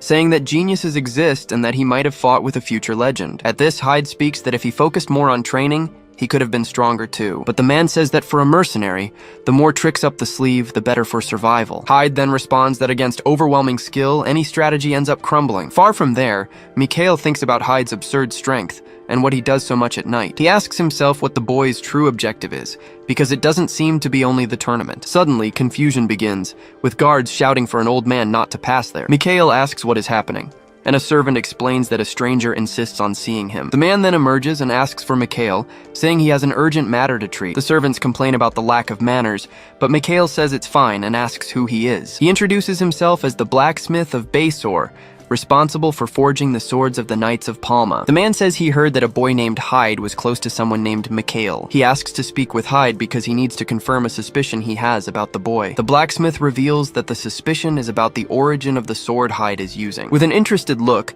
Mikhail asks him to tell the story in more detail. In the second round, the swords cross and Luke Yeager wins his fight easily. With this, the finalists are finally defined, and the great fight will be between Hyde and Luke. Back in the room, Hyde is chilling, when suddenly Luke appears peeking through the curtain. The boy approaches Hyde with a worried face, leaving the finalists confused. Luke then warns that the second prince of the kingdom is coming to visit them right now. He explains that the visit is to encourage the finalists, but mainly to talk to him. It turns out that the prince knows he is from the Sword Saint's lineage and wants his support. Hyde understands the move, because if the prince recruits him, the commander's position weakens. Luke freaks out asking how he knows everything, and Hyde just says he is good with information. Desperate, Luke asks Hyde to tell the prince that he is busy or something like that, but it was too late, for the prince appears right behind him, hearing the whole conversation. The noble finds his nervousness funny and says he understands the whole situation. He comments that Luke's grandfather was very serious, and that sometimes he doubts the kinship. Hyde gets eyes shining, totally interested in knowing more about his master. Then he enters the conversation and asks the prince what kind of person Darien was. The prince turns to Hyde and asks if he wants to know, praising his great ability. Hyde just listens in silence, paying much attention to everything the noble says. He then explains that he met him few times, but remembers that Darien was very loyal. The noble highlights the strength in his look, saying that that represents the spirit of the kingdom. Then he realizes everything and asks if Hyde approached Luke out of curiosity. The prince smiles, saying that the conversation seemed important and that he didn't want to interrupt. Luke despairs and asks the prince not to tell everything, calling Hyde a stalker. But the noble says that a swordsman's mentality shows in his blade. Hyde then surprises everyone, speaking that the prince is much better than Luke. With this, the noble invites him to work with him, but Hyde refuses the offer immediately. He shakes Hyde's hand, wishing luck in the final and that he learns more about the Sword Saint. Following that, he calls Luke and warns that he will look for him after the final to talk. Luke gets nervous because he doesn't want to cause problems for him or for the commander, but the prince cuts him off, saying with a serious look that the subject is about his safety. The revelation leaves Luke and Hyde in shock, not understanding what that meant. The prince warns for him to know this for now, and that he will send someone to call him discreetly. With this, the noble says goodbye to the two and goes away, leaving a tense atmosphere behind. Luke stays there all sweaty and worried, while Hyde just observes the situation in silence. Hyde then comments that for someone who was nervous, the two seemed very friendly at the end. Luke responds that the prince is a good person, but sometimes you can't act with the heart. But Hyde advises him to heed the prince's call, leaving Luke surprised by the advice. He warns him that no one else will take responsibility for his life, so he needs to act. At this, he alerts that if he continues letting the situation take him, he will end up getting lost. Hyde's words seem to hit Luke squarely, who gets a very serious look. He then asks what Hyde knows and what he meant by being a case of life or death. Hyde just tells him to concentrate on what he can do, because he will do his part too. He even provokes Luke, telling him to go out with some girls to relieve stress. In his thoughts, Hyde wishes Luke understood how dangerous his situation is now. The scene cuts back to the academy, showing that life there continues normally. Later, we see Hyde peeking through his room door, seeming to wait for something. Mikhail welcomes Hyde, asking if he liked the conversation with the second prince. The boy gets confused, wondering how he found out about that visit so fast. He says he's not even surprised anymore, and Mikhail explains that he always knows the prince's movements. Hyde then takes off his cloak, preparing to rest a little after a hectic day. At this, Mikhail speaks that something interesting happened and asks if he wants to hear the story. He then questions him if he has heard of a man named Leighton. It is told to us that he was the best blacksmith in Basor, but only forged swords for whom he recognized. Hyde thinks to himself that he seemed to be a very peculiar man of strong personality. Mikhail continues, saying he found his apprentice, who spoke about his 3 masterpieces. The 3 swords were given to the royal family, but only one was gifted to someone forever. With a serious look, he reveals that Hyde's sword is incredibly similar to the masterpiece. The boy stays silent, listening attentively to every word that came out of the noble's mouth. He explains that the only one of the 3 that didn't stay with royalty was a specific sword, and with a somber look, he reveals that it was the sword that belonged to Darien Differt. Suddenly, a vision of a man being attacked violently with a sword appears in his mind. The scene returns,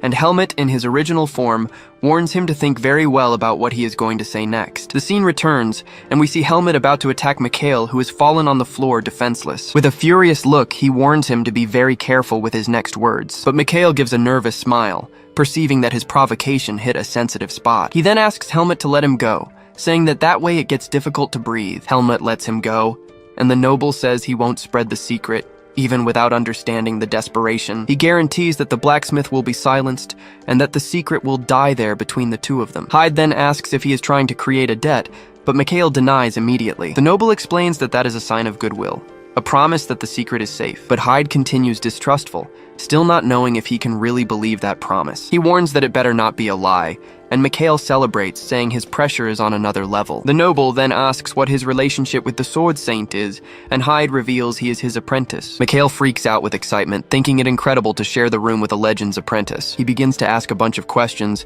but Hyde interrupts him, calling his name. At this, he turns and warns him to start thinking about how he will pretend not to know him. The warning leaves Mikhail with a serious look, understanding the gravity of their situation. Hyde takes his sword, feeling that something big is about to happen. He decides to pack his things because if he needs to run, he won't have breath. The boy then looks at the sword, now understanding the true value of that blade. He admits he had no idea the sword was so famous in the kingdom. Mikhail explains that since it belonged to royalty, only a specialist would recognize it. With this, Hyde understands it is better not to show the weapon in front of the king or princes. Mikhail then asks about the final, but Hyde denies having been worried about Luke. He thinks about the combat and hopes the final fight won't be disappointing. The scene changes suddenly, And now we are in a hot and endless desert. We see someone's feet walking with difficulty through the place's soft sand. A hooded figure walks alone, facing that desert's strong sun. The mysterious being stops for a moment and lets the sand run through his fingers. Suddenly, the ground starts to shake and cracks form around the figure. An explosion of sand happens, raising a dark and very dense dust. In the middle of the smoke, the silhouette of another shadowy figure appears slowly. From the sands of the desert, a giant scorpion emerges, staring at the hooded figure in front of it. The mysterious being then withdraws a shining orb from his vestments, revealing a magic item. With this,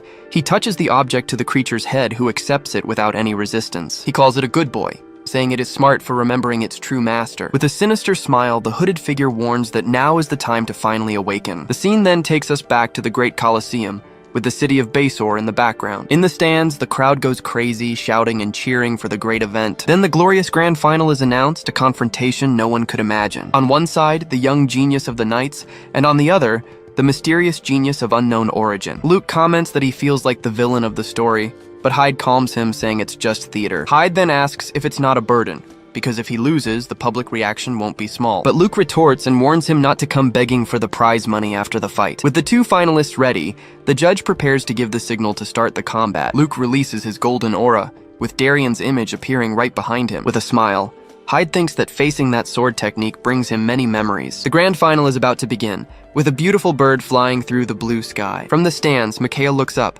finding the presence of those birds there strange. Suddenly, one of the birds drops something, which begins to fall at high speed into the arena. Down below, Hyde and Luke face each other, with their auras ready for the start of combat. But the mysterious object falls right in the middle of the two, interrupting the beginning of the fight. The two finalists turn at the same time, totally shocked by the unexpected scene. The thing hits the ground with a dull thud, spreading blood and dirt everywhere. The audience and the nobles enter a panic, wondering what on earth had fallen from the sky. Upon approaching, Hyde sees that it is a shadow creature, agonizing on the arena floor. He then looks up, perceiving that more and more birds are flying over the Colosseum. A man in the stands points to the sky, stammering with so much fear at what he sees. And then it is revealed. A giant flying monster appears, leaving everyone terrified in the arena. The knight Luke gets scared, wondering why a monster would appear in a place like this. At this, a desperate scream calls for Luke, leaving the knight even more tense with the situation. He then turns and faces Hyde, who advances rapidly in his direction. Luke is left understanding nothing, questioning what he thinks he is doing in the middle of the arena. Without time to think, he lifts his sword, preparing for imminent combat. But Hyde, with incredible agility, steps on his blade and throws him back. Suddenly, a winged monster appears, and Hyde jumps to face it in the air. Wrapped in a purple aura, he goes after the creature with a determined look. In the blink of an eye, he cuts the monster into several pieces, which screams in pain. Hyde then lands peacefully on the ground, showing all his skill in combat. Luke is shocked by what he just saw, while Hyde stares back at him. The scene shows the creature's body and a corpse that it had brought, leaving a mystery. Hyde warns that the identification is of a resident and questions why the monster brought a body. Another noble present comments that all that seems almost like a declaration of war. Luke continues in silence, processing the absurd strength he just witnessed. Luke stares at the defeated monster, thinking that it is against that he will fight from now on. He then turns to Hyde and asks if he ever fought a monster before to judge so quickly. Hyde responds that he fought more than him, leaving Luke irritated with the boy's audacity. Curious, Hyde asks if all monsters are like that, and Luke questions if he never saw one. He explains that he was just a civilian until recently, and that normal people don't encounter monsters. Hyde tries to calm him, saying they are just brutes without brains, but Luke denies that he is afraid. But he completes that if the monster is intelligent, then the story is other, very different. An announcement suspends the final match and asks all participants to go to the waiting room. Luke gets confused, wondering why they are being sent there now. The scene changes, showing the Great Colosseum from outside, with the sky well lit. Already in the waiting room, Luke adjusts his hair while Hyde observes him from the corner. Commander Lutus Cicero arrives, advising that it seems everyone is already gathered there. Surprised, Luke stammers upon seeing the captain, who asks to go straight to the point. He explains that the body was of a resident of the south, indicating a monster attack in the region. Finally, the commander orders that Luke, as a knight, participate in the subjugation expedition. The commander then turns to Hyde, lamenting the incident and asking him to wait. Hyde understands it is a negotiation, and questions what happens if he refuses the proposal. Lutus explains that the other option is a tie, with the prize being divided between the two. Faced with the choice, Hyde stays silent for an instant, thinking about what he is going to do. But then he has an idea, and offers another solution for the commander and the knight. He offers himself to go on the subjugation, and whoever kills more monsters will be the grand winner. Luke is totally shocked by the proposal, shouting without believing what he just heard. He warns that the hunt is not a stroll, but Hyde says he already proved his value before. Commander Ludus seems to consider the proposal with a serious and thoughtful expression on his face. At this, he recognizes Hyde's strength as a finalist and apologizes for the rudeness from before. Then he accepts the agreement and orders the two to prepare for the expedition in the square. The scene changes to a city in the desert, and Luke asks if Hyde is really going on the mission. Luke accuses him of manipulating the bet, but Hyde says finding monsters is pure luck. He reveals he is doing this because he is worried about his opponent's safety. Luke gets all embarrassed, and Hyde just tells him to let it go and accept. Luke says he was joking and asks if this has to do with what the second prince said. He then asks Hyde to say soon who exactly is trying to take his life. Hyde gets thoughtful, with a fixed gaze, processing his companion's delicate question. He thinks he cannot reveal his suspicions, and just warns Luke not to trust the knights. To make the warning clearer, he reinforces that it is not to trust even the captain himself. The knight becomes visibly tense with the information, sweating cold without understanding the reason. Suddenly, a voice calls for Hyde, and the two turn at the same time to see who it is. The young noble Mikhail approaches, accompanied by his servant Robert, who holds a parasol. Mikhail greets them, commenting that it is the first time they meet outside. Luke asks if that is his brother, but Hyde responds he is just an acquaintance. The noble then asks permission to borrow Hyde, and he tells Luke not to mind. Luke warns him to go to the square with the equipment, and Hyde agrees before leaving. Alone with Hyde,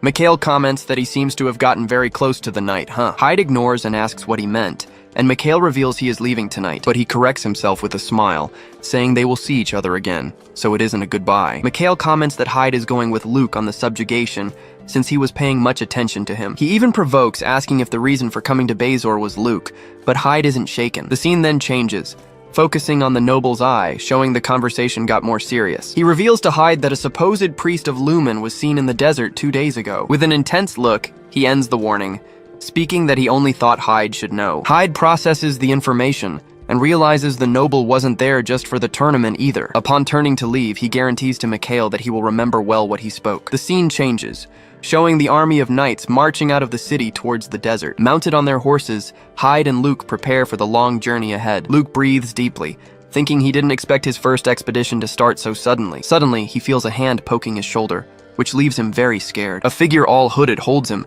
and he asks scared who that person is. The mysterious shape then moves away, observing the rest of the troops that were passing. He shows Luke a cross symbol on the palm of his hand like a type of sign. Hyde perceives the strange interaction and keeps an eye on the situation next to his partner. At this, Commander Ludus shouts very loudly, ordering all troops to advance. And so, under the hot desert sun, the expedition that would change everything begins without warning. The landscape is immense, showing sand dunes extending to the horizon. The troop then sets up a camp, and the knights gather to discuss strategy. A finger points on the map to the village of Oldor, explaining that it was there the monster attack happened. Ludus reveals they only rescued one survivor, leaving a knight furious with the dishonor. But he explains that among them, there was a familiar monster, causing astonishment in the soldiers. Ludus reveals it was the Crimson Scorpion, and that it reached adult form without them noticing. The knights are completely shocked and speechless with the devastating news they received. One of them revolts, saying this isn't possible, and their investigation was useless. Hyde thinks, connecting the creature to the monster the divine swordsman Darian had killed. Another knight expresses his fear, but is reprimanded not to talk nonsense and calm down. The commander then explains that,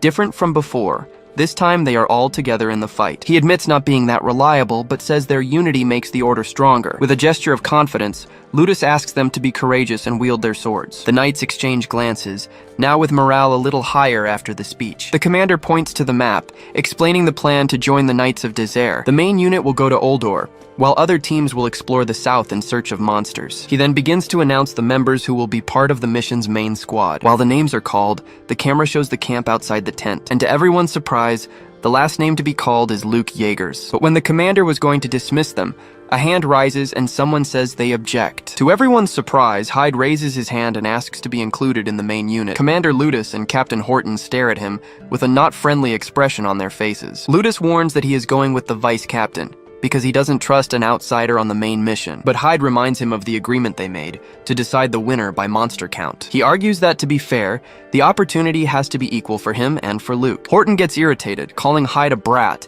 but the commander says he isn't totally wrong. Hyde suggests starting counting later, but Ludus says it would be unfair to Luke's group. With a stern look, the commander simply orders Hyde to move with the vice captain. But Hyde challenges him, saying he is not obliged to obey since he is not a knight. The climate gets tense in the room, with all the knights staring at the challenging youth. Luke stays in the middle of the confusion, with the face of someone who doesn't know what to do or say. Suddenly, Commander Ludus explodes in laughter, breaking all the silence. He then turns to the knight and asks what Luke thinks of all this situation. Taken by surprise, Luke stammers a little, but affirms he also believes in a fair dispute. Then Ludus decides that Hyde goes to the main unit, leaving Horton revolted with the decision. Ludus warns Horton that Hyde is a finalist, and that one more person won't get in the way. But he explains that the formation gets unbalanced, and that Hyde will have to stay in the rear guard. Hyde responds that it's fine, because he knows how to take care of himself without needing help. With this, the commander ends the meeting and orders everyone to rest for the imminent departure. The knights then begin to leave the tent, preparing for the expedition in the desert. Hyde reflects that Ludus didn't oppose so much,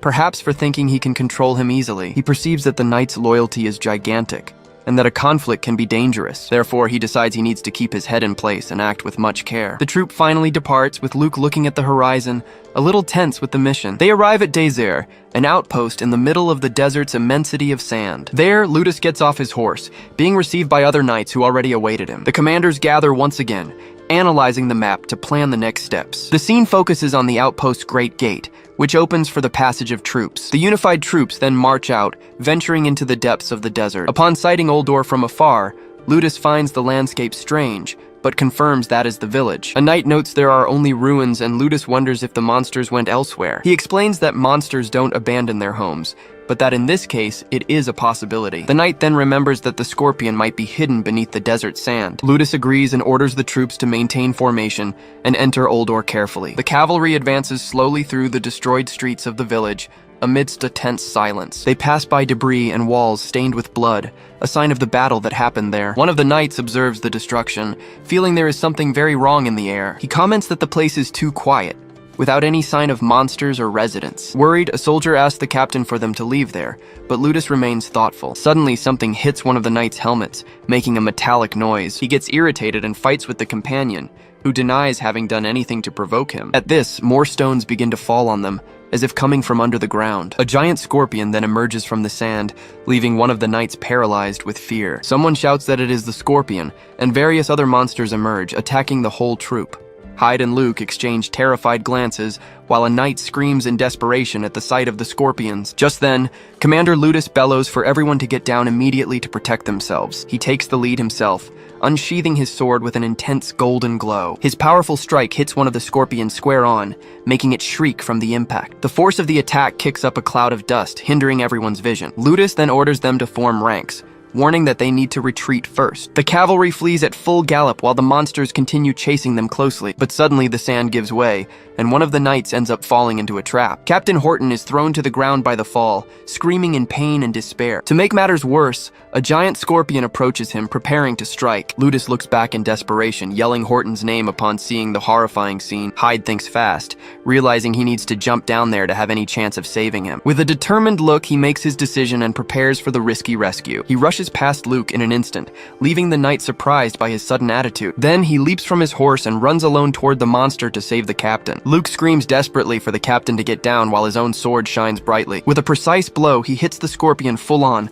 and it screams in pain from the attack. But the beast doesn't die, and Luke wonders why it's so resilient. He then yells for the captain to mount the horse so they can follow the vanguard. Horton manages to escape on the back of another knight's horse, narrowly avoiding certain death. Hyde observes the scene from afar, noting the courage and determination of his rival. Someone then announces that all units managed to exit Oldor safely, but Commander Ludus orders the entire battalion to turn around and form ranks. He leads the troop back toward the battle, ready to face the monsters head-on. With a war cry, he announces that they will purge every creature from the area. Hyde thinks about how he hesitated to help since Horton is one of Ludus's men and a future enemy, but he realizes that Luke didn't hesitate, even knowing there's a traitor among them. Hyde then wonders if the knight is just too naive or if he's genuinely good. The scene cuts to the sky, showing that the intense, bloody battle is finally over. In the end, the battlefield is full of monster corpses, with the knights victorious. Ludus comments that the situation is resolved, but finds the ambush with so many scorpions strange. With that, Luke and Hyde rest, realizing the problem is bigger than they imagine. The knight takes a deep breath,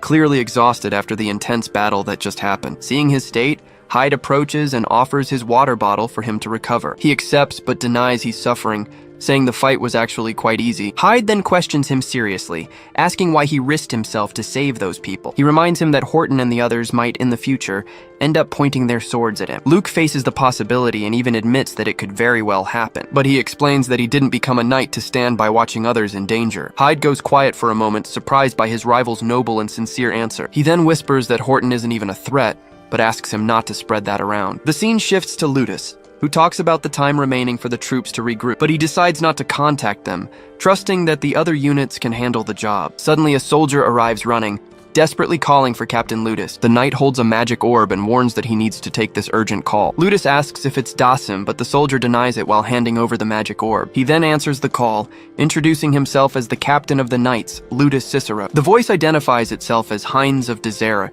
and asks if everything is okay over there. The knight on the wall wants to know if any problem occurred with the captain's unit, but he soon reveals that, in fact, monsters are gathering beneath the walls of Dezera. Ludus is shocked, realizing that the monsters that attacked them weren't the only ones. Heinz explains that most of his forces are out, which makes defense quite difficult. Then, Ludus asks a crucial question, wanting to know if there are red scorpions among them. The knight replies that no, they don't seem to be present there at the moment. Ludus understands the situation and states he will send reinforcements to help with the defense. A soldier comments that this could be a plan to divide their forces in the desert. Ludus agrees that since they staged an ambush, a distraction tactic is possible. He then decides to leave a small force behind and send the rest back as reinforcements. Hyde immediately realizes what is about to happen, with a look of surprise on his face. He thinks that if Ludus sends everyone back, he and Luke will be totally isolated. Hyde wonders if Ludus planned everything but warns himself that he won't be an easy target. Then, Ludus gives the order, explaining that only he and 5 others will stay, and the rest will return. But to everyone's surprise, he announces that Luke and Hyde will also return to Dezera. Hyde is completely shocked and can only question what he just heard. Ludus reinforces the order, saying Luke and Hyde must return to Dezera immediately. The two are completely baffled by the decision,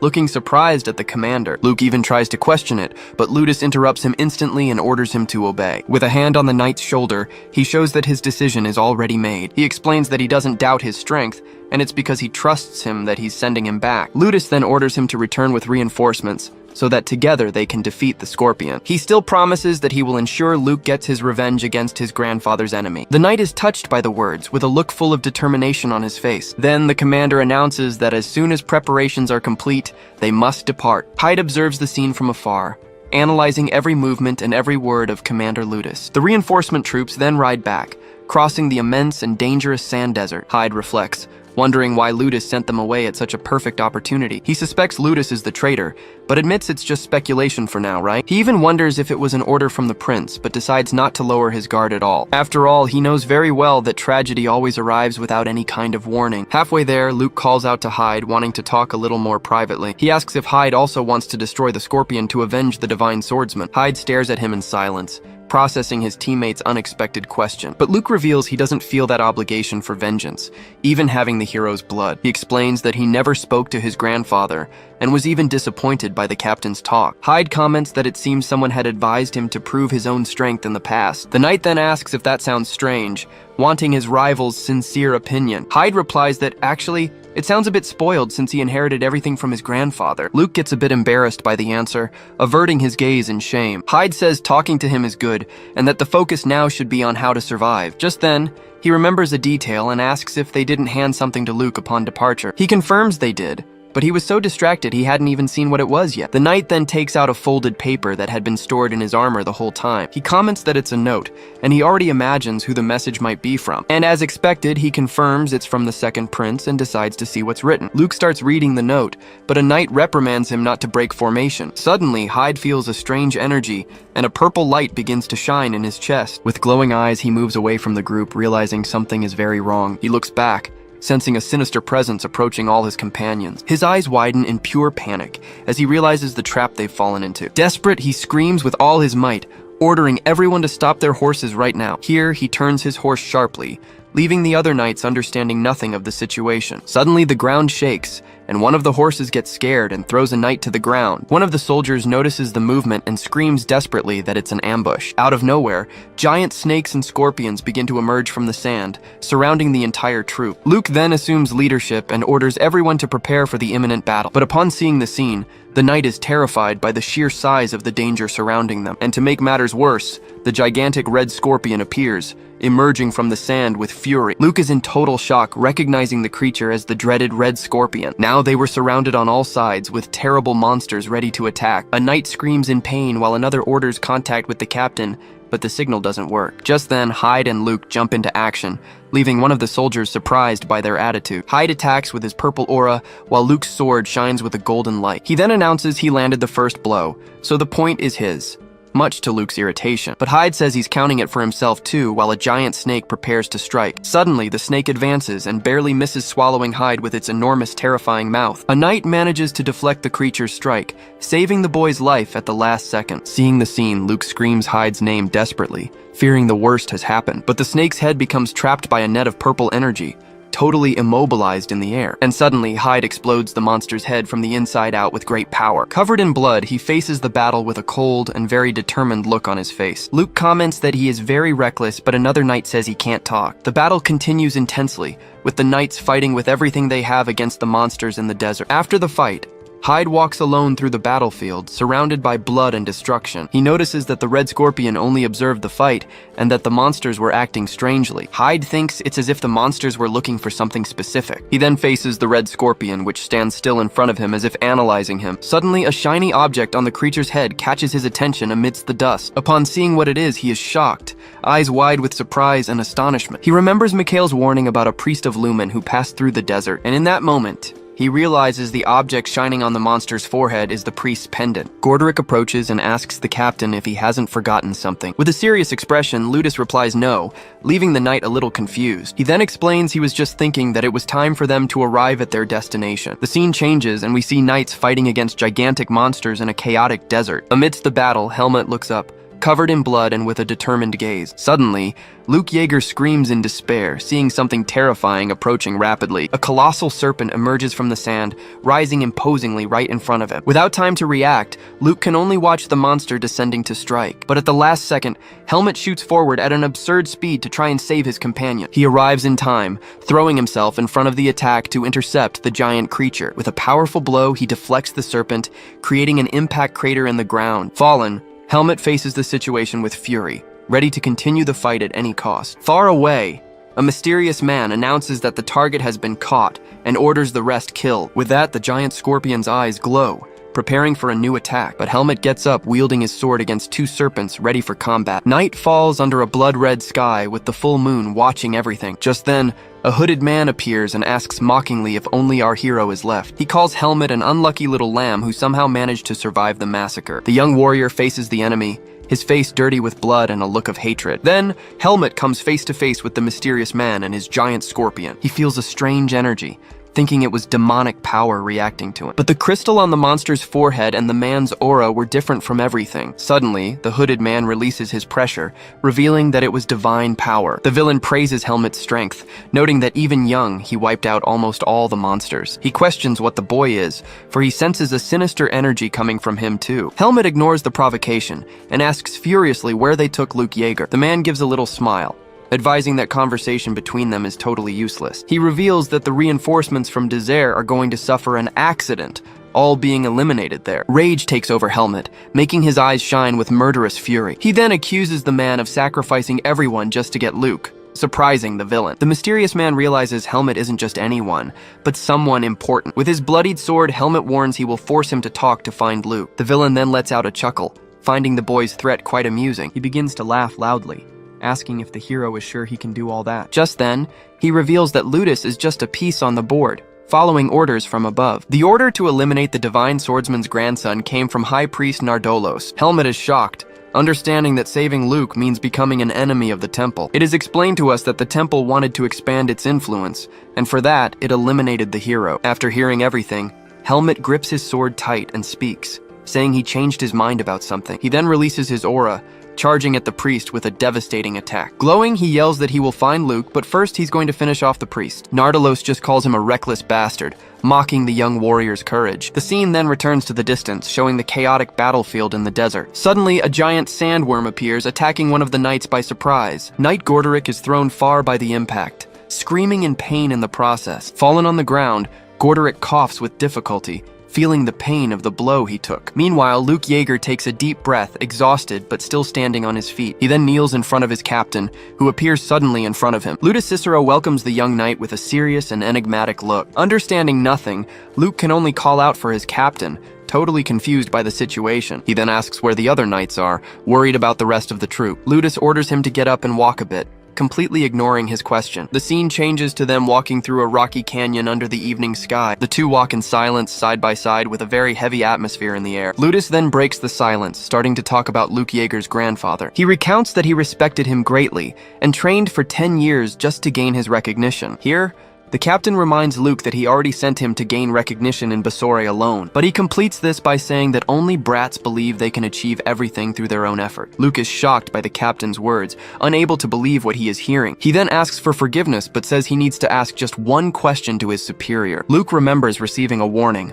but didn't want to believe it was true. The letter told him never to be alone in a room with the captain of the knights. Desperate, he asks if the trust Ludus placed in him was all a lie. The captain just calls Luke's name with a calmness that's terrifying. He then reveals that this place was the last place Luke's grandfather was seen. Luke is completely paralyzed by the revelation, starting to sweat cold with despair. Ludus confesses that he lured Darian into a trap and buried him right there. With a cold look, he warns that the young knight will meet the same fate. Just then, mysterious smoke begins to rise from the ground right next to the two of them. The scene returns to Helmet, who imbues his sword with dark purple energy. Then, he fires a devastating cut toward the priest and his pet monster. Our hero becomes covered by this aura of power, ready for the coming combat. But the giant scorpion's claw blocks the blow, creating an explosion impact. Helmet complains that just getting close to that sacred power makes his heart start to ache. With that, he dodges the tail attack, thinking about how unstable his control is. Nardalos is confused because the boy who looked like a monster is now retreating from the power. Just then,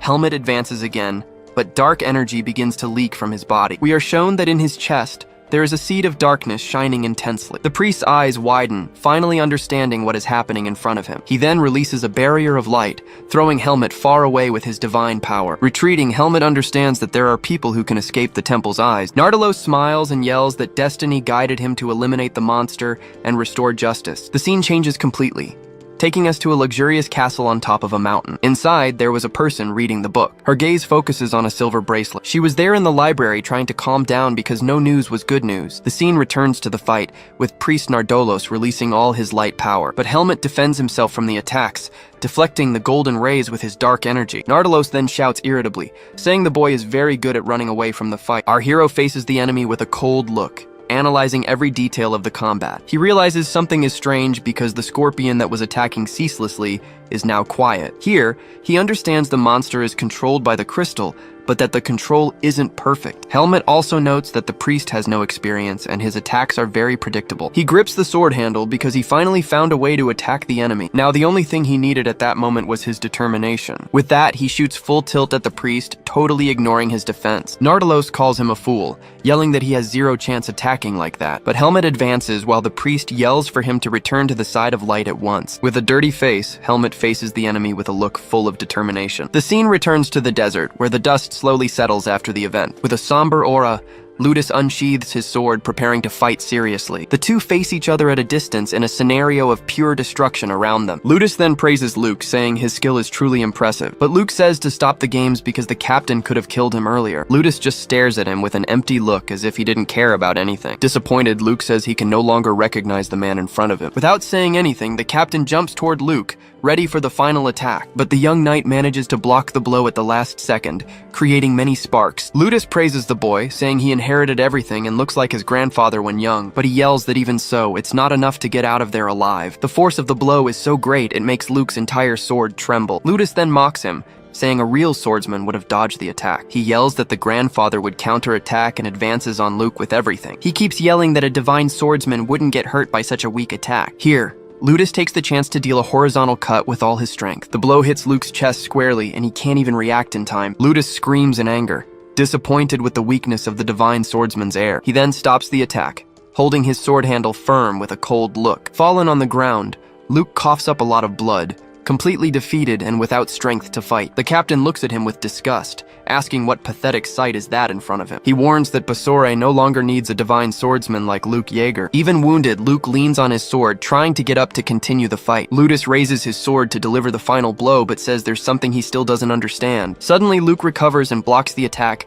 creating an explosion of sparks. The captain's blade slides and ends up cutting the young knight's shoulder in the process. With glowing eyes, Luke releases hidden power, totally surprising his enemy. Ludus is shocked by the sudden strength, barely able to hold the boy's counterattack. The young knight grinds his teeth, using all his strength not to yield to the blow. The two then exchange a sequence of blows with sparks flying everywhere. The grandfather's spirit seems to appear, giving Luke strength to keep standing. Ludus is shocked by the boy's resistance, feeling anger grow inside him. He then raises his sword, concentrating all his strength into a single blow. The attack creates an explosion of golden energy that destroys everything around them. When the dust clears, we see the immense crater the fight just formed. Defeated, Luke asks what exactly the captain hates so much to do that. Ludus just stares at him with a cold look, with a cut bleeding on his face. He warns that Luke's death will be remembered as that of a hero of the people. With sword raised, he speaks that with it, he stabbed and now kills the last successor. Kneeling, Luke accepts his fate, awaiting the final blow from his former captain. But suddenly a voice asks who said Luke was the last successor. Ludus turns in astonishment,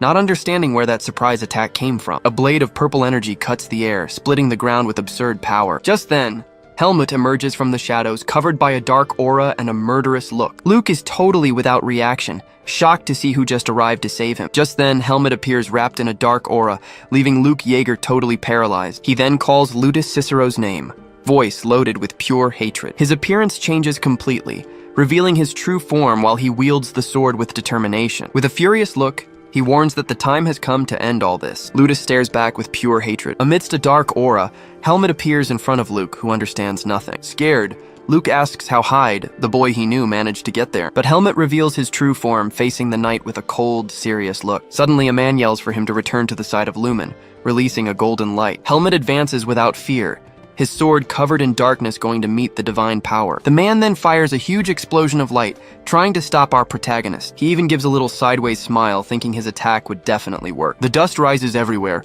covering the result of that powerful energy strike. But to the man's surprise, Helmut simply flies out of the smoke unharmed. The enemy's confidence vanishes instantly, and he is shocked by what he just saw. At full speed, Helmut passes right by him, without even giving a chance for a reaction. The man screams that this is ridiculous, for he used his power to burn the seed of darkness. It is explained to us that Helmut only survived because he concentrated all power in his sword. To do this, he had to use the very seed he was trying to suppress the whole time. But he warns that this little bit of time is enough, ready to end the fight once and for all. The scene changes and shows Helmut falling to the ground, thrown far away with violence. The blow hits the giant scorpion's head, which feels the impact of the attack. Helmut thinks that the priest manipulated the monster so they wouldn't have a good relationship. It is revealed that the Lumen priest was right in front of the giant creature. The man faces the monster with a serious look, preparing for a great battle. Suddenly, intense light cuts the sky, showing the power of that priest. Helmut appears fallen on the ground, wounded and without strength, with the monster right behind him. The seed of darkness in his chest begins to shine, reacting to all that power. In a memory, we see him younger, training hard alongside his master Darien. Darien's face appears in close-up with a serious expression full of wisdom. Back in the present, Helmut, even bleeding, grips his sword with determination. The giant scorpion then turns and advances on the Lumen priest. The man yells furiously, saying an inferior monster shouldn't dare attack him. He joins his hands and yells for the creature to disappear, releasing golden energy. A gigantic light explosion happens, showing the priest's devastating power. The smoke clears to reveal that the giant scorpion survived, and now someone is on top of it. The priest smiles with contempt and calls the creature an ignorant beast, thinking he won. But suddenly, Helmut emerges from the shadows right behind him with a terrifying look. In the blink of an eye, he runs his sword through the priest's chest, who screams in pain. Helmut steps away while the man falls bleeding, and the giant scorpion just watches the scene. The priest staggers backward, unable to believe he was wounded so gravely. With a final blow, the scorpion uses its claw to crush the man against the ground. Hyde observes everything closely, his eyes shining with a dark purple aura. The priest curses both of them, spitting blood and calling them inferior beings. Then Hyde approaches the man and asks coldly, wanting to know where Luke is. The priest refuses to answer and yells not to be underestimated by a cursed one. Without patience, Hyde stomps on the man's mouth, silencing him with a very strong blow. He explains he's used to stabbing and cutting until he gets the answers he wants. With a dark face, he threatens to start cutting the parts that bleed least. The priest's eye widens in pure terror upon understanding what was going to happen to him. The scene changes to a dark cave where Helmut faces a new and powerful enemy. With his long hair back, he holds the sword and his dark aura gets stronger. It is explained to us that in the last lesson, the seed of darkness grew along with his power. And now the situation is similar, only his power has regenerated so much that it's hard to contain. He knows this is a temporary effect, but in this state he can finally face the man. And that man is Ludus Cicero, who appears imposingly with his armor and golden aura. Ludus is shocked and asks how the boy managed to survive that infernal place. Helmut then replies that Ludus didn't expect to lose to someone like him at that moment. The commander gets a furious look, unable to believe our protagonist's audacity. With a quick movement, Ludus launches a powerful golden energy cut in his direction. The attack explodes with full force on the ground, kicking up dust and breaking rocks around. But Ludus is scared to see that his blow didn't have the effect he expected, for Helmut advanced through the smoke, and now the two face each other with swords ready. Ludus yells with hatred, warning that it doesn't matter who he is. He won't leave there alive. The battle begins, and the auras of the two warriors explode with absurd force. Ludus warns it doesn't matter who he is because if he takes care of him, there will be no problems. But Helmut replies with a defiant look, saying that is, if he can manage it. The swords clash again, and Helmut's strength starts to push the commander. Ludus is shocked and wonders what kind of power the boy was using to be so strong. He manages to block one of the attacks, but Helmut's shadow sword keeps advancing. With a quick spin, our hero attacks again, showing all his skill. From afar, Luke Yeager watches the fight and is shocked by a move he recognizes. Helmut uses a sword technique so fast it creates multiple purple energy trails in the air. He faces his opponent with a serious look, showing he wasn't there to play. Surprised, Ludus asks who he learned that sword fighting style from. Helmut then raises his weapon and says his sword would be the only answer he'd give. Ludus's eye widens as if he had just recognized that technique. For an instant, the ghost image of a master swordsman appears behind Helmut. Ludus is in shock and says to himself that couldn't be true. Helmut warns that Darien might not have cared,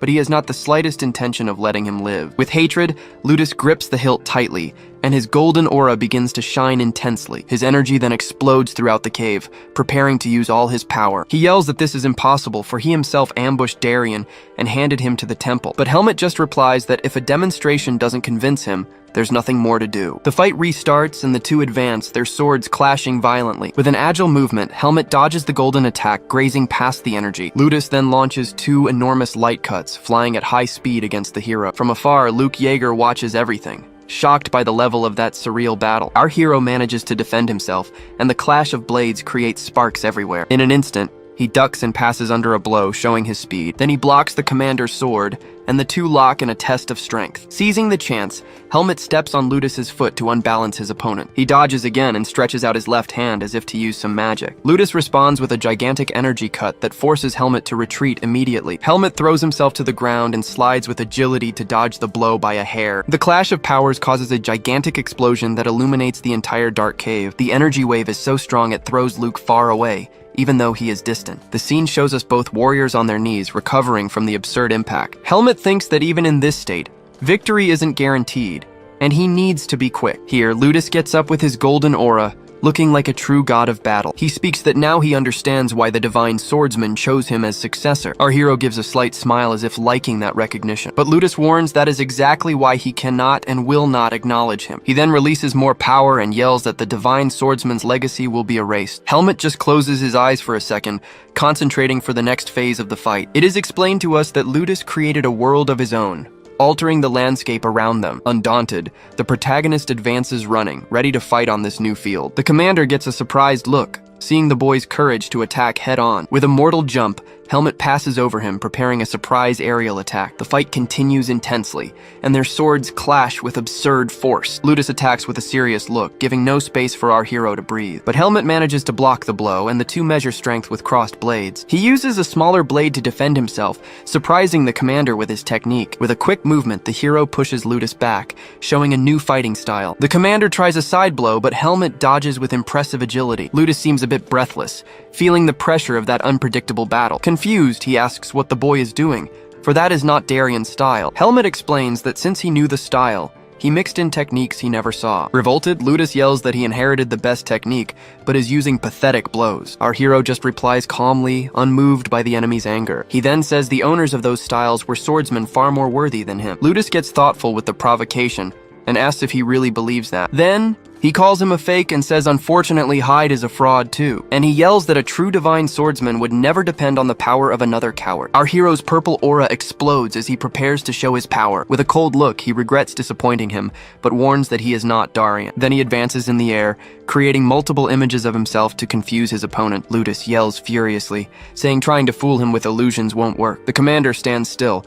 observing the images with a look of pure mockery. With glowing eyes, he advances full force, ready to end the boy's farce. His blow hits the boot square on, but he realizes it was just a distraction. Suddenly, Helmet appears right behind him, and Ludus turns with his eye wide in fright. It is explained to us that strategy is a powerful weapon against stronger enemies, and the strategy works, for he lands a fatal blow, piercing Ludus's armor. The scene takes us to a flashback in a desert city long ago. There we see three boys running and playing with wooden swords, dreaming of being heroes. From a rooftop, two of them observed something important happening in the city. It was a knight ceremony with various soldiers lined up in a large courtyard. One of the knights was Darian, a man who stood out with his white hair and gentle look. The boy smiles with admiration, inspired by the image of that great divine swordsman. Time passes, and that boy is now a knight wearing his own armor. He becomes Darian's companion, fighting and riding alongside his great idol. In a battle, Darian faced several monsters simultaneously with absurd courage. With his sword in hand, he fought fiercely, protecting everyone with his power. The younger knight looked on shocked,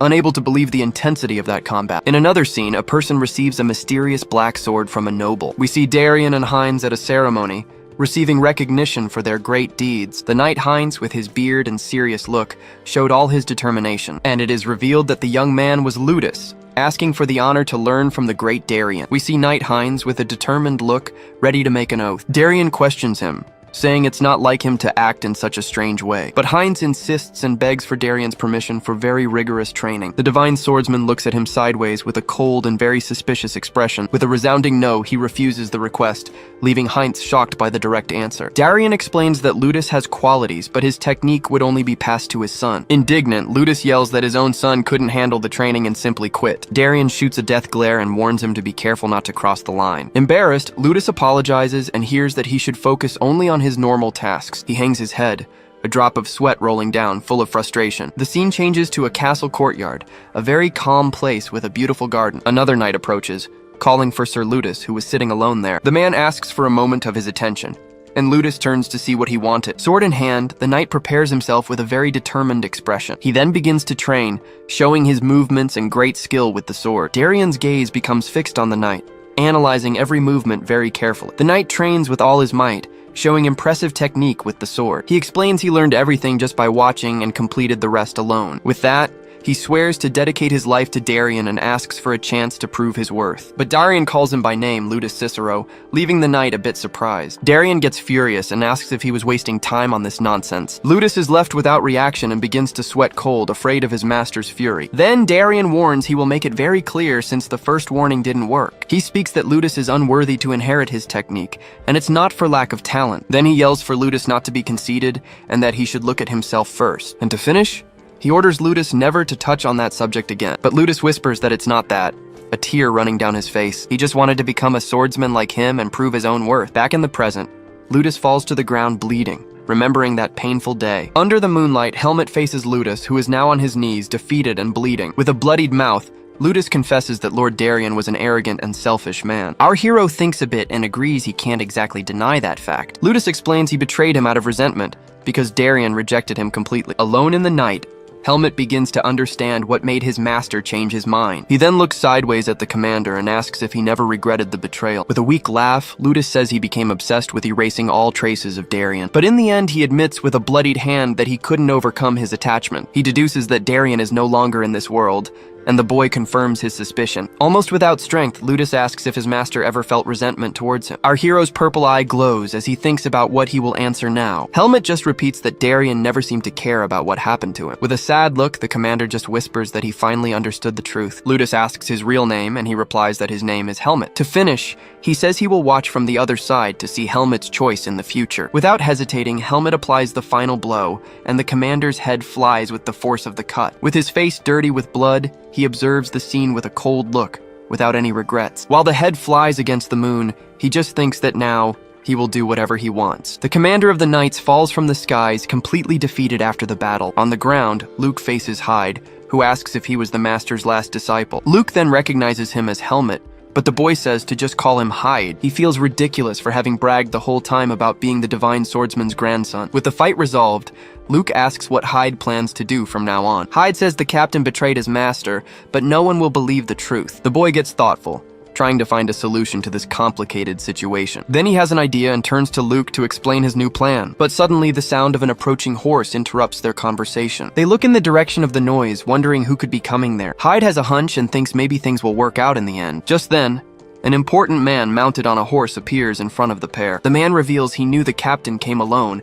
and wants to know what happened. A strong gust of wind blows through the canyon, creating a tense atmosphere. After hearing the story, the man finally seems to understand the whole situation that occurred. The noble stares at the destroyed armor on the ground and laments that things reached this point. Luke then asks how long he knew about the betrayal, and the noble explains it was only a suspicion. He apologizes to Luke for not telling him sooner, but the knight says it's no use anymore. With a sad look, Luke confesses he saw the captain as a father figure to him. The noble listens to the knight's outburst, maintaining a very serious and thoughtful expression. Here, he explains that a captain must be the center of the knights, someone everyone trusts. He continues his speech and says this applies even to people from the lineage Luke despises most. He then places his hand on the knight's shoulder and warns that this burden could one day be his. Shocked, Luke is speechless and asks if he wants him to become the new captain. But the noble mocks the idea, asking if he thinks he's crazy to do that. Luke gets totally embarrassed by the scolding while Hyde watches with a little smile on his face. He explains that Vice Captain Dasim will take over, as he was already an infiltrated spy. Even so, he encourages Luke,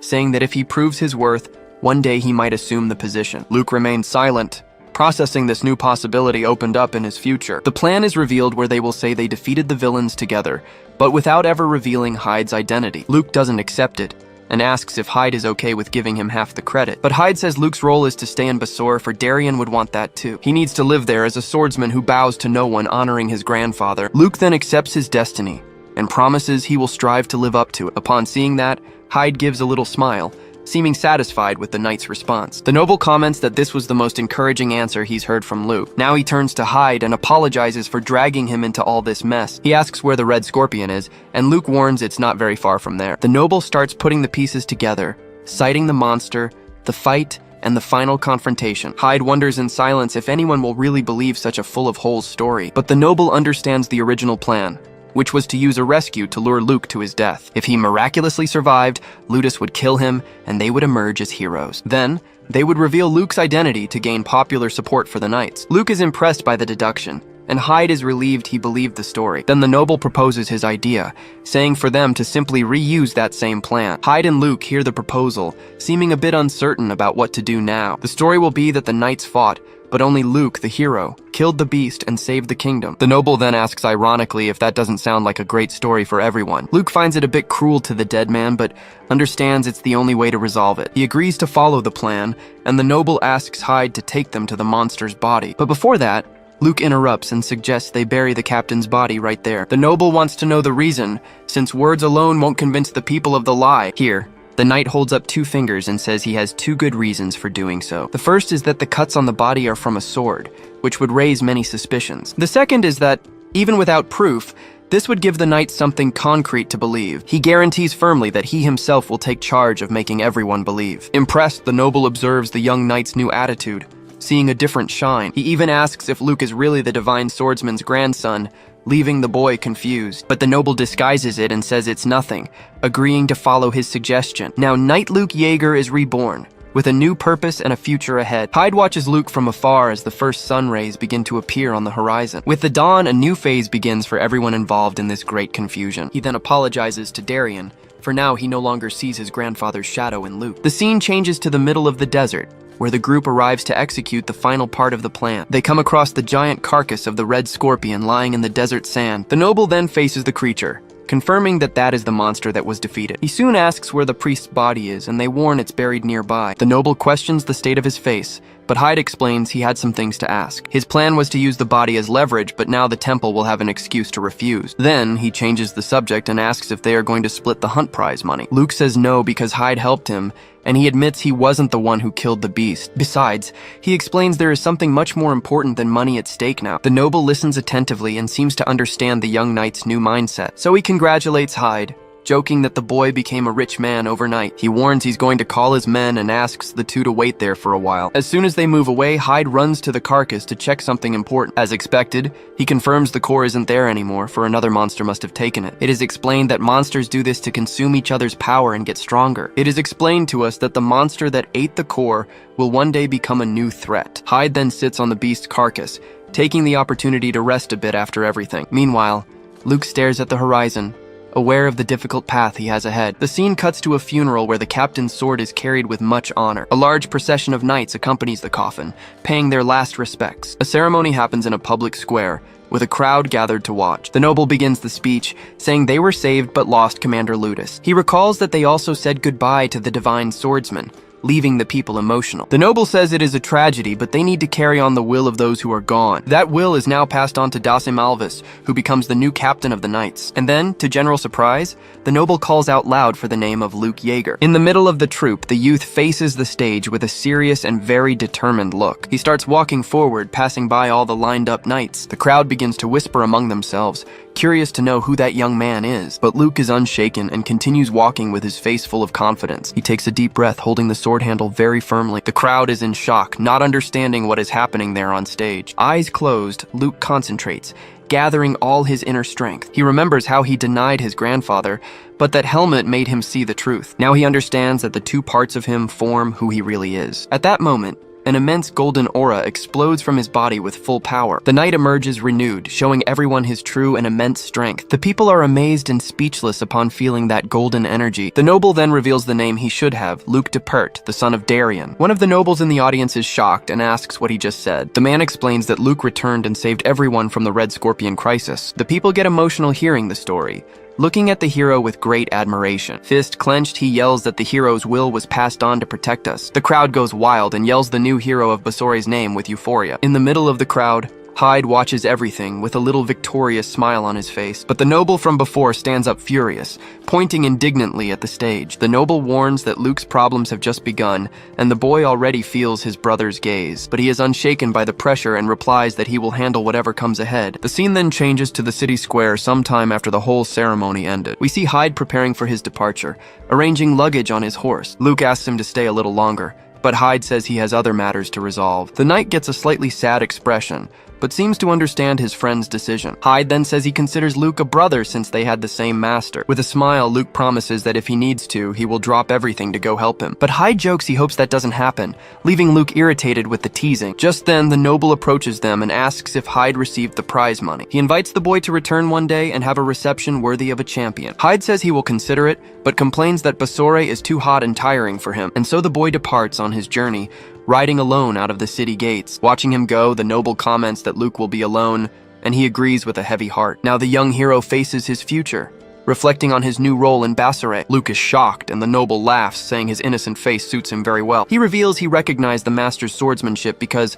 unlike his brother, he idolized the hero. The knight is left without reaction, shocked to realize his great secret was discovered. But the noble calms him down and says he won't spread rumors so as not to ruin their friendship. Looking at the horizon, he hopes that next time, Hyde will tell him his real name. The scene changes suddenly, taking us to the buildings of a very luxurious academy. In a quick flashback, Robert is shocked to see Helmet leaving home with a bag. We are shown that the servant gave him only a small gold coin before his departure. The incidents in Basore come to an end, and the day of the academy reopening finally arrives. Inside the place, sunlight illuminates the corridors, creating an atmosphere of expectation. We see young Alea walking through the hall with a slight smile on his face as he walks. Suddenly, he stops upon spotting a purple-haired boy moving away in the corridor. His eyes widen in surprise, for he recognizes that person immediately. It's none other than Helmet walking calmly toward one of the doors. Alea blushes, completely speechless at seeing the guy again after so long. He yells, calling for Helmet, complaining that he should have used the bracelet to notify him. But the person who turns around is a different Helmet,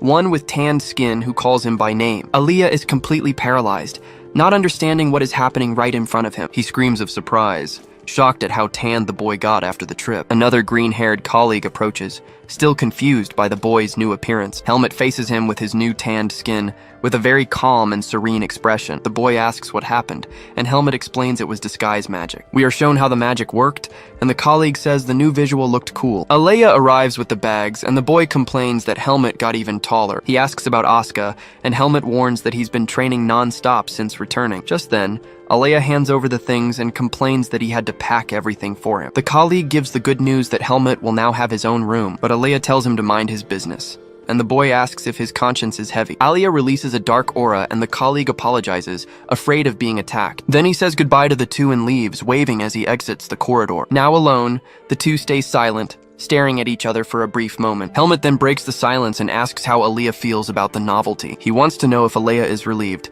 now that he will have his own room. But Helmut says he never felt relieved, since the new room is right across from his. Helmut finds the question strange, and Alea yells nervously, saying he can ask yes. Here he explains that having his own room has disadvantages, for he won't be able to take advantage of Alea anymore. Helmut gets irritated and leaves, but Alea offers help to clean his room just this once. He then stops halfway and turns to say one more little thing to his colleague. Alea reminds him of the promise he made that he would grant any request he wanted. Helmut confirms he remembers, and Alea warns he will call in that favor very soon. He says Helmut will find out soon and reminds him that his room is right across from his. Before leaving, Helmut calls him by name with a more serious expression on his face. The boy then wishes that they do their best in this new semester starting. Alea agrees with a yeah and tells Helmut to also do his best at the academy. As soon as he leaves, Alea leans against the door, covering his face, completely embarrassed. He keeps wondering what he is doing, totally lost in his own feelings. The scene then takes us back to the academy building, where classes are about to restart. In his room, Helmut finishes unpacking and thinks about going to train a little, but suddenly he hears a strange noise coming from outside his door. Helmut remembers Asuka and wonders if his friend is still on the training field. He then opens the door,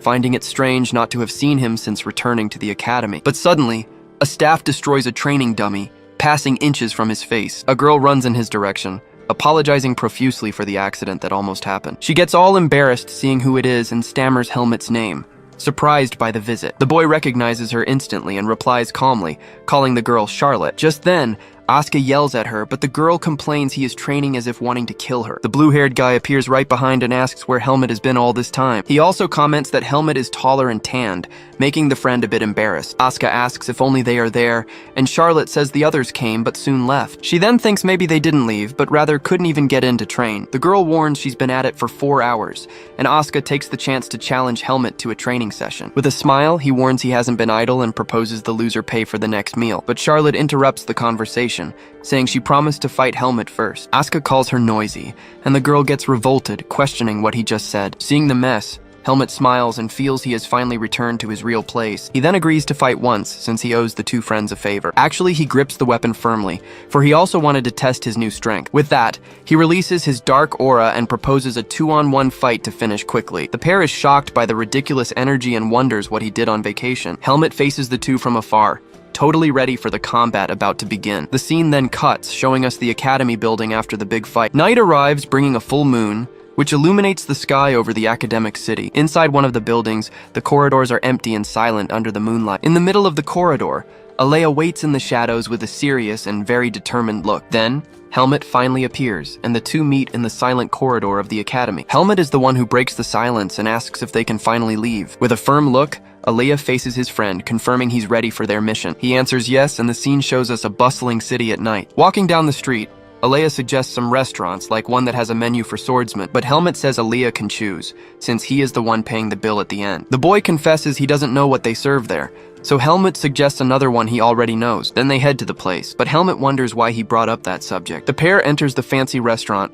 a place with chandeliers and very nice decoration. He hands the menu to Alea, and even recommends one of the shrimp dishes he likes, but Alea notices he's distracted, and Helmut comments things are too quiet. The boy finally notes no one is following him, and Helmut says it was about time he noticed. He asks the reason, and Alea guesses maybe it's his aura that decreased a little. But Helmut reveals he learned to suppress his mana to avoid attracting people's attention. He complains it's almost a joke how hard it is for him to become a common person. Alea becomes thoughtful with the revelation, and agrees that being common is not easy at all. The youth then faces his friend, processing that very surprising information. Then he breaks the silence and asks if Helmet has nothing else to say to him. Alia wants to know the reason for the meeting, but Helmet says actually there isn't one. He explains he earned some money and wanted to pay for dinner as a way of thanks. The boy stays silent for an instant, just processing the answer he just heard. Then Alea says he isn't surprised, and Helmet asks what he meant by that. He explains people usually want something, but knows Helmet isn't self-interested. If he were that type of person, Aaliyah wouldn't even have agreed to go out with him to begin with. That's why he gets curious and asks why Helmet bothered to accompany him. Helmet finds the question silly,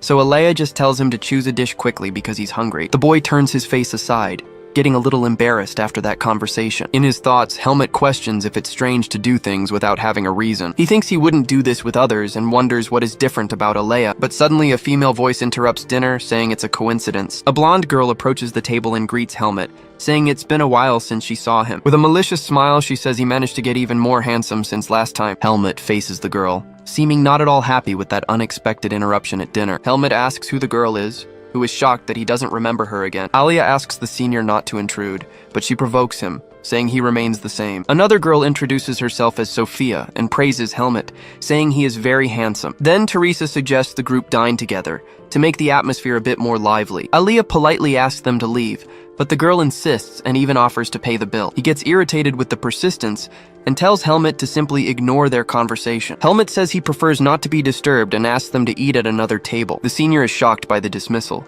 unable to believe what she just heard from the boy. She says he is embarrassed by Alea and that a true friend would understand. But Helmet states that what he wants is to dine and asks them to leave at once. The girl gets a red face, totally irritated at having been rejected like that. She calls him clueless and says he should accept a senior's kindness, and she complains that the two live together, which might end up generating some rumors. With this, Alea loses patience and slams his hand hard on the restaurant table. He releases a dark aura and asks if he will have to expel her by force from the place. Furious, the girl releases a fire aura and warns she will teach him to respect seniors. But suddenly, a giant, very serious man appears to interrupt the fight. He approaches the table with crossed arms, leaving the two totally without reaction. The man then asks excuse me and warns them to take the fight outside. The pair stays quiet, without the courage to respond after that unexpected scolding. The scene cuts, and a very fancy plate of food is served at their table. While eating, Aaliyah comments the waiter looked like a former fencing student. He then faces Helmet and says the friend changed a bit since returning. Helmet eats a piece of meat and replies that he didn't even notice that change. Aaliyah says it was a compliment and tells him to deal like that with strange people in the future. The boy then continues eating, seeming a bit embarrassed by the compliment. At night, Helmet thinks that for some reason the food was much better than last time. Helmet doesn't understand his feelings, but one of the Academy's biggest events approaches. Just then, a red-haired colleague approaches and says he has a unique favor to ask. He asks for help at his stall during the festival, leaving Helmet not excited about the idea. With a bored face, Helmet just repeats the word festival, already imagining the work. In a festive mood, students raise their mugs and toast with much animation. It is explained to us that the Academy Festival is one of the few interaction events between courses. In the meantime, Helmet is approached by a colleague who adjusts his clothes with a request. The red-haired guy explains their stall needs Helmet as the final piece of the team. He bows and implores, saying the team will only be complete when Helmet joins. The colleague then yells that Helmet's function will be to be the pretty face of the stall, obviously. He continues the chat, saying he heard rumors that Helmet dismissed senior Teresa. It happens that Teresa is the most popular girl, and having rejected her made him a celebrity. With him on the team,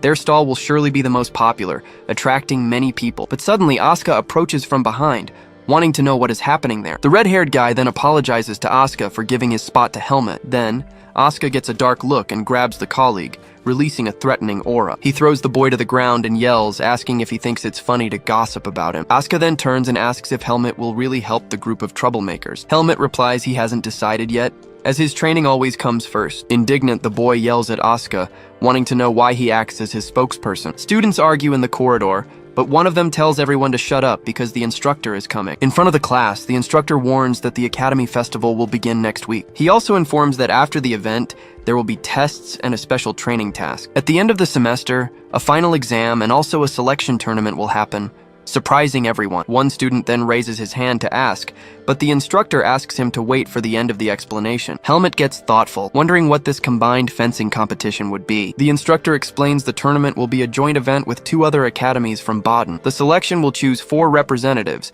and a student comments it's strange the temple permitted it. Helmet asks why the temple would prohibit it, and the colleague says mages don't believe in gods. Another student asks them to speak quieter, as not everyone there is an atheist. The colleague explains that the temple's relationship with other kingdoms is tense. That's why they allowed the event. Hearing all that conversation, Helmut stays silent, just processing the important information. The instructor claps hands to call attention, saying the notices are over and it's time to train. But he remembers something and warns that the High Priest of Lumen might visit the academy. The news catches Helmut totally by surprise, leaving him with a very worried look. Helmut grumbles, wondering what priests would be doing at a cadet festival. It is revealed that High Priest Nardolos's will was to eliminate the Divine Swordsman. He remembers that the priest he faced recognized his seat of darkness instantly. Now he is worried because if found again, he will surely be discovered. With a serious expression, he seems to have found a solution to his problem. Then he turns to the red-haired boy with a new decision in mind. The colleague understands nothing, totally confused by the sudden change in attitude. The scene changes to late afternoon,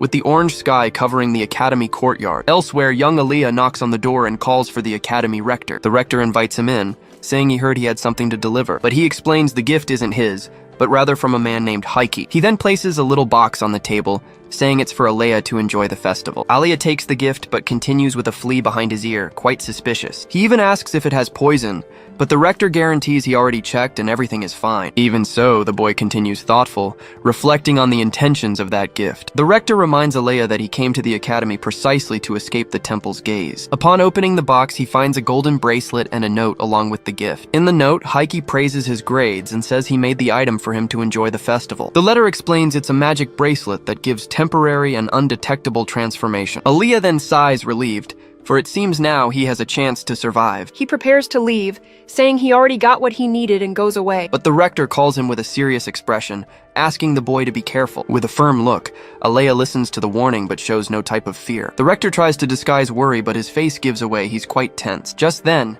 the boy turns and affirms with conviction that the temple will never take anything from him again. The rector then agrees in thought, wishing that this never happens again in his life. The Academy Festival finally begins, with huge crowds walking among the stalls. At the group's stall, the shaved ice desserts look delicious and are a big hit. The red-haired boy shouts an order, complaining he's going to die from overwork. A girl scolds his attitude, but he gets irritated and tells the customers to just eat quickly. Even with the stress, he smiles satisfied. At this pace, their shop will be #1. He admits the food is good, but says the real reason for their success is something else. The scene focuses on several girls whispering and blushing as they look at the stall. We then see Helmut taking orders, asking in his serious way what they want. His face shines with a floral aura, enchanting every female customer who approaches. The girls comment that he is the student who rejected Teresa, and that his nobility is visible. The red-haired colleague brags about his vision, but another says it was lucky Helmut accepted. The gray-haired boy becomes thoughtful, wondering why Helmut agreed to participate. Meanwhile, Helmut just takes orders, focused on the work he needs to do. He observes the crowd and thinks that with so many people, his presence won't be noticed. With so many mixed auras, he believes not even the high priest could find him there. Even with everything planned, Helmut thinks there's no guarantee things will work out. The shift ends and a colleague thanks everyone for their hard work, letting the group go. Just then, Asuka appears and asks if his shift is finally over, complaining about the shop. The red-haired boy offers free food, saying they gave it to the whole department, but Asuka refuses because he doesn't like cold food and calls Helmut to go somewhere. With a smile, he says that at a festival, they can't miss the men's games. He points enthusiastically to a shooting gallery stall, showing an example of fun. Without any difficulty, Helmut hits the dart right in the center of the target with total precision. Afterward, he wins at a dice game, leaving the stall owner's jaw dropped. To top it off, he also wins the mug stacking competition, surprising Asuka. Asuka then slams the table in frustration at his friend's skill. He yells, asking indignantly if there is anything Helmut doesn't know how to do. Helmut notes it was a compliment, but Asuka gets embarrassed and yells no. Other colleagues arrive, and one suggests Asuka avoid competitions requiring physical strength, but the red-haired boy says there is a category that favors him, making Asuka curious. A girl announces the Academy Miss Contest, explaining only men dressed as women can participate. The red-haired colleague points to her, showing this is the perfect competition for Asuka. But Asuka gets irritated with the joke and grabs his friend, showing he didn't like the idea at all. He throws the boy on the ground, yelling that they made him work and now want him to dress as a woman. A friend tries to convince him, saying the prize is 3,000 marks and he would win easily. The amount of money leaves Asuka in shock, making him rethink the proposal instantly. He stays silent for a moment, seriously considering the chance to take that cash. Decided, he slams his hand on the table, ready to sign up for the contest. He warns that if he doesn't win, his friend dies, but it was too late. He had already signed. Helmut watches Asuka walk away, still carrying the teddy bear he won earlier. He thinks he still hasn't seen the priest, but knows he can't lower his guard at all. Asuka turns around and yells to Helmut, saying it's now his turn to sign up. He holds out the registration form towards Helmet, waiting for him to take the paper. But when he looks, Helmet has simply vanished into the crowd without a trace. The whole group is left open-mouthed, unable to believe he disappeared so fast. Asuka despairs, yelling it's not fair, and tries to cancel his registration, but it's too late. The scene changes, showing the late afternoon sky over the academy buildings. Far from the confusion, Helmet thinks it's better to lay low and blends into the crowd. He continues walking through the festival grounds, still carrying the teddy bear he won. Passing a building, he notices the lights are off, concluding Aaliyah must be in the library. He looks at the teddy bear, wondering what to do with the prize he just won. Then he decides to give the bear to Aaliyah, since the boys' pajamas have a bear print. But suddenly, hurried footsteps come running in his direction down the dark corridor. Unable to dodge, he ends up crashing into the person, who loses their balance instantly. On reflex, he quickly covers the person's mouth to prevent them from screaming. He holds them up so they don't fall and tells them to be careful, but the person just asks to be let go. Then, he looks closer at the person's face and his eyes widen in surprise. The person was actually Aaliyah, whose magical disguise was undone by the collision. Helmet is completely stunned, staring at that familiar face in total confusion. Back at the dormitory, Aaliyah is in pajamas, reading a book peacefully in his room. He hears the noise outside and realizes the Academy Festival started today. Then, he looks at the gift he received, thinking about what he should do next. He didn't want to go, but meeting the priest on the way to the library would be a problem. So he decides to put on the bracelet, preparing to use the magical disguise. But he finds it strange as he looks at his body and it seems nothing happened to him. Suddenly, a very strong purple light explodes from the bracelet, enveloping his entire body. He gets totally scared, not understanding what is happening with that magic. The glow is so intense it can be seen even from outside the building. When the light disappears, dense smoke takes over the room, hiding the result. He curses Heike, knowing people don't change and trusting him was a mistake. The bracelet wasn't a disguise, but a complete gender transformation. He looks in the mirror and is shocked, seeing he now has the appearance of a girl. With his face entirely red, he screams in his thoughts, calling Heike crazy. To make matters worse, the bracelet breaks and falls to the floor, making the magic permanent. She looks in the mirror, seeing the magic wasn't undone even with the broken bracelet. At least her mana control is normal, but she knows she can't go out like this. Revolted, she wonders when the spell will end and curses Heike for not warning her. A sigh of pure frustration escapes, showing her patience is at its limit. She then decides to go to the library right now to find a way to reverse this. But first, she resolves to change clothes, remembering she grabbed women's clothes by mistake. Now with the disguise, she believes no one will recognize her, provided she doesn't meet him. It turns out fate is very treacherous, and he was right there in front of her. She gets all blushed and desperate, wondering why it had to be him exactly. Helmet remains standing with a confused expression, not understanding the girl's reaction. In a panic, she tries to stay calm and think of a good excuse to leave that situation. Just then, his hand slips unintentionally and ends up touching her body lightly. He then asks if she is going to the festival,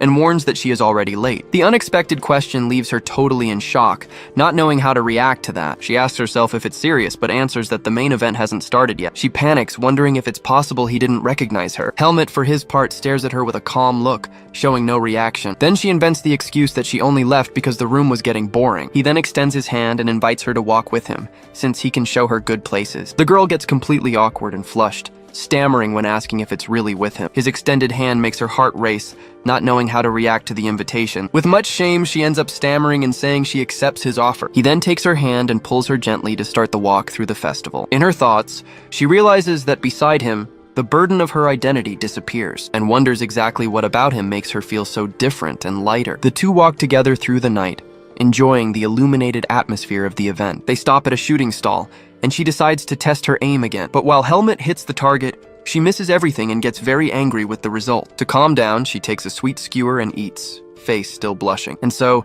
the two continue walking together through the night, enjoying the festival foods. Helmet looks to the side in his serious way while the girl next to him seems quite embarrassed. They continue walking together through the festival, passing through the crowd of students. But from afar, Sophia and Teresa spot the couple, surprised by the unexpected scene. Sophia asks if that is really Helmet, and who the unknown girl with him could be. The veteran Teresa gets a furious look, releasing an aura of pure jealousy and anger. Gossip spreads, and everyone wonders if the mysterious girl is his secret girlfriend. Teresa grinds her teeth, thinking she was rejected precisely because of that girl. Outraged, Teresa starts walking toward them, ignoring her friend's worried calls. She opens a sinister smile, saying she will see her new rival's face up close. Aaliyah holds the teddy bear she won, with a distant and somewhat thoughtful look. Helmet calls her, stating there is already a place for them to sit at the venue. He offers to hold the bear if it's heavy, but she refuses, saying it's fine. To disguise it, she asks why he was walking alone and where his friends are. He explains they are getting ready and invites her to wait for the contest with him there. She gets desperate. She followed him without thinking and now doesn't know how to leave. Luckily, he seems not to have noticed anything,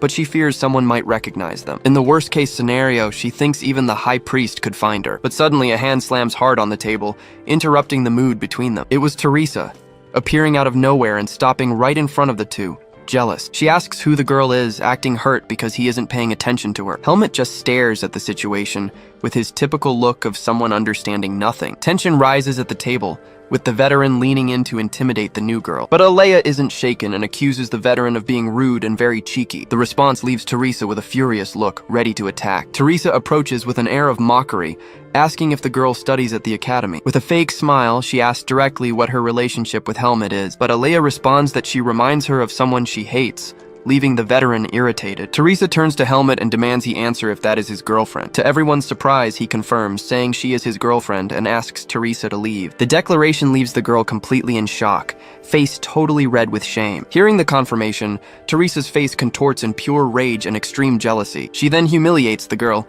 saying the cheap teddy bear matches a commoner like her. With a red aura in her hand, the veteran asks if she can take a look at the bear. The energy starts crushing the gift, leaving Alea in a panic at the cruel scene. Then, Alea's eye shines an intense purple color, releasing a dark and frightening power. A mana explosion happens, throwing everyone away with the force of the impact. Amid the confusion, Helmut just observes the scene with his typical calculating look. Teresa is in shock, unable to believe the amount of power she felt coming from the girl. Wrapped in her purple aura, Alea now stares at her rival with a look of pure fury. Surprised, Teresa asks what she is doing, realizing the girl is also a mage. Then a staff member appears and orders the two to fight outside, making Teresa more irritated. Her friend tries to hold her back, but the veteran screams that she made a big mistake confronting her. Seeing the confusion, Helmut grabs a wooden handle lying on the ground. He releases an absurd wave of power, throwing everyone back and breaking up the fight. The two girls are left jaw-dropped, completely shocked by his demonstration of strength. With a dark aura, he warns Teresa to stop getting involved with him from now on. The threat leaves the veteran afraid, as he warns next time it won't be just words. Defeated, she grinds her teeth in anger and leaves, supported by her friend. After the fight, the two remain standing amid the mess under the starry festival sky. Alea then sighs in relief, dropping the damaged teddy bear to the ground out of exhaustion. Using her magic, she apologizes and starts fixing the mess the fight caused. She thinks it was careless. If Helmut hadn't acted, everything could have gotten worse. He then says she didn't need to go that far,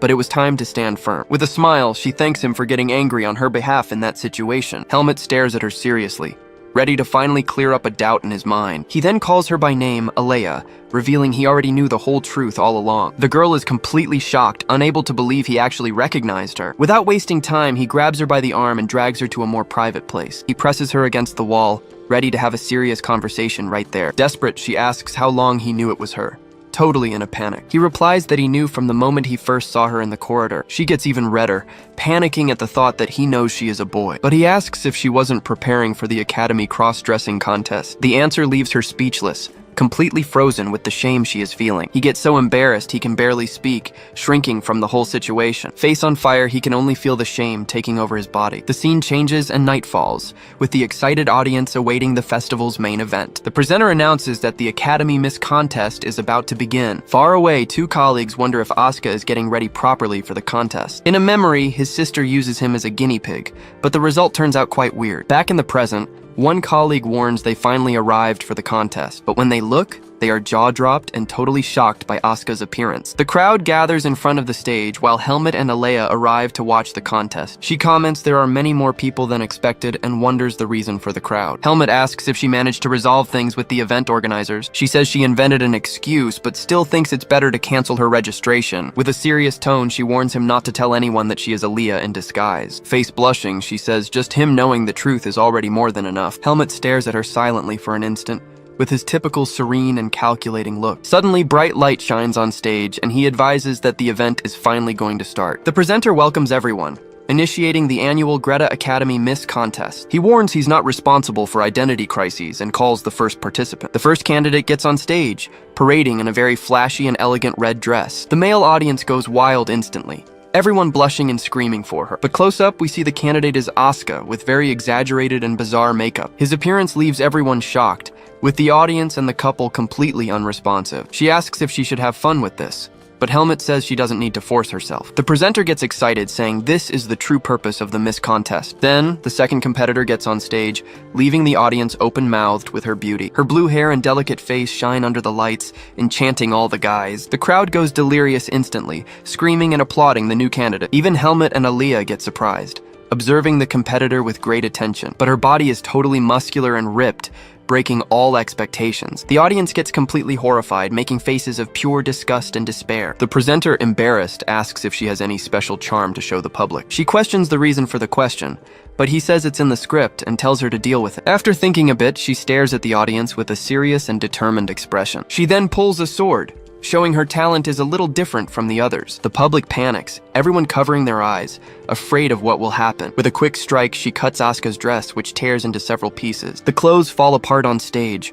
revealing Asuka's muscular body for everyone to see. With a smile, she turns and asks if that was charming enough for them. The audience revolts at the mess and starts throwing things on stage non-stop. Aaliyah gets disgusted with that zone, wondering why people are throwing things. Helmut comments it would have been unfair if she had competed against those guys. The unexpected comment catches her by surprise, leaving the girl a bit embarrassed. She gets all nervous and jumps a little, making him ask what happened. Face red, she complains, saying he speaks things with too much naturalness. But Helmut continues with his calm way, not understanding the reason for so much nervousness. Meanwhile, on stage, the competition turns into a generalized fight between the candidates. It is revealed to us that, in the end, the unexpected winner was cute Xian. The scene changes to night, showing the festival finally reached its end. After all the confusion, Aaliyah waits alone on a street looking thoughtful. Then, Helmut approaches and asks her how Asuka is now. She responds that he was twisting Dino's head, acting quite normally. He says he enjoyed the festival, and now he's going to the library to study a bit. So, he says goodbye, stating their paths separate right here. She stares at him with a blushing face,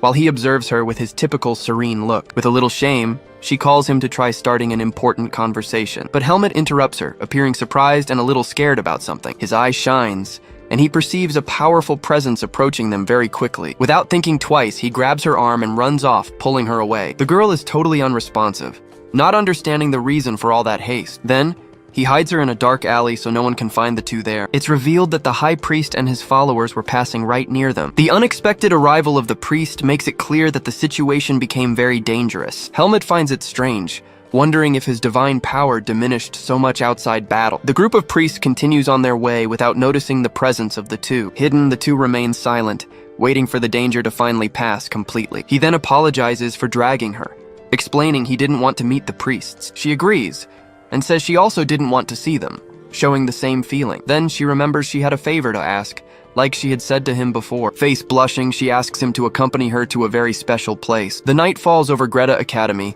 with its lights on and peaceful movement in the courtyard. Firm footsteps echo through the corridor, announcing the arrival of important and unexpected visitors. Then the door opens, and High Priest McKean arrives with his guards, asking permission to enter. The Academy Director receives him and invites the priest to sit down and have tea. Already seated, McKean thanks for the reception, but says he feels like an unwelcome guest. He comments that he walked through the festival streets and noticed there are many individuals of faith there. With that, the director explains that mages study nature and therefore end up becoming theists. The priest gives a subtle smile and comments that he perceives certain things never change. Then, the director speaks that he heard the temple is in a difficult position lately. He gets tense with the conversation and asks directly if the priest is referring to the academy. The priest says the academy is vast, a perfect place to hide a few little things. Irritated by the insinuation, the director demands to know exactly what he means by that. McKean remains calm and advises that he has no intention of snooping on the academy's secrets. The director faces the situation, realizing that is clear blackmail veiled by the priest. He replies with irony, saying that is the temple's way of making friends nowadays. The director gets suspicious and asks what kind of favor he came to ask right now. With a smirk, the priest prepares to reveal his true intentions at the academy. The night follows starring, but a silent tension hangs in the air after that unexpected visit. Already leaving, McKean thinks about how proud mages are, barely knowing what awaits them. He reflects that he didn't leave empty-handed, because he has information he didn't tell the director. Passing through the streets, he felt demonic energy, but decided to keep this card up his sleeve. This is the piece he needed to keep Greta Academy right in the palm of his hand. The scene switches to students training, with the sound of wooden swords hitting in the courtyard. Then, Asuka approaches Helmut and asks again who he was with at the festival. Helmut tries to deflect, answering it was just a person he didn't know very well. But Asuka doesn't swallow the lie and yells for him to just tell who the girl was. We see Aaliyah asked for secrecy, and Helmut thinks this will cause a big misunderstanding. To escape the subject, he asks if Asuka already decided what he will do in field training. Sayan appears and says they are going to collect spirits, and then Asuka asks who Helmut is going with. He answers he is going with Aaliyah, and Asuka complains that the best students always pair up. Helmut says Aaliyah wouldn't do anything reckless, and Asuka responds that the two seem very close. He stays silent, remembering the conversation he had with the girl a while ago. In a flashback, Aaliyah calls him to a corner and says there is a place she would like to go with him. She then asks, face a bit blushing, for his help with the field task. Back in the present, Aaliyah explains that the place they are going is the Great Mage Lawphone's dungeon. Helmut is confused by what she said and asks what exactly a dungeon is. As they walk through the forest, she explains it's a hobby for mages to hide their research. With an ambitious look, she says, Lawphone's research has a value that can't even be measured. Helmut asks if they are going to steal the results, but she says it's a qualification test. He then questions what his role would be since he doesn't understand magic very well. Aaliyah says she will handle the traps, but that these places are made for large groups. Usually dozens or even hundreds of mages gather to manage to conquer a dungeon. She asks if he can handle the work of 100 people, and says each will do for 50. With that, she praises him, saying it's better to count on him than leak the secret. Aaliyah finishes by saying she prefers to end all this discreetly, without anyone else knowing. Helmut understands the situation and agrees to follow her crazy plan. Aaliyah says they can return if they fail, but he prefers to finish everything at once. She then warns they are leaving now and asks him not to lose sight of her. Suddenly, very strong magical energy involves Helmut's body, surprising him. A teleportation circle activates, and a pillar of light transports them far from there. He opens his eyes and gets a bit lost with the totally new landscape in front of him. The scene changes to a beach, and the two walk on the sand during sunset. Helmut looks around, impressed with that place he had never seen in his life. But then Aaliyah trips and asks him to get the mat in the bag because she exerted herself too much. Already lying down, she explains she used a lot of mana but will be fine if she rests a bit. He asks where they are and she tells him that is the sea, which covers 70% of the world. Helmut finds it hard to imagine something so big, as he never left his region before. Aaliyah says the kingdom of Baden is just a small part of a much vaster world. He stays silent, processing the scale of that new information he just received. Exhausted from magic use, Aaliyah ends up falling asleep right there on the sand. Then Helmut stays beside him, watching while she rests and recovers her strength. The scene changes and now it's night, with Aaliyah finally waking up after a long rest. He sits on the beach sand and observes the starry sky and full moon. Still a bit sleepy, he thinks he slept until sunset, which was expected, but then he looks to the side and wonders where Helmut went. Then Helmut approaches and Aaliyah warns his mana recovered, and they need to eat. He then gets surprised seeing Helmut shirtless, holding a giant creature he fished from the sea. The swordsman explains he brought a stone to break the shell, leaving Aaliyah a bit embarrassed. He gets red, remembering he only put sandwiches in the bag for them to eat. Helmut apologizes for having touched his things, but Aaliyah says it's no problem. But the warrior speaks that plants don't give strength, and Aaliyah asks how he was going to eat the animal. Helmut responds he was going to eat it raw, and Aaliyah, shocked at the idea, asks him to hand it over immediately. A while later, the two are already roasting the catch and some skewers over an improvised bonfire. Seeing a paper in Aaliyah's hand, Helmut asks if that is Mage Lawphone's testament. Aaliyah explains it's a hint to the dungeon location, which the Mages Association released. Then he starts reading the clue, which talks about life arising with vegetation. Aaliyah doesn't understand what the riddle means, but Helmut warns him not to complicate it. He explains the place with life is the sea, and the shining moon is the night of the full moon. Then Aaliyah questions why the association didn't solve it, and Helmut states they knew. The boy perceives the problem as there are countless places with the sea under the full moon. Helmut explains that's why they kept looking for a hidden meaning and never found it, but he reveals this place was where Lawphone had his greatest inspirations for magic. Surprised, Aaliyah asks how he knows about the mage's personal life since not even the association knew. Helmut averts his gaze and says he strove greatly to research all that on his own. He then changes the subject and points out the true problem is the 6 stars part. Helmut explains that on a full moon night, its light obscures almost all stars. With this, Helmut realizes the riddle isn't talking about stars in the sky. Aaliyah remembers a phrase from the mage, saying that human existence is on Earth. He continues, saying Lawphone valued the Earth where humans built their lives. Then Helmut finally understands and concludes they need to look for clues on the ground. Aaliyah asks how to find starlight on the ground, and Helmut says they need to wait for the moon. The full moon reaches the highest point in the sky, indicating the time finally arrived. Aaliyah says it's the moment and asks Helmut to hold his hand to see with their own eyes. Suddenly, purple energy envelops them, and the two start floating in the air. They fly over the landscape, which now shines with mysterious light coming from the ground. From up high, Alea points to a specific place and asks Helmet to look attentively. Then, he sees 6 points of light shining on the mountain, like stars on Earth. Helmet is impressed with the view and finally understands what the riddle meant. Alea explains it is the reflection of crystals that only appears for an instant under the full moon. Helmet feels a bit useless, but Alea says he already found the entrance when he came here alone. He gets confused by the boy's excitement, who then asks if they are ready. The two walk through the forest, approaching the location Alea discovered previously. Arriving there, he places his hand over a magical circle hidden on the ground. With that, a secret passage opens, revealing a staircase leading down. Facing the entrance, Alea turns to his friend and asks if they can begin. They go down the stairs and find a giant stone door with an orb of light. Alea warns that from there on it's unknown space because he never entered the dungeon. Alea explains it would be a waste if the dungeon only allowed 1 entry per person. Suddenly, the orb on the door starts shining with intense and very strong light. Then the great door opens, revealing a portal of golden energy right behind it. The portal spins like a whirlpool, inviting the two for a totally unknown challenge. Alea comments that the mage doesn't seem like the type who creates enigmas and calls Helmet to enter. With that,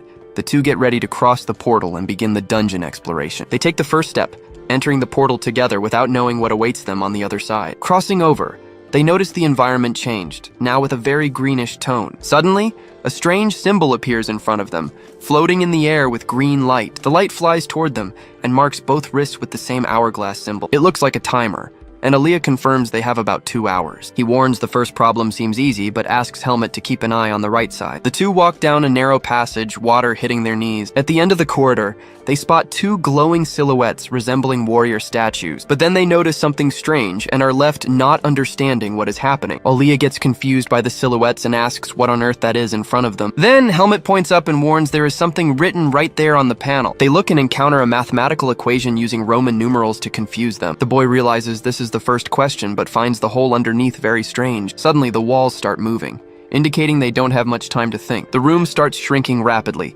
forcing the two to make an immediate decision. Helmet understands the logic and says they need to enter the hole with the right answer. Then Alea yells that the answer is the one on the right, but the hole's shape is very bizarre. Helmet notices the silhouette seems made for 2 people to fit together in a weird way. Without time to argue, he picks Alea up, leaving the boy totally surprised. Carrying Alea in his arms, Helmet runs desperately toward the passage of light. They manage to cross in the last second, and the door closes right behind them. Alea gets all embarrassed and complains that Mage Lawphone prepared a ridiculous test. He thinks that was a joke, and how lucky the humiliating position was the one on the right. Now recovered from the scare, the two face the next challenge the dungeon prepared. Helmet looks around the new room and comments there doesn't seem to be anything there. Alea says it must be a puzzle and warns him to be sharp for what may come. Then Helmet points to a different colored brick, and Alea praises his eagle eyes. The boy explains its secret writing and thinks the mage has a very childish side. He uses a magic light and reveals the message about how the next test will appear. The light illuminates the wall, and the secret inscription glows with the challenge instructions. The drawing shows they need to replicate the pose of someone carrying another. Alea is shocked, unable to believe what the mage was asking them to do now. The scene repeats and Helmet needs to carry Alea again, much to the boy's embarrassment. With his face totally red, he yells that he will never forgive Lawphone for this humiliation. They continue, passing through 5 more gates with challenges forcing them to cooperate. Helmet comments they took half an hour and asks if Alea thinks they will manage. But Alea is furious and swears he will kill Lawphone for all the shameful poses. Suddenly he stops and realizes all the challenges required exactly 2 people. He despairs at the thought that the poses might have come from his own mind. Alea gets completely red and wonders if those poses came from his imagination. Desperate, he tries to convince himself it's Helmet's fault since he's not alone there. Helmet notices his friend's strange face and asks what happened to him. With no way to explain the situation, Alea continues frozen and with his face very blushed. He disguises it, saying it's nothing, and rushes Helmet so they can continue quickly. The scene changes, and they enter an area with grass, and Alea's eye shines with the change. Suddenly, they are no longer in the dungeon, but in a sunny and very beautiful forest. Alea looks around and realizes Helmet disappeared, leaving him there alone. He starts screaming for his friend, but gets no answer amidst the forest. Then the boy realizes he fell into an illusion spell and didn't even feel it being activated. He understands it's an individual test, and Helmet must be in another dimension now. Alea feels relieved not to have to do more poses, but still worries a bit. He goes forward, and suddenly a giant shadow covers his entire body. When he looks up, he encounters a giant snow leopard with blue eyes. The creature shows its sharp teeth and stares at the boy with a very threatening look. Aaliyah gets paralyzed with fear, staring at the giant creature that appeared in front of him. The scene changes to Helmut, who is now in an entirely white place resembling a sea of clouds. He doesn't understand what is going on because Aaliyah vanished and the landscape changed abruptly. Helmut concludes it's a separate test but trusts Aaliyah will manage fine alone. But then he wonders what exactly he should do in this strange and empty place. Suddenly he feels a presence and sees a mysterious silhouette approaching in the fog. Cautiously, he asks who is there, trying to identify the figure with long hair. The person turns slowly, and Helmut is shocked by what he is seeing. It is a woman with purple hair and eyes, and an appearance that leaves him very shaken. Without thinking twice, he draws his sword, preparing for possible combat. He yells that she looks like Aaliyah, and demands to know who she really is. With tears in her eyes, the woman says she cannot change what she did, even if he hates her. Helmut continues with sword in hand, not understanding her connection to his friend Aaliyah. He gets furious with her answer and demands she repeat what she just said. Back to the test, Aaliyah remains paralyzed, staring at the giant creature with great fear, but the snow leopard seems majestic and stays there standing, looking at the horizon. Aaliyah wonders if that is a monster, and is in doubt if he should attack first. Then he decides he cannot hesitate, and concentrates dark energy in his hand. But then the beast calls him Helmut, leaving the boy understanding totally nothing. The creature asks if he won't find the human waiting for him today. Aaliyah gets shocked by the question, and cannot process what he just heard. He panics because a monster spoke, and on top of that called him Helmut. Then the beast asks why he has that face, and if the human mistreats him. Aaliyah's mouth moves on its own, and answers that the training is just difficult. He despairs upon realizing he has no control over his own body and speech. The leopard stares at the boy with a look that seems to understand the whole situation. Then the creature questions if he wants so much to leave the forest to become stronger. Aaliyah continues unresponsive, suffering through that bizarre situation with no control at all. But the leopard apologizes and tells him to forget it, as it knows of his decision. Aaliyah tries to calm down and realizes the monster knows him as if he were Helmut. He keeps thinking about what the test means, and what the beast meant by leaving the forest. Then, the leopard warns that the human is arriving and says goodbye, wishing good luck. The boy gets confused by the warning and wonders which human the beast was talking about. He observes the creature walking away and is left alone again in the middle of that forest. Suddenly, a strong white-haired man appears carrying a wooden bucket. The man calls him Helmut and orders him to follow because they have much to do. Without body control, Alea's mouth moves and he says the man's name, Darian. He despairs, realizing if this is Darian, the situation is much stranger. It is revealed to us that Darian is the divine swordsman, commander of the Knights of Basori. Aaliyah then notices his sword and realizes it's the same one Helmut always uses. He starts connecting dots, remembering details about his swordsman friend, the sword, fighting style, and Helmut's reaction to monsters. Everything makes sense now. Then he realizes this isn't a dungeon, but Helmut's memories. The scene cuts back to the real Helmut, who continues staring at the mysterious woman. Crying a lot, the mysterious woman apologizes to Aaliyah with a voice of regret. Helmut understands she is from Alea's family because she resembles him and knows his name. He tries to ask who she is, but the scenario around starts unraveling. A strange force pushes him back, and the illusion begins distorting rapidly. Everything becomes white, and he is thrown inside a memory belonging not to him. The scene changes abruptly, and now he is in front of a huge house on fire. He looks around, confused by the destruction and chaos of that place in flames. Then he spots priests of Lumen watching everything with frightening coldness. He thinks it's a magical illusion because he can't feel any divine power there. But then he gets shocked because somehow he remembers that tragic scene. It is explained to us that that is Alea's childhood home and his parents died in the fire. On the ground, carbonized bodies show the cruelty of those priests' attack. Suddenly, tears begin flowing down his face without him being able to control it. He realizes the tears aren't his and doesn't understand the emotion he is feeling. Crushing pain squeezes his chest, sadness he never felt in his life. Then he understands because that pain and tears belong to young Aaliyah. The priest orders another girl be found because traitor Heike's lineage cannot live. The priest turns scared, but it's already too late for the poor guy to defend himself. With a quick blow, Alea's body advances and attacks the priest with the sword. Then he releases an explosion of dark energy,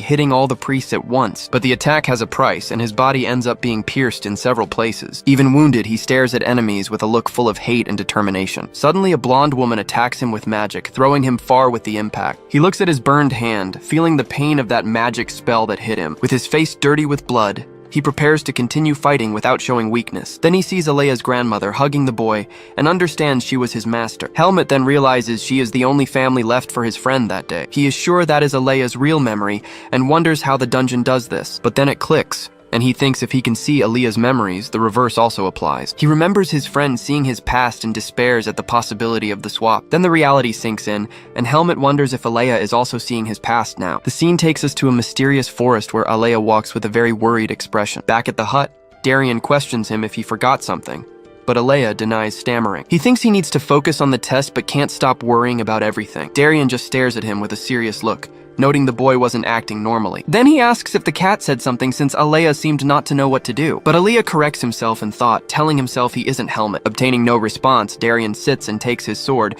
going back to polishing it calmly. Aaliyah walks away and Darian notices the lack of reaction, suspecting he only responds for Helmut. Already outside, the boy asks himself if he really needs to leave that forest. Inside, the old swordsman continues his work, but without taking his eyes off the boy. Aaliyah gets thoughtful because he avoided asking where the forest was located to not be too direct. Then he begins joining clues, remembering the first beast knew Helmut well. This explained Helmut's combat experience, but he still wanted to leave the location. With this, Aaliyah understands he wasn't there by choice and asks himself why. The strangest thing was the fact the divine swordsman was there and had been Helmut's master. Darian walks slowly in Aaliyah's direction, stopping right in front of him. He then hands his sword to the boy, holding it by the blade without fear. With a serious look, Darian challenges him and tells him to try lifting it. Aaliyah then holds the huge sword's hilt, feeling the weight of steel in his hands. He manages to lift it with some effort and gets impressed with its size. Darian comments he is still very small and it would be good if he grew quickly. Even with the provocation, he gives a slight smirk, seeming a bit proud. Aaliyah gets a little embarrassed by the comment and his face blushes lightly. He thinks that even with beasts,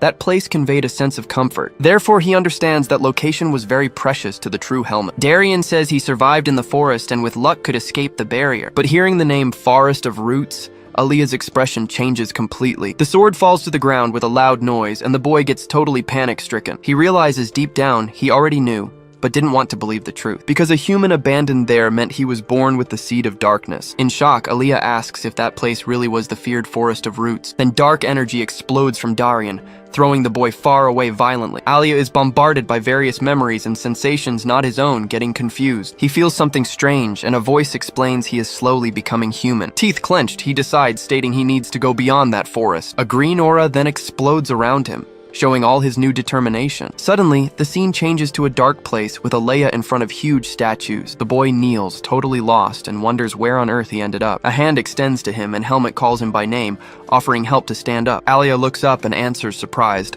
calling Helmut's name in return. Helmut questions how he arrived later, but Aaliyah says he also just arrived there. Intrigued, he asks if Aaliyah also saw something upon arriving in that strange place. Aaliyah stays silent for an instant, but soon confirms yes, he also saw. But Helmut cuts him off, saying the hourglass didn't stop, so the test hasn't ended. He then turns, looking toward the back of the hall with a serious, focused look. Aaliyah asks how Helmut wasn't shaken, even after seeing each other's past. They look around the chamber, noting there were only 2 huge statues and nothing more. The pair then finds a kind of altar, and Helmut says it must be for offerings. Aaliyah finds that strange since he expected a coffin as it was Lamphione's tomb. Without thinking, he touches the altar surface, which suddenly starts shining intensely. The two get scared by the strong light, not understanding what was happening there. A huge wave of energy explodes from the altar, throwing the two back forcefully. From amidst the light, the spirit of an old bearded man appears with a tired look. The ghost then asks if Aaliyah is the mage who managed to pass his test. He comments he lived long, but is still surprised such a beautiful mage passed. Aaliyah is left unresponsive and asks, stammering, if he was really legendary Lamphione. The spirit confirms and advises he came personally to guide him in his final test. Helmut complains about being ignored, making the mood even stranger. Lamphione apologizes, but explains only the most exceptional mage can proceed. Having said that, he snaps his fingers, and a mysterious force pushes Aaliyah backward. Aaliyah is sucked inside the altar, while Helmut and the spirit just observe the scene. Lamphione then advises the young swordsman he doesn't need to go further. Desperate, Helmut yells Aaliyah's name, seeing the portal close right in front of him. His expression changes to pure fury, and he draws his dagger with hate in his look. But out of nowhere, a shadow appears from the statues and attacks him, starting an intense fight. Without choice, he releases a dark purple aura showing his true power. With a serious look, he realizes something is very wrong as his intuition screamed danger. The scene changes to a surreal place with Aaliyah and Lamphione inside a book portal. The portal then stabilizes, revealing an infinite library with books everywhere. Aaliyah looks at it all shocked and wonders what place that was, totally lost. But Lamphione explains with pride that was his library, guarding all his research. He still says the boy should feel honored because only he could enter that place. Aliyah then complains, asking if he really needed to be kidnapped like that for the test. Lampione notices how much he trusts his friend,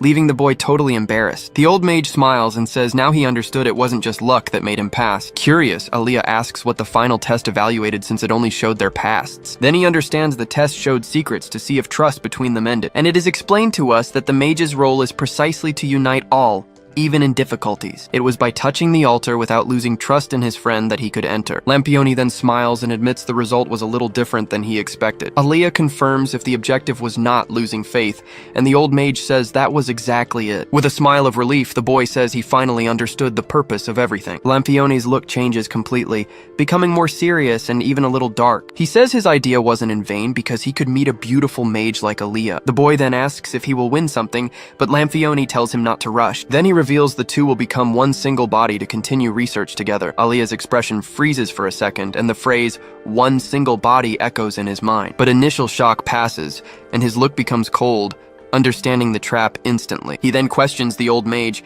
asking what the hell he meant by that. Lampione just stares from afar with a posture much more sinister than before. Without hesitation, Aliyah tries using his magic, but the spirit blocks it with a simple gesture. Chains of light appear from the ground, trapping the boy's body with much strength. He panics upon realizing he can no longer activate any of his magic. The mage explains he always regretted that human life is short for learning. Therefore, he needed a young body so as not to die before finishing his research. Aliyah gets horrified and accuses him of wanting to steal his body using black magic, but Lampione denies, saying it is a soul transfer technique created by himself. He approaches and says it will be an honor for Aliyah, as he won't feel any pain. Suddenly, a light barrier explodes from Aliyah, throwing the old mage far away forcefully. Lampione is left unable to believe the scene, and asks how the boy managed to do that. Even with a bit of effort, Aliyah remains standing with energy protecting him. With a smirk, he says it's a pity things didn't go as planned. The mage then questions, wanting to know how he managed to repel his powerful magic. But Aliyah responds he did nothing, and maybe his magic wasn't complete. Lampione gets furious at the boy's audacity and calls him an insolent brat. He tries attacking again,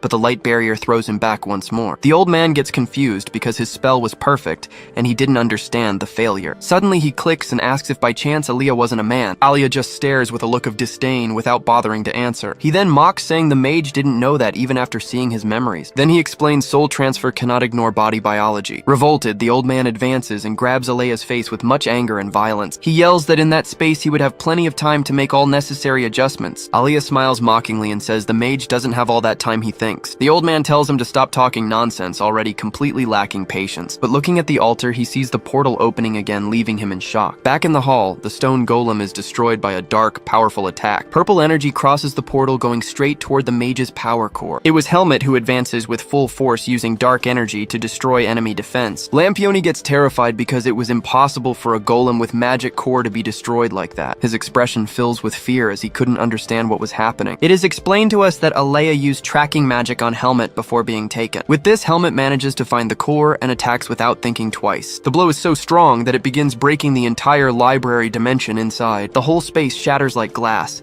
and the mage's spell is finally broken. Aliyah then screams desperately, ordering Helmet to cut the old mage right now. Without time to think, Lampione tries using his magic to defend himself from attack. But it was too late, and Helmet's attack crosses him, hitting the spirit squarely. In despair, Lampione yells that it couldn't be because everything he did was in vain. Amid chaos, Helmet remains firm with his dark energy sword in hand. The library dimension vanishes, and Aliyah falls to the ground completely exhausted by situation. Helmet approaches, asking if he is okay, and Aliyah says yes, but hurries him. He warns without the master the entire dungeon will start collapsing any moment. Without wasting time, Helmet runs towards Aliyah to flee there as fast as possible. The ground starts crumbling, and the two run desperately to not be swallowed. Helmet asks what will happen, and Aliyah warns they will be erased together with everything. He then gathers remaining mana, doubting that would be enough. But without other choice, he slams hand on ground, activating huge magic circle. Purple energy explodes powerfully, and space around them starts breaking. Entire dimension splits into 1,000 pieces as if it were giant mirror. Aliyah's magic then reaches peak, releasing very intense bright flash. Gradually, dungeon shards start reconnecting, stopping crumbling. Spell works, and Aliyah falls to ground while Helmet observes everything around. Seeing collapse stopped, he asks if Aliyah is okay, and if can stand up. But Boy uses remaining strength, creating small energy sphere. The sphere then floats going towards Helmet, showing it hasn't ended yet. Alia explains that was an exit, but had no idea where it led. Almost fainting, he begs Helmet to take him,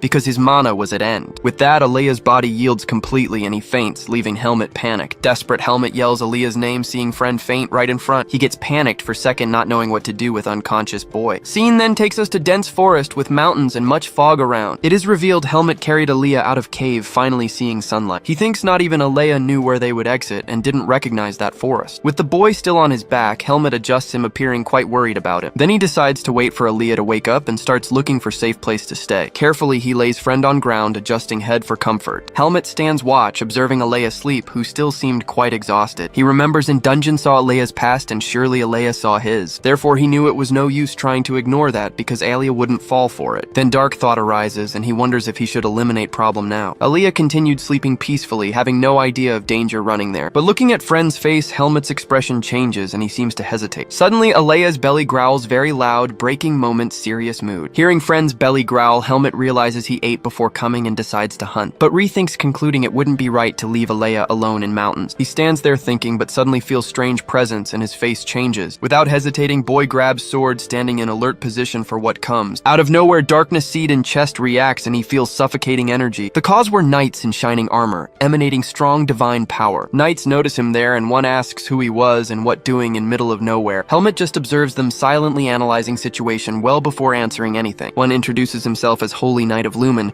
and realizes they are just children there. He thinks he had heard of them but was first time seeing them personally. Darkness Seed reacts, but he concludes they can't feel it not being priests. Then introduces himself as student of Greta Academy, resting from training with friend. Knight asks about Alea and Helmet explains he is mage who exhausted mana. He concludes in thought didn't need to cause trouble if they just left him alone. But Knights get shocked by Alea's beauty, doubting he really was a man. One Knight comments if Alea were woman would be his type, which irritates Helmet. His look fills with pure contempt, already losing patience with that talk. Suddenly Voice interrupts, questioning if they really were students of Greta. It was High Priest McKeen, observing with sympathetic but very suspicious smile. Knight suggests taking them to temple to receive blessing and rest. Priest agrees with idea and says we'll take a look at two youths. He approaches Helmet and smile disappears instantly, giving place to serious feature. Staring at him, Priest seems to feel dark evil aura coming from Boy. His expression changes to pure shock and dread, as if seeing demon in front. In despair, he screams for all knights to move away from Helmet immediately. Knight gets confused, asking why order without understanding danger. But without warning, Helmet runs sword through Knight's chest, who doesn't react. His face fills with shadows and his look becomes that of relentless predator. Scene changes to office, where Academy Director watches everything by window. He seems very thoughtful, with look mixing weariness and much worry. In flashback, see him talking to McKeen, who asks simple permission. Priest explains just wanted to look at forest belonging to Academy. Back in present, Director continues seated with strong light beating on face. He thinks he gave permission but has bad feeling about all this. And feeling was right, because in forest situation had already turned chaotic. It is explained to us McKeen outside was saint, but inside was depraved. He was there suspecting Academy finding boys was just coincidence. And when Priest saw Alea lying down, first thing felt was desire. Dark desire took over and wanted to take beautiful Boy for himself. But that feeling was left aside instantly for much bigger reason. Because he had found something that shouldn't exist there, emanating from Helmet. Boy was covered in blood and purple aura with terrifying look. In panic, McKeen yells he has Darkness Seed, ordering him arrested. Without wasting time, Helmet advances on Knight body sword full of hate. He then starts attacking others with uncontrolled fury, ready for slaughter. Knights and Priest prepare for attack, seeing Boy jump in their direction. But one creates light shield and Helmet's attack explodes in pure energy. Seeing Gap, Priest gathers divine power, preparing counterattack. With Yell releases wave of golden light, going full force at Protag. Boy is thrown back but manages to recover in air, readying next strike. He then dives sword ready, attacking another Knight with fury. But Helmet realizes fighting like this is bad, decides needs to eliminate Priest first. With absurd speed, dodges attacks running through forest trees. Knights get shocked by speed, one says treat him like beast. Helmet ignores others, continues focused advance, going straight toward target. Priest and Knight join forces, create light barrier for protection. But Boy attacks with energy punch barrier, starts cracking impact. McKeen gets shocked because Darkness Seed should weaken him, not strengthen. Seeing wouldn't work, Priest decides use powerful technique appeals. He then summons Giant Guardian Totem Divine Magic Absurd Power. Helmet gets shocked by energy, feeling pressure of crushing divine power. But then McKeany has idea look, turns to Alea lying fainted there. Priest then points to Boy, yells ordering Knights attack Mage, hearing order. Helmet's look fills panic, uncontrollable hate. Knights don't waste time, run towards Alea to fulfill order. But Protag advances full force, placing self in front, protect friend at all costs. While Alea continued unconscious without imagining danger running. Suddenly Helmet's blood splashes friend's face, staining pale skin. He puts self as shield, receiving blows, guaranteeing no one touches Alea. Even wounded chest doesn't retreat, stares enemies mortal look. With quick sword spin, starts fighting several knights at once. Fight becomes intense steel sound echoing through surrounding forest. He then spins circular attack deflection, all swords pure skill. Even surrounded by divine light, Helmet continues fighting full strength. He grinds teeth, pain, fury look only increases every second. With quick movement, Boy blocks Knight's attack sword, then remembers Alea's past dungeon forced him see. Saw Boy crying, understood why he hated Temple so much. Helmet then wonders why Alea seemed so special to him, different to others. But past dungeon showed answered doubt once for all. That gave hope maybe Alea could accept dark past. He questioned if Alea would understand him since all wanted continue human, but didn't even have chance ask Darkness Seed ached chest. Priest yells he is cockroach time finally ended. With this dark energy explodes Helmet, throwing knights away. Priest observes scene, totally shocked darkness coming from Boy. Look fills pure fear, unable believe what seeing. Helmet then releases power yells, can't lose Alea no matter what. Scene changes Alea's mind, floating lost space, full magic. Remembers Helmet's past was heavy burden one person. Boy wanted be human, but trapped loneliness leading evil, because understood loneliness worried while Helmet fury exploded outside. Priest just observes scene, cold calculating look face. Then dark energy covers Helmet's body, leaving demonic appearance. McKean laments Darkness Seed went crazy despite Temple efforts. Revolted yells, simple act, Helmet wanting live, already very selfish. But Boy's look shines, darkness focused, ready end everything. Priest stares, creature closely, night bodies ground. Dark energy calms, second revealing destruction cause. Without wasting more time, Helmet advances, full force, Priest wanting finish. Attack clashes, divine totem generating energy wave. With this dark power, divine light explode, entire forest trembles. McKean panics seeing dark energy tearing ground direction. Last effort launches light attack, but Helmet was right front. Even covered divine light, Helmet endures firm darkness tears face. Priest gets shocked, doesn't understand heart hadn't burned yet, but looking closer perceives detailed changing perspective. Suddenly, light chains appear nowhere, trap Helmet wrist strongly. Seconds, several chains immobilized, leaving trapped before light gate. McKinney assumes control situation look already won battle. Invokes Luciel's sanctuary sealing technique crushing power. Priest warns turn target will send back Lumen side, but Helmet doesn't give up, uses all dark energy, try free chains. Old man gets impressed because even so hadn't lost reason, but observing more attention finally understands what happening. Explained Helmet used last strength, create barrier heart. Unintentionally divine attacks helping suppress Darkness Seed. Even with help, Boy continued fighting pure willpower, but McKean smiles saying was bad opponent, Boy Light would win. Fake smile McKean says will guide Helmet minimum pain possible. Divine light then explodes, trapping Boy chains, pure golden energy. Priest then prays Lumen asking accept lost sheep back, but suddenly blood darkness sphere forms interrupting ritual. It was Alea, even far points finger launches spell direction old man. Magic shoots like energy, ray hits Priest's arm squarely. He screams pain arm bleeding, wonders who hell did that. Alia stares, warns were terrible opponents, Temple face once. Seeing face McKean panics, recognizes descendant Heike, but Alea just smirks saying wouldn't have time, worry about that. Then Helmet takes advantage, break freeze chains, fury roar. Boy advances, dark sword breaks, Priest divine shield blow. McKean gets terrified, attack strength feeling, defense break gradually. Without choice appeals, invokes sacred spear rain strongest magic. Seeing danger, Alea yells Helmet name stares sky empty look. Without hesitating, Helmet stares spear rain preparing imminent impact. Divine light spears fall full force causing gigantic explosion forest. Explosion smoke rises sky showing devastating attack strength. Priest McKean observes result tired look certain victory. But suddenly Alea creates magic portal ground surprising everyone there. He amazes perceiving created subspace gate private dungeon. McKean gets even more shocked sweating cold understanding what happening. Out of nowhere Helmet appears inside dungeon dark sword hands. Explained Alea used coordinate substitution trading places him. Helmet then fires purple energy blast full fury against Priest. Old man tries defending but divine power already almost limit total, but attack stopped magic chain coils darkness energy. It was Alea creates shield deflects attack saving Priest's life. Tired smile tells old man accept blow die silence. McKean becomes possessed rage yells were unforgivable traitors. Purple energy wave advances full force sweeping scenario frightening power. Attack cuts entire forest showing nothing standing there. Far away explosion rises skies leaving smoke trail pure destruction. Amidst dust Alea falls knees ground completely exhausted panting. Then looks forward calls Helmet name weak worried voice. There he stood covered dark aura still totally out of control. Helmet leant on sword panting fighting dominate darkness inside. Alia panics wondering if demonic energy couldn't be controlled. Face fills fear new situation only get worse from there. Then Helmet raises hand toward Alea concentrating dark energy. With gesture launches darkness cube going straight friend direction. Alea gets completely shocked unable believe happening. He then clenches teeth realizes needed take drastic action now. Without choice touches item chest begins shining golden light. Colorful energy explodes body appearance changes completely. Now new appearance Alea stares serious look little blush. She warns is an enemy can be placed finally rest. Helmet's look continues dark seems process words attention. Gentle smile Alea says going him able help now. Explained already.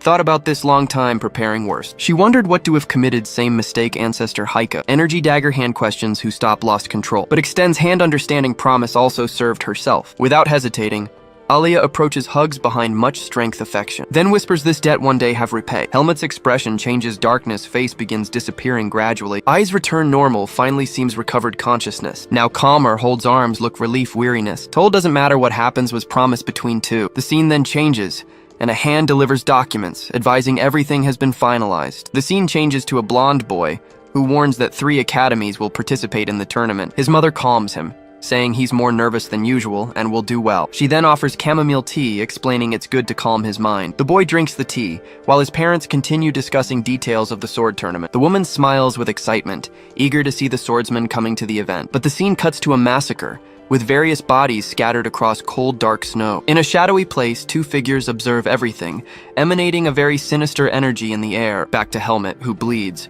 and his heart beats strong inside his chest. The darkness seed pulses with more strength, seeming like it would explode any moment. Suddenly, the seed begins cracking, and white light leaks from inside. A voice screams Helmet's name, while the power core breaks completely. The scene shifts to a quiet place. Helmet appears, holding his sword. Before him stands the priest. At that moment, Alea is seen with her hands near her chest. Her hand closes as she slowly gathers power. Standing still, a voice asks if she tried to erase the traces. Looking to the side, she gives a slight smile as she analyzes the situation. She then says she'll teach her next time, receiving an affirmative answer. Realizing the situation, she says the incident will soon be exposed. Turning her face, she seems to notice something different in the air. It was a small nucleus, emanating great power. Alea wonders what that power before her was. The voice then comments that her granddaughter chose someone very troublesome. Then she understands that he fought, risking his life to save Alea. Extending her hand, she states that he isn't evil, and she likes that. But she quickly adds that it wouldn't matter if he were a villain. The voice then says it doesn't care, as long as he doesn't hurt Alea. Raising her hand, she states she'd rather not interfere so she won't be hated. Then, a large area of effect spell is cast over the entire region. Slowly, Helmet's memories of the battle begin to fade. The priest's memories also vanish, along with the rest of the scene. With everything cleaned up, she says their traces have been completely erased. Leaving her mana behind, she now thinks about what's next. Scene change. The next day, everything seems much calmer. Alea is suddenly seen with a look of total confusion. Noticing her reaction, Helmet just stares at her with a serious gaze. Greeting him first, Alea stammers a "hi," and he replies. Helmet then mentions the training assignment they need to turn in. Covering her mouth, Alea says they can't write about what happened. Telling him to hurry, she runs ahead, leaving Helmet behind. But before she can go, he grabs her hand and stops her. Helmet simply asks her to get a meal together. Her face red, she stands completely paralyzed and speechless. Scene change. In the cafeteria, they eat together in silence. Later in the forest, they continue their task of collecting moss. Then, the 2 of them sit together and start writing the report. And so, the training assignment period passed by quickly. Back at the academy, 2 acquaintances appear and greet them. The boy asks about her annoyed face, and Alea tells him to shut up, but he insists, wanting to know where they went, which annoys Helmet. Alea, for her part, just turns her face and looks away. Helmet then glares at the boy with a very serious and sharp look. Sensing the tension, their classmate asks everyone to hold on. Stepping between the 2, he says they're acting very strange. He wonders what it could be, but Helmet announces he's leaving. Turning his back, he walks away, leaving everyone confused by the situation. Asked if they had a fight, Alea has no reaction at all. Seeing this, they conclude that the 2 fought and then made up, so he presses the issue and asks what the reason for the fight was. Staring at them both, Alea coldly asks if they really want to know. Startled, they say no, and she announces she's going inside. As she walks away, one of them complains about her difficult temper, but his friend becomes thoughtful, concluding that something is going on. Scene change. Night falls over the grand buildings of the academy. In his office, a man says there's a limit to what he can cover up. Then, a woman appears in a crystal and tells him not to be so dramatic. Angrily, he slams his hand on the table and asks how he can just let this go. Indignant, he says he can't remain silent about the priest's death. In response, she explains that the priest had noticed Alea's true identity. Even though she took care of everything, she warns that the investigation in the forest will still happen. Therefore, she asks the dean to avoid any unnecessary fights for now. His task now is to fabricate an alibi that is at least plausible. She then says she cleaned up the scene, so the temple will come after her. But looking towards the forest, She comments that one thing bothers her. Her concern is the closeness that Alea and Helmut are developing. This is because a romance is a disadvantage when it comes to hiding the real Alea. Meanwhile, their friend concludes that the two of them are definitely suspicious. After the training assignment ended, the scene changes to the academy building. Now that it's exam season, Sion groans that this has to be a joke. He then begins to question what was wrong with everyone there. Before this, they'd asked Helmut and Alea how long they planned to keep this up. Alea asks Sion if he even contributed anything. Sion explains that it's exam season, and there weren't any other seats. Seeing the commotion, Helmut tells everyone to just pack up and leave. In a new scene, Alea reminds him that they have to keep their relationship a secret. To do this, she suggests they pretend they had a fight. Alea says they'll be curious at first, but eventually, they'll stop caring. Back to the present, Helmut wonders if her idea is actually going to work. Sion tells Helmut that Alea is acting really cold and that he finds the whole thing suspicious. Noticing his wrist, Sion wonders about the bracelet he's never seen before. He then remembers seeing Alea at a jewelry store last week. The scene cuts to the front of the shop where he saw her. Outside, he spots someone and is shocked by who it is. Inside, he recognizes Alea and wonders what she was doing there. After a moment's thought, he rules out the idea that she was buying a gift or something for herself. Back to the present, he admits he didn't see what she bought, but he has his suspicions. He's certain that something happened between them during the training period. Alea then slams her hand hard on the wooden table. Standing up, she announces that if they're not going to leave, then she will. As she turns to leave, she says she can focus better anywhere else. Helmut also stands up, then announces that he's leaving too. Sion asks, surprised, if Helmut is also just going to leave like that. He complains that the smell of food is filling the room. Alone with Sion, Asuka wonders why that bastard started a fight. The scene shifts to the academy at night, where the story picks up later. In a room, Alea asks Helmut how the bracelet feels. Holding it, he replies that the seed has settled down and everything is quiet now. Alea says it must be thanks to the bracelet, and Helmut confirms it's working well. Helmut warns that he still has to be careful, mentioning his demonic energy leaking out. Then, taking her hand, Helmut places the bracelet on Alea's wrist. He then tells Alea to wear it all the time,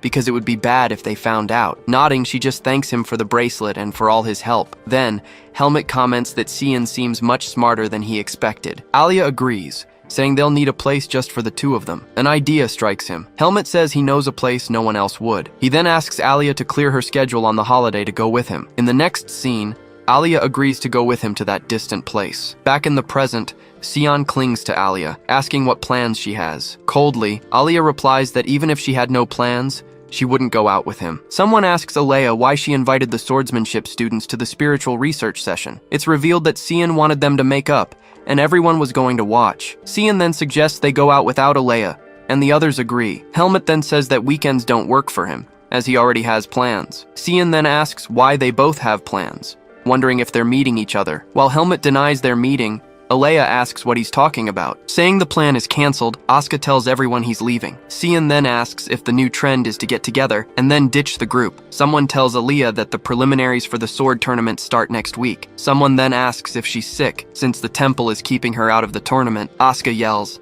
asking if she hasn't heard about Basor and questioning her common sense. Pointing a finger, he tells her to listen carefully, because the story starts in Basore. In a flashback, he explains that a famous pro-temple figure died hunting demonic beasts. Continuing the story, he says the temple panicked after losing its influence. Needing a new power base, they looked for a new ally. He then reveals that the unlucky candidate they found was none other than Baden. Remembering something, Sion says he saw priests walking around the festival, including the high priest. Finding the story interesting, Asuka stands up and says he'll go with them. Saying he'll win and come back, Asuka says goodbye and walks away. The scene changes, and the story moves forward to the long-awaited weekend. Walking together through the forest, Alea comments that the day has finally come. She holds a scroll with a very detailed magic circle on it. She continues, explaining that she's going to summon the dungeon entrance right there. With the spell complete, she announces that now it's just the two of them. She asks if they should go in. Helmut agrees, and they head forward. But hidden in the leaves, a creature watches the pair approach. Without noticing anything, they walk right past the nearby creature. Passing through the portal, the two finally arrive at their training destination. Stepping inside, she finds it strange that everything seems perfectly fine. Helmut asks if the collapse has somehow stopped. She then explains that a dungeon drains mana directly from its owner. Without an owner, the mana supply is cut off, and everything should crumble. She then concludes that this means the place already has a new owner. Under a large sphere of energy, Helmut asks if she already knew this. She goes on to say that a dungeon belongs to whoever claims it first. With open arms, she then welcomes them to her private dungeon. The scene changes, and they enter a room with a lit fireplace. Looking around, she notices the bookshelves and the decor. Walking through the place, Alea comments that she rushed to get everything ready to welcome her. She also says she applied a feature that manifests a mental world in the space. Curious, Helmut asks if this means the decor reflects her taste. Once seated, he says it's nice to have a place just for the two of them. Here they can talk about things that are difficult to discuss outside. Agreeing, Helmut comments that there are many eyes watching them all the time. Seizing the moment, she says she wants his help with something. She then invites him to explore the depths of the dungeon with her. Surprised, Helmut asks what exploring the depths of this place would entail. She explains that she's preventing the collapse with her mana, but she doesn't have control yet. He then asks what they should do, and she replies that there is a way. Recalling the past, she asks if he remembers the barrier where he defeated Lampione. She reveals that the place is the dungeon's core, and also their target. Helmut remembers the problem is that they destroyed the route they used before. With no clear solution, she says that if a path doesn't exist, they will create one. Thinking about the enemy, she recalls that Lampione used golems throughout the dungeon. With an idea, she says the presence of so many golems indicates something important. They decide it's worth trying to look for barriers in these defensive locations. With a smile, she tells him they should start the search immediately. Cutting to the dungeon, Helmut appears, panting, surrounded by destroyed golems on the floor. Even tired after the battle, he remains focused on finding the right path. Asking how it went this time, Alea hears him say there was something there. Annoyed, she wonders what the old man was trying to hide with the paintings. Deciding that's enough, Helmut suggests they go back since it has gotten dark. Suddenly, a shadow flies swiftly past them on the dungeon floor. Surprised by what they saw, they both look up at the same time. Flying toward them, a giant bird-shaped golem appears, holding a key. As Helmut points upward, Alea wonders if that's a bird or a golem. Realizing the passage might be a door, she yells for them to go now. The chase begins as the two of them dash down the dark corridor at high speed. Helmut is impressed by the speed the bird can reach. He then prepares to launch a direct attack against the flying creature. Leaping into the air, he lunges with his sword to intercept the golem mid-flight. He hits the target dead on, but only manages to cut a few of its feathers. Despite the hit, he realizes the bird dodged the fatal blow. Alea then comments that it seems the creature is reading their movements. Agreeing, he says they need to change their combat approach. Alea then deduces that the dungeon was created to test challengers. Thinking about the situation, she tries to understand what action was expected of them. Putting the clues together, she thinks about a mind-reading golem and a key. Looking at the bird, she wonders what it's trying to say. Suddenly feeling a sharp pain, Alea clutches her head and screams. Hearing her name being called, she realizes it wasn't Helmut who spoke. Then, out of nowhere, a figure identical to her appears right in the middle of the corridor. Shocked by the appearance, she yells out, asking if that is really her. The copy points directly at the original Alea, who is left completely confused. Seeing the situation, Helmut stops her, telling her not to react and that it's a trap. He then tells her to look closely at the thing's neck. Startled, Alea realizes the bird's key is now with her copy. With a smile, the copy challenges the original to prove her identity. She then demands to hear a secret that only the real Helmut would know. Smiling, the copy says that of course a fake wouldn't know the secret. Revealing a new form, she claims that this is her true appearance. Then she yells for Helmut to attack and defeat the fake immediately. Declaring that she is the imposter, Helmut glares at the copy, who is in shock. Charging with his sword, he rushes toward the copy at full speed. With a single, precise strike, he completely shatters the fake into pieces. As the shards fall, the key that the copy was holding finally appears. Walking down the corridor, Helmut asks if that was an imitation golem. Impressed, Alea says that the combination of a golem with mental magic is insane. She continues, saying she's excited to see the archive, Lamphione's dream. Confirming it's a dream, she says she's wanted this for a long time. Being a Heike, she explains she needs to become independent from her grandmother. That's why, she says, she needs to reach the Magus level and claim the dungeon. Noticing his expression, Alea asks if something is wrong. Answering her, he says he feels like they've been walking in circles for a while. Looking at the debris, she notices that golem fragments keep appearing on their path. Reaching a conclusion, He says they're trapped and asks if it's a test. Alea replies that maybe it is, or maybe the situation is completely different. She explains that Lampione's death shook the dungeon, distorting the subspace. Either way, she says they both need a hint to move forward. Looking at the debris, he suggests the clue is related to the golems themselves. Curious, Alea asks how he knew the previous golem was fake. He falls silent for a moment, just looking back at her. She says she couldn't imagine him making a promise based on a fake weakness. With complete sincerity, she replies that she simply believed what he said. Suddenly, the sound of a bell echoes through the hall, completely surprising them both. A mysterious voice says that the one with true trust deserves to enjoy the glory. Inviting them to pass, the voice tells them to follow that path. Crossing through the portal, they find themselves in a completely fragmented and broken space. Pieces of walls and the floor float all around them. Seeing the environment, he tells her to wait and look around carefully. Pointing to the side, he shows her a huge pile of gold coins and treasure. She notices there's more treasure and asks if the place was a storage room. He then warns her that the door has vanished and their only option is to move forward. Alea asks if the path to the deepest part would also be here. With the space so distorted, he says there's a high chance of that. Helmut concludes that if they get caught in a collapse, it could all turn into a disaster. Asking what to do now, she hears him say they need to think carefully. Thinking about the test, he notes that everything worked as it should up to the gate. But from that point on, it was different, as the distortion came with Lamphione's death. Now the place has become a true labyrinth with no apparent exit. Without the test's creator, she says the problem needs to be solved at its root. Explaining magic, she says it's the power that fulfills wills and desires. Only a very intense desire, she continues, can make magic a reality. She then fires her mana, wanting to see what happens when she fills it with desire. Hitting the debris, the energy simply dissipates, doing absolutely nothing. Helmut finds it strange, as the magic should have flown in the direction of her desire. Alea then deduces that the place exists to fulfill Lamphione's desire. Getting an idea, he suggests they remember what the former owner wanted. The will to have a talented young mage suddenly echoes through the space. With the right answer, one of the stone platforms begins to glow brightly. Seeing that it worked, she says a route has connected for them to follow. Taking the lead, Helmut says he'll lead the way from there. She then wonders why the route connected right under her feet. Saying there's no way to know, Alea suggests they focus on what's ahead. Following the light, she's sure they'll find the answer they're looking for. Arriving at their destination, Helmut notices the place looks like it's frozen in time. Pointing at the barrier, she shows him that the hole he made is still there. Surprised, she shouts that the dungeon is repairing itself right in front of them. As she runs, Helmut warns her to be careful because the place is dangerous. She starts talking about materialization phenomena, but he doesn't understand a thing. Without a word, he just watches her reaction intently. Seeing her excitement,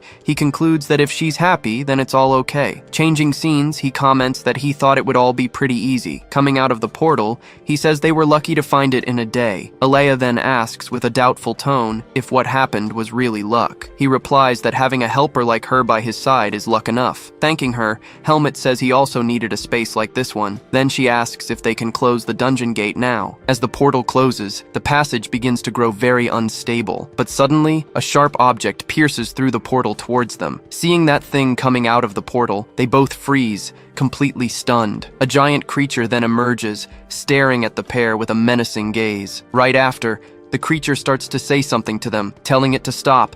Alea screams in fear as the creature gets closer. Running towards them, Cian shouts that it's his spirit. Confused, Helmut recognizes him and asks what Cian is doing there. Laughing, Cian replies that he doesn't see why he can't be there. With a serious look, Helmut tells him to come closer and questions him again. On his knees, the boy asks why they're staring at him like they want to kill him. Saying he's scared, Cian threatens to start crying at any moment. Just then, Alea rushes forward and grabs the boy from behind in an instant. Pinning him to the ground, she asks directly how much he saw. She reveals he had a spirit following them the whole time. He then says that spirit mages share vision and asks them to let him go. Alea says she finally understands the whole situation now. She remembers that the path of light reacted to his dark spirit. Demanding an answer, she asks why he was spying on them. Squeezing his neck, she waits for an answer that doesn't come. She suggests erasing his memories, but Helmut says it's useless. Then she suggests the only option is to silence the boy forever. Screaming in desperation, Cian begs them to stop and says he'll tell them everything. He explains he only did it because he was worried about how serious they've been lately. Recalling the past,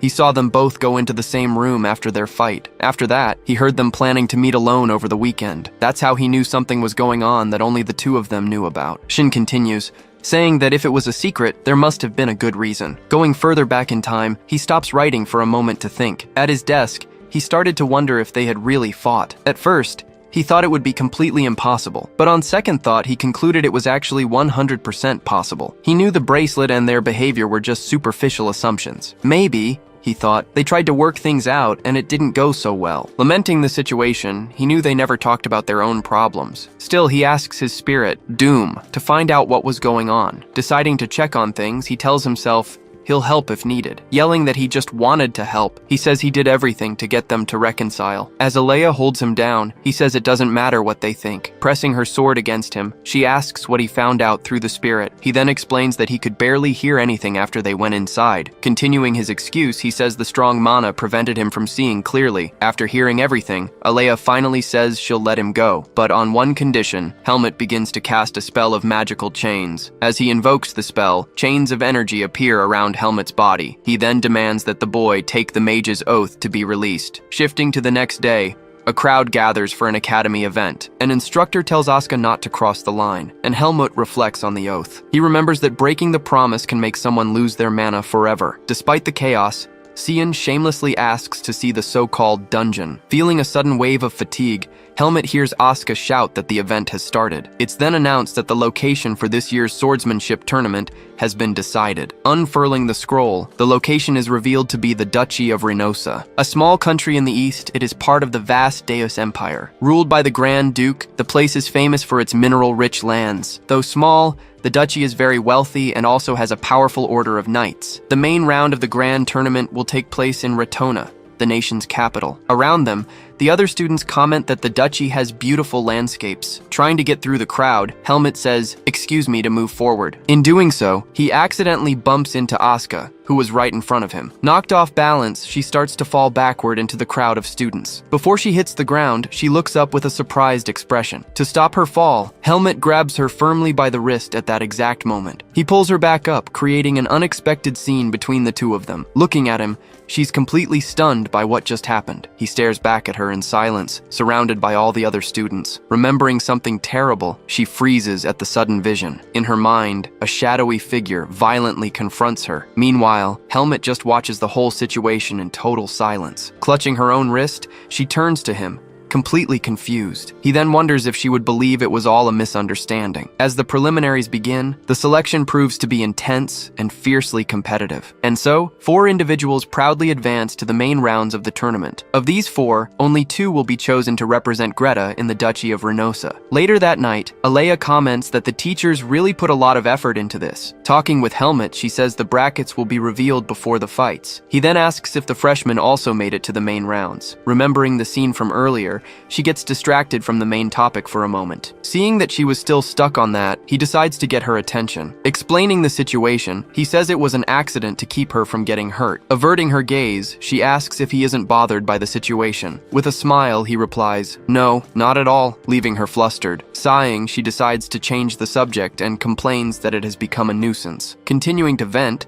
she says that even instructor Ethan mentioned the subject. Not knowing what to do, she asks how he usually deals with this kind of thing. Saying the solution is simple, he just advises her to pay it no mind. He advises her that rumors die down when they lose steam and are eventually forgotten. Agreeing with him, she says she'll keep that in mind during the fights. The next morning, the fight bracket was revealed an hour before the event. Of all the matchups, the first fight would be between Helmut and the freshman Charlotte. Hugging Helmut, Asuka says that either way, it'll be the 2 of them in the grand finals. Coming up from behind, Charlotte warns that nothing is guaranteed for the upperclassman. She then asks where his confidence comes from, since she could beat him and advance. When he questions her taunt, she says she's merely stating the facts. The other finalist tells her to be careful, as she might get burned that way. With a smile, Asuka says she's a really interesting person. Saying they'll find out, she decides to tell them the reason right away. She reveals she's from the Duchy of Reynosa and wants to find someone after she passes. Therefore, she vows to defeat the upperclassmen and take first place. Watching her walk away, Asuka comments that she has become a fine swordswoman. A short while later, the first match of the selection is finally about to begin on the field. Announced as the first fighter, Helmut wields his sword and awaits the start of the duel. Wishing for a good fight, Charlotte prepares to face her upperclassmen in the arena. Positioned facing each other, the judge prepares to start the match. At the starting signal, the 2 advance and their swords clash with force. Analyzing his stance, she realizes he leaves no openings for an attack. With the force of their exchange, he manages to push her back across the field. Even as she's pushed back, she feels he's purposely going easy on her in the fight. Gritting her teeth, she prepares to continue the fight with more determination. Her pride wounded by the situation, she lunges forward for a new attack. Her close quarters attack proves to be a dangerous move for her own strategy. Seeing the chance, he knows this also makes his own counterattack easier. She demonstrates her skill, proving she knows how to calculate the risks. Thinking about the fight, he realizes she might be getting a little desperate. He knows that if the fight continues like this, accidents can happen with real swords. Following Alea's advice, he decides to end the fight without drawing any more attention. Determined to end the fight, he moves behind her to strike. Struck by surprise, she turns around, not understanding what happened. Watching from the stands, Asuka reacts with surprise at the match's outcome. Fallen on the ground, her sword lies cast aside next to her body. With his sword pointed at her, he pins her to the ground and wins. Sitting on the stairs, Asuka watches the scene with a very unpleasant feeling. Changing scenes, Tristan approaches Alea, saying that was a lot of fun. Sipping her tea, she comments that the fights were more interesting than she thought. Continuing her comment, she says, Helmet fought well, and she didn't expect that level of skill. According to her, he showed no openings, achieving a complete and well-deserved victory. Meanwhile, two girls comment on what a beautiful pair they made together. Asking if they're dating, one of them says no, while Alea overhears everything. Reflecting on the outcome of the fight, she becomes pensive about the whole situation. Then she thinks that the rumors are nonsense and there's no reason to be upset. Just then,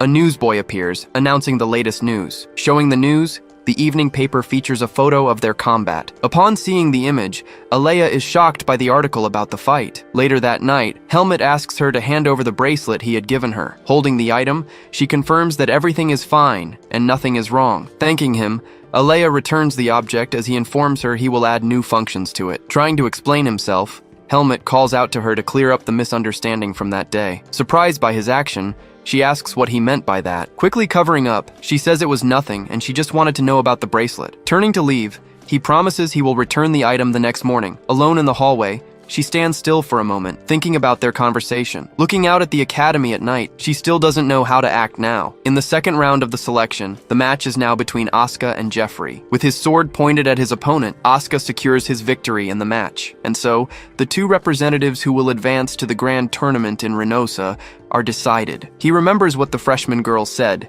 that she wanted to pass so she could meet him with more confidence. Alone in the arena, he remarks that the victory wasn't as satisfying as he'd imagined. Changing scenes, the instructor says he already expected that final result. He continues, saying he didn't even think they would be selected. Continuing his teasing, he says that the defeat to Helmut was also expected. Asking them to focus from now on, he warns them he has an important announcement. Then he shows them the map, explaining the route and telling them about the camp. To Asuka's surprise, he says the tournament will take place during the break. The instructor then informs them they need to be back before the next semester begins. Asuka then says he didn't know that and needs to go home for the break. Asking if he's going to quit, the instructor reminds him that this is his big chance. Sighing in disappointment, the instructor comments that he knew Asuka was a capricious boy. Raising his hand, Asuka says there's something he's curious about. He then asks if, with him dropping out, the spot goes to the third place finisher. Suddenly, the instructor realizes that something is very strange about this situation. Stammering, Asuka tries to deny that there's another reason behind all this. Seeing this unfold, the instructor tells Helmut to go talk to the boy for a bit. Changing scenes, a clock on the tower shows the late afternoon time. With only 10 minutes left, the city begins to prepare for the night. Walking down the street, Helmut looks for a place to wait for his companion. Just then, he spots a girl walking on the sidewalk with a shopping bag. Looking closer, he notices the backpack and the gear she's carrying. From her equipment, he concludes that she prepared to go camping and Asuka dropped out. Suddenly, Alea appears behind him and asks what he's staring at. Trying to explain himself, he says it's all a big misunderstanding. He continues, saying he was just looking for a place to sit and saw her walk by. Saying she doesn't care, she reveals she warned him out of concern for him. Saying that everything is fine now, she adds that she also trusts him completely. Even so, he decides to explain the whole situation involving the boy named Asuka. After hearing the whole story, she seems to finally understand what happened. She asks if he's going to spend the winter with the girl, and he deflects. Handing her an object, he tells her to take back the bracelet she lent him. He explains that he made some improvements and was going to return it sooner, but the schedule changed. As he places the bracelet on her, He asks that Asuka not overhear any of their conversation. Asking for her wrist, he says he's going to show her something very interesting. At that, the bracelet on her wrist begins to activate in a strange way. Saying she wasn't expecting clumsy updates, she complains about the item's new function. He asks her to let a little vis flow through the middle part. Suddenly, a projection emerges from the bracelet, and he asks what she thinks. Seeing the image that appeared, she is completely shocked by the surprise. He explains that he added a projection stone to a communication crystal. Finishing his explanation, he says he also redesigned the item to respond to vis. He explains that for now, only he can contact her in real time. She says she never imagined this, and he likes her honesty. Saying she'll contact him often, she just gets an okay in response. Changing to later that night, the scene shows the castle wall. Walking through the gate, Charlotte checks the list of items she needs to buy. Just then, a guard approaches and asks if she is Miss Charlotte. He then hands her a letter with a seal, saying he had trouble finding her. The guard asks for a signature, and she is taken aback when she sees the seal. Now near the water, she begins to read the letter sent to her. The letter says he heard about her great results at the academy. It goes on to say that the result of the selection was even more regrettable because of it. Finally, the letter wishes that she not be discouraged, as he will always be watching her. Signed by some M, she thinks that he's still the same. But clutching the letter, she realizes what's written between the lines. She then realizes he's amusing himself with the fact that she failed. Saying she's speechless, she rips the letter into pieces and throws it away. With determination, she declares that she will go to Reynosa as an official representative of the academy. She reflects that this was only possible because Asuka gave his spot to her. Despite the opportunity, she admits the whole situation hurts her pride. Now that everyone is gathered, the instructor finally starts the official meeting. In front of the 4 students, he informs them they'll be spending over a month together. He introduces Helmut and Charlotte as the representatives of the academy's lower years. Alongside them, he also announces Leon and Niels as the senior members of the selected team. Rounding out the group, Professor Dwayne from the magic department will also be joining the trip. Giving the final order, he tells them to be at the starting point by dawn. As Helmut was about to leave, one of the seniors approaches and asks him to wait. He then asks if Helmut is friends with that girl named Alia, and he confirms. In a mocking tone, he says he doesn't expect courtesy from a mere commoner. He continues, asking if Helmut at least remembers the name of the girl, Zania. Stepping closer, he warns him to keep that name in mind. Apparently, his friend was extremely rude to that girl in the past. Remembering the annoying girl from the exam, he wonders why her name came up. Angry, Leon shouts that he will learn the price for treating his sister so coldly. Realizing he's the brother, Helmut asks what he's going to do about it. With a smirk, Leon says he's looking forward to the expedition to the Duchy of Reynosa. The scene shifts to nighttime in the forest, where an instructor says that's enough for now. Around the campfire, he tells the students to clean up the camp and get some rest. At that moment, Leon approaches Helmut and gives him an order. Pointing to a barrel, he says his job is to fetch water. Looking at the already full barrel, Helmut finds the senior's nonsensical order strange. He then realizes this is what Leon meant by the price. Outraged, he wonders why he should have to do such a menial task. The task of fetching water is usually given to 4th-rank soldiers. Furious at his audacity, Leon asks if he thinks his words are a joke. Clenching his fists, Helmut wonders if he should teach the guy a lesson right there, but he concludes it's not worth the trouble and refuses to obey the order. In that case, he turns to Charlotte and tells her to go in his place. Surprised and enraged by this attitude, Leon yells at him in disbelief. Unfazed, Charlotte picks up the bucket and says she'll leave at once. Furious, Leon says he's never seen anyone act like that at Greta Academy. Gripping his sword, he says Helmut is the type who won't listen to words. Determined to settle it, he says the only way is to teach him a lesson. Understanding the situation, Helmut realizes this is exactly what Leon wanted. He then suggests that if they're going to do this, they should use real swords. Startled by his reaction, Leon is left speechless by his murderous intent. Suddenly, the instructor arrives and asks what's going on between the two of them. Seeing the swords, he demands an immediate explanation for the commotion. Trying to explain himself, Leon stammers and can't answer the instructor's question. Looking around, the instructor notices that Charlotte is no longer at the camp. Worried, he says there are signs of wild animals all over the area. Understanding the order, Helmut prepares to go after the girl at once. Now in the forest, the moon lights the path through the dark night. Near a water source, Charlotte takes a deep breath, preparing for the task. Watching from a distance, Helmut sees that the load doesn't seem to be a problem for her. Walking through the forest, he approaches her from behind to help with the task. Startled by his presence, she says she can carry the bucket by herself. Asking for a moment, She tries to dismiss him, but he says he can't. He explains that he received orders from the instructor that no one should be alone in the forest. Agreeing, she then asks for a moment to talk with him there. Apologizing for what happened, he says he didn't intend to start a fight. She says she knows, adding that he shouldn't be forced into unnecessary tasks. Reassuring him, she says that if he seemed upset, it wasn't his fault. Awkwardly, he just nods and looks away from her. The scene changes, and the two are now walking together along the bank of a small river. Calling out to him,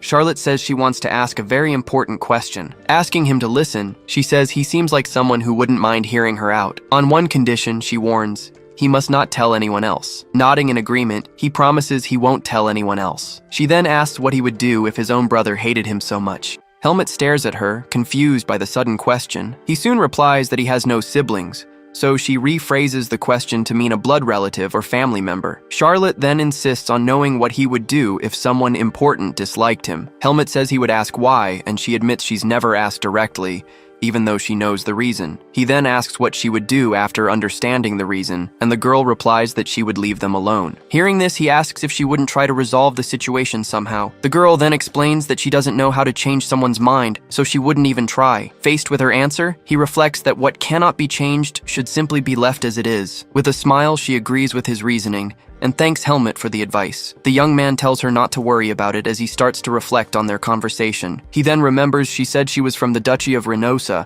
and wanted to confidently meet certain people. Wondering if this is related, he calls for her to leave with him, as they've already wasted too much time. Suddenly, a voice interrupts them, yelling to know what the two of them are doing just standing there. Right after, a young blonde man appears and accuses them of slacking off and talking the whole time. Helmut apologizes, saying they were just leaving, but the blonde man tells them to get back quickly because the instructor is worried. Then, he cuts him off and says that Helmut, however, should stay behind. The young man then reveals he has something to say privately to someone who doesn't know their place. The night falls silent for a moment. Annoyed, the blonde young man asks why Helmut is staring at him like that. He then states that he knows Helmut doesn't like him, yet he still dares to stare him down. Helmut then proposes to settle things with a duel, right then and there, telling him not to provoke him with empty words. In response, the blonde man starts laughing and calls him insane. Then he asks if Helmut really thinks he can win. With a smirk, the dark-haired young man replies that the answer is obvious. He then suggests they confirm the outcome with real swords,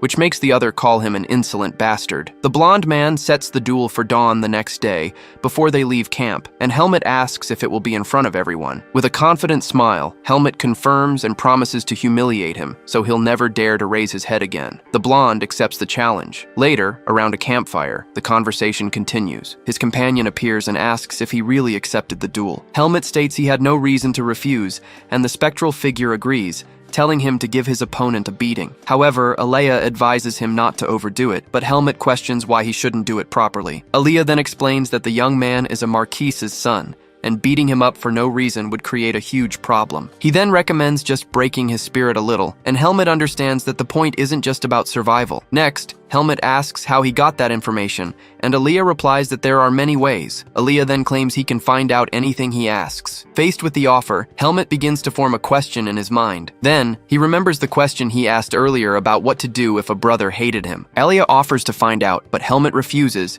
saying he doesn't think he'll need the information. With that, Alea says goodbye, telling him to do his best, and that he will be in touch again. The next morning, one of the young men reflects that, in the end, the two decided to settle their differences with a duel. The instructor positions himself between them and begins to emphasize the rules of the duel. He explains that the duel is for mutual learning and conflict resolution, not a fight to the death. For that reason, he declares the duel will be fought with wooden swords. As soon as he finishes, the duel begins with a clash of blades that startles the spectators. The instructor yells, asking what the brats are doing, while the blonde young man immediately apologizes. Helmut then declares that the bastard won't learn his lesson with just wooden swords. Faced with such insolence, Instructor Allen tries to step forward, but a hand stops him, telling him to wait. The instructor turns, and Professor Duane asks them to watch the fight for another moment. The professor then explains that he needs to confirm something with this situation. The fight resumes, and the blonde young man attacks, but his strike is blocked. While one of the spectators wonders what's happening, the blonde continues to attack without success. He then questions why Helmet isn't counterattacking,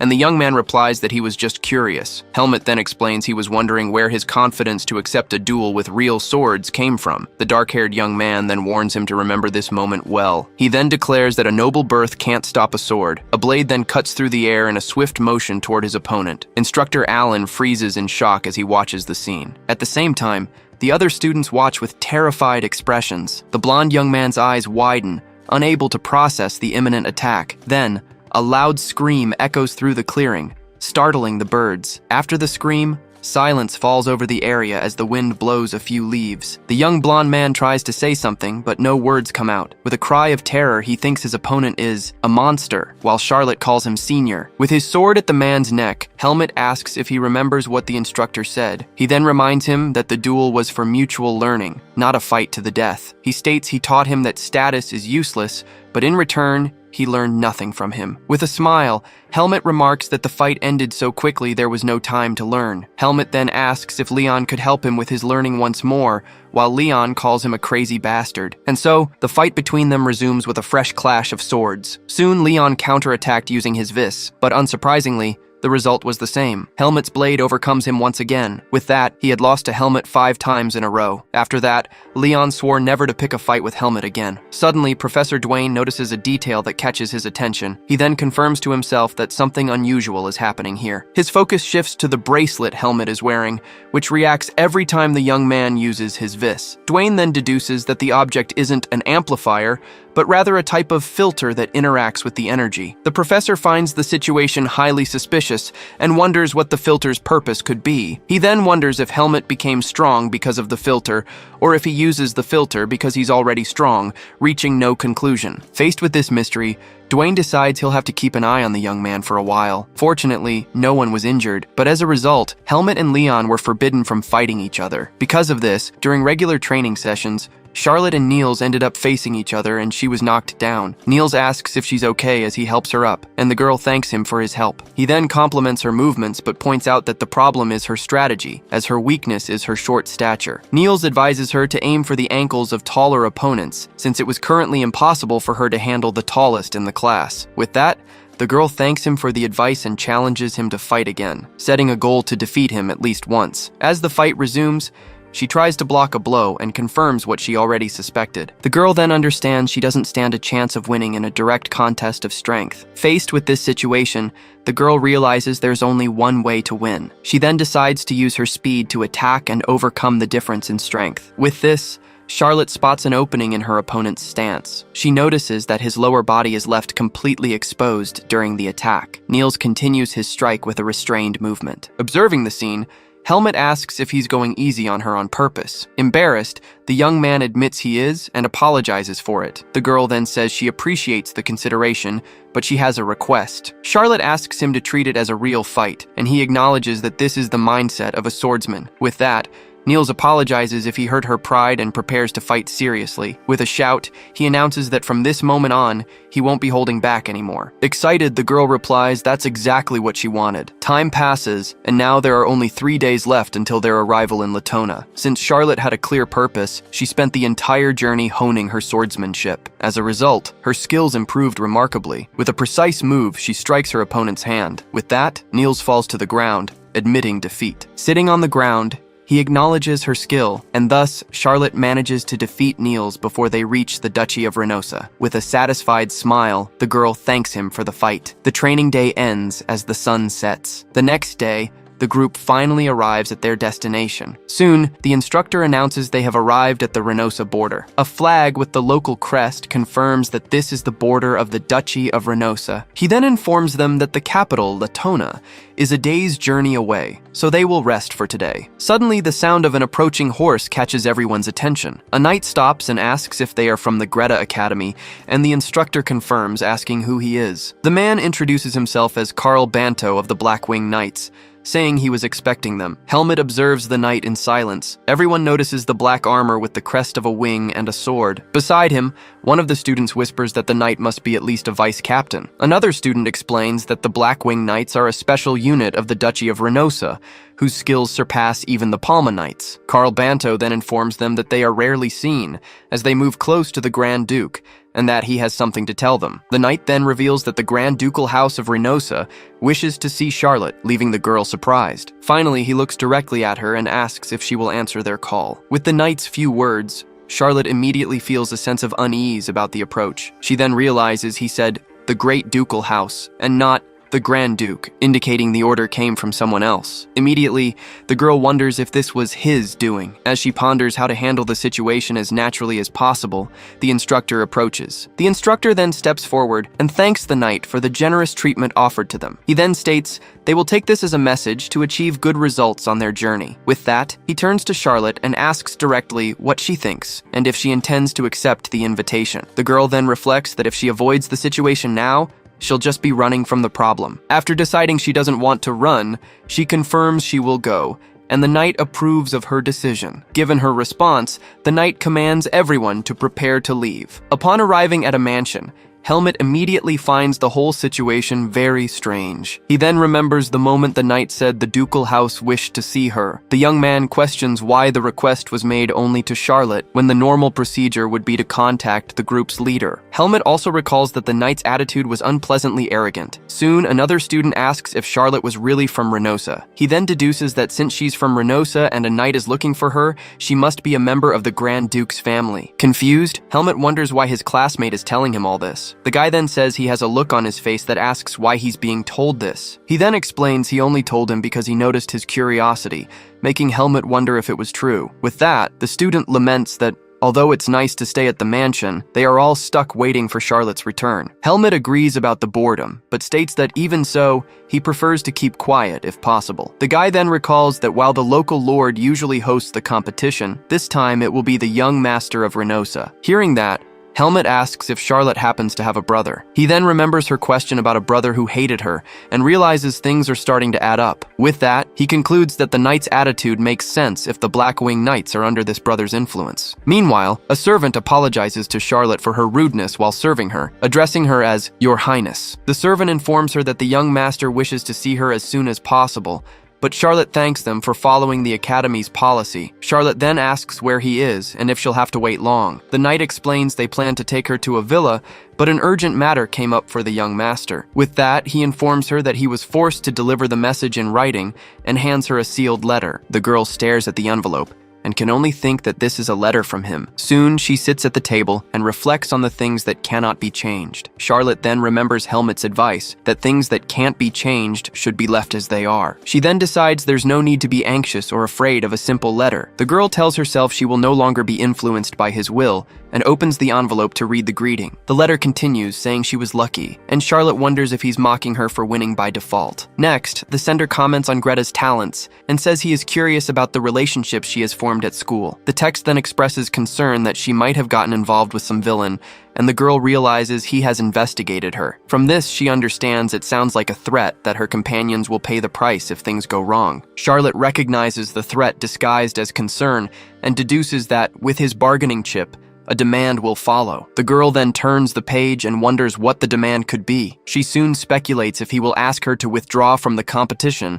or suffer a humiliating defeat. Determined, she affirms she will not be influenced by his whims and continues reading to find out what he's curious about. The letter reveals that the person he is particularly curious about is a commoner student named Helmet. The sender then comments on how it's not easy for a commoner to defeat nobles and achieve such excellent results. The letter continues, saying he heard Helmet has never failed to be the top student and that he can offer him a home in the Blackwing Knights. The text ends by asking for her help if she knows anything and says goodbye as the knight waits to take her reply. Despite the knight's offer to deliver a reply, the girl refuses to write one. Firmly, she declares that she will not respond to the letter she received. Later, Night falls on the mansion where the group is staying. With that, everyone gathers around a large table to enjoy a hearty dinner. During the meal, one of the students randomly comments that he wishes broccoli would go extinct. Suddenly, the door opens, and a voice apologizes for the late arrival. Soon, Charlotte appears and, seeing them eating, asks if she can join them. One of her classmates invites her to sit in an empty spot, and Helmut notices she's back earlier than he expected. However, he notices the expression on her face seems different than usual. The girl then sits at the table and starts to eat in complete silence. Seeing her state, Helmut tells her to just speak up if she has something to say. The girl stares at him for a moment, seeming unsure of how to start the conversation. With her hands clasped, she calls out to Helmut and says she's worried she might be wasting an opportunity for him. Even so, she advises him to be careful if a stranger approaches him under the pretext of recruiting him for something. The girl then explains there's a high probability their intentions aren't pure and that she couldn't ignore the danger. After considering the warning, Helmut simply replies that he got the message. The instructor announces to the group that they've worked hard and that the city below is their final destination. He then reveals that it's Latona, the capital of the Duchy of Renosa. Meanwhile, in a luxurious room, the sound of a cough echoes through the air. A servant then approaches the bed and offers a cup to the young master. Robert informs him that it's calendula tea, and the young man thanks him, commenting on the pleasant aroma. Next, the young master asks if he investigated what was requested, and Robert prepares to answer. The servant then reports that there was no one named Hyde among the tournament participants. Hearing this, the young man comments that he expected as much, as the name and appearance must have been a disguise. He then concludes there's a high probability he's a student, and will be among the competitors this time. Suddenly, he laments being sick at such a critical time, and Robert asks him to rest. The servant reassures him that the doctor has already visited, but the young man just murmurs Hyde's name. He then states that even if his appearance changes, he will be able to recognize him. With that, he remembers the sword the man used, which came from a specific forge. Elsewhere, Helmut examines a new sword and approves it with a short comment. The seller asks if he's a student participating in the tournament, but Helmut simply replies that he bought a sword. Helmut then explains that the new sword is just for practice, as he's learned that someone's identity can be revealed through their weapon. Later, in his room, the spectral figure of Alea appears and calls him to listen carefully. He informs him that there's a rumor that at least 2 high priests will be going to Renosa. Alea then clarifies that they are going to observe the swordsmanship tournament and keep an eye on the participants from Baden. With this, Helmut realizes this is just the superficial reason,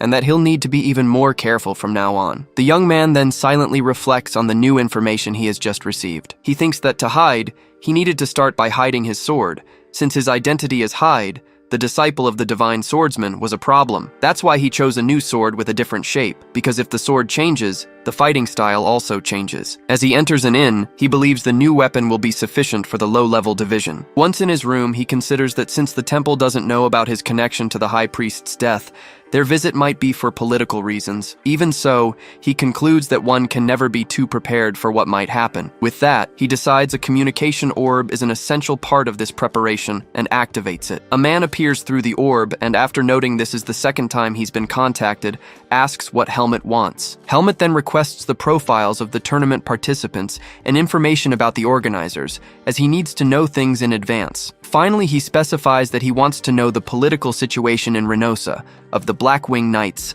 and the ducal house, and that he will make contact discreetly. After hearing the request, the man on the other end of the communication reflects for a moment. He then comments that last time it was the kingdom of Bassaray and now Renosa, and asks if picking fights is his hobby. Faced with the unexpected question, Helmut doesn't know how to react. With a laugh, the man says he wasn't trying to meddle in what wasn't his business. He then informs him that it will take about a week and asks if that's all right, and Helmut, though annoyed, agrees to wait. The man then asks him to remember the code, and Helmut replies that the eagle's talons never miss their prey. With that, the communication ends, and Helmut lets out a sigh of relief. He then reflects that there are still 3 days until the tournament, but he already feels tired of it all. The young man concludes that from the moment he decided not to stand out, victory was already out of the question. Even though he doesn't like the idea, he starts considering the possibility of failing the preliminaries on purpose. Meanwhile, in the lobby, the instructor and the professor discuss the upcoming schedule. Suddenly, a voice greets them, making the instructor turn around, unsure of who it is. A young man approaches and asks if he is instructor Alan from Greta Academy, and he confirms. When Alan asks who he is,